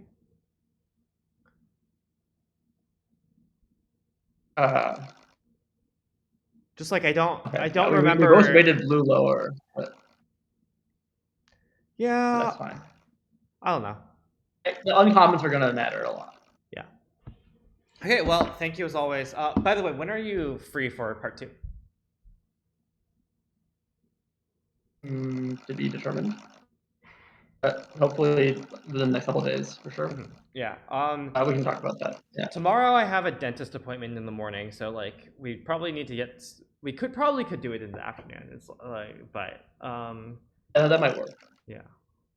We can just chat about that later. Okay, great. But yeah, for now, we're gonna sign off. And is there someone to send everyone to? Thank you all for watching. You can check out various of my content links, etc. You can find Julian. Post a spreadsheet Twitter, again. I guess. Oh yes, spreadsheet at grades. If you want to see how Julian and I disagreed, mostly off by one. Mostly entirely agreed. off by one. Yeah, mostly agreed. Yes. Let's send you all. Let's send you all to Sam Black, who is drafting Artifact Cube or something. I don't know. Apparently, there's discourse over whether it's a cube or not. Samuel H. That sounds really fascinating discourse. Anyways, yeah, we'll be back sometime this week. Maybe tomorrow. Yes. Who knows? Yeah. See you all. Bye. See you later. Oh, double me.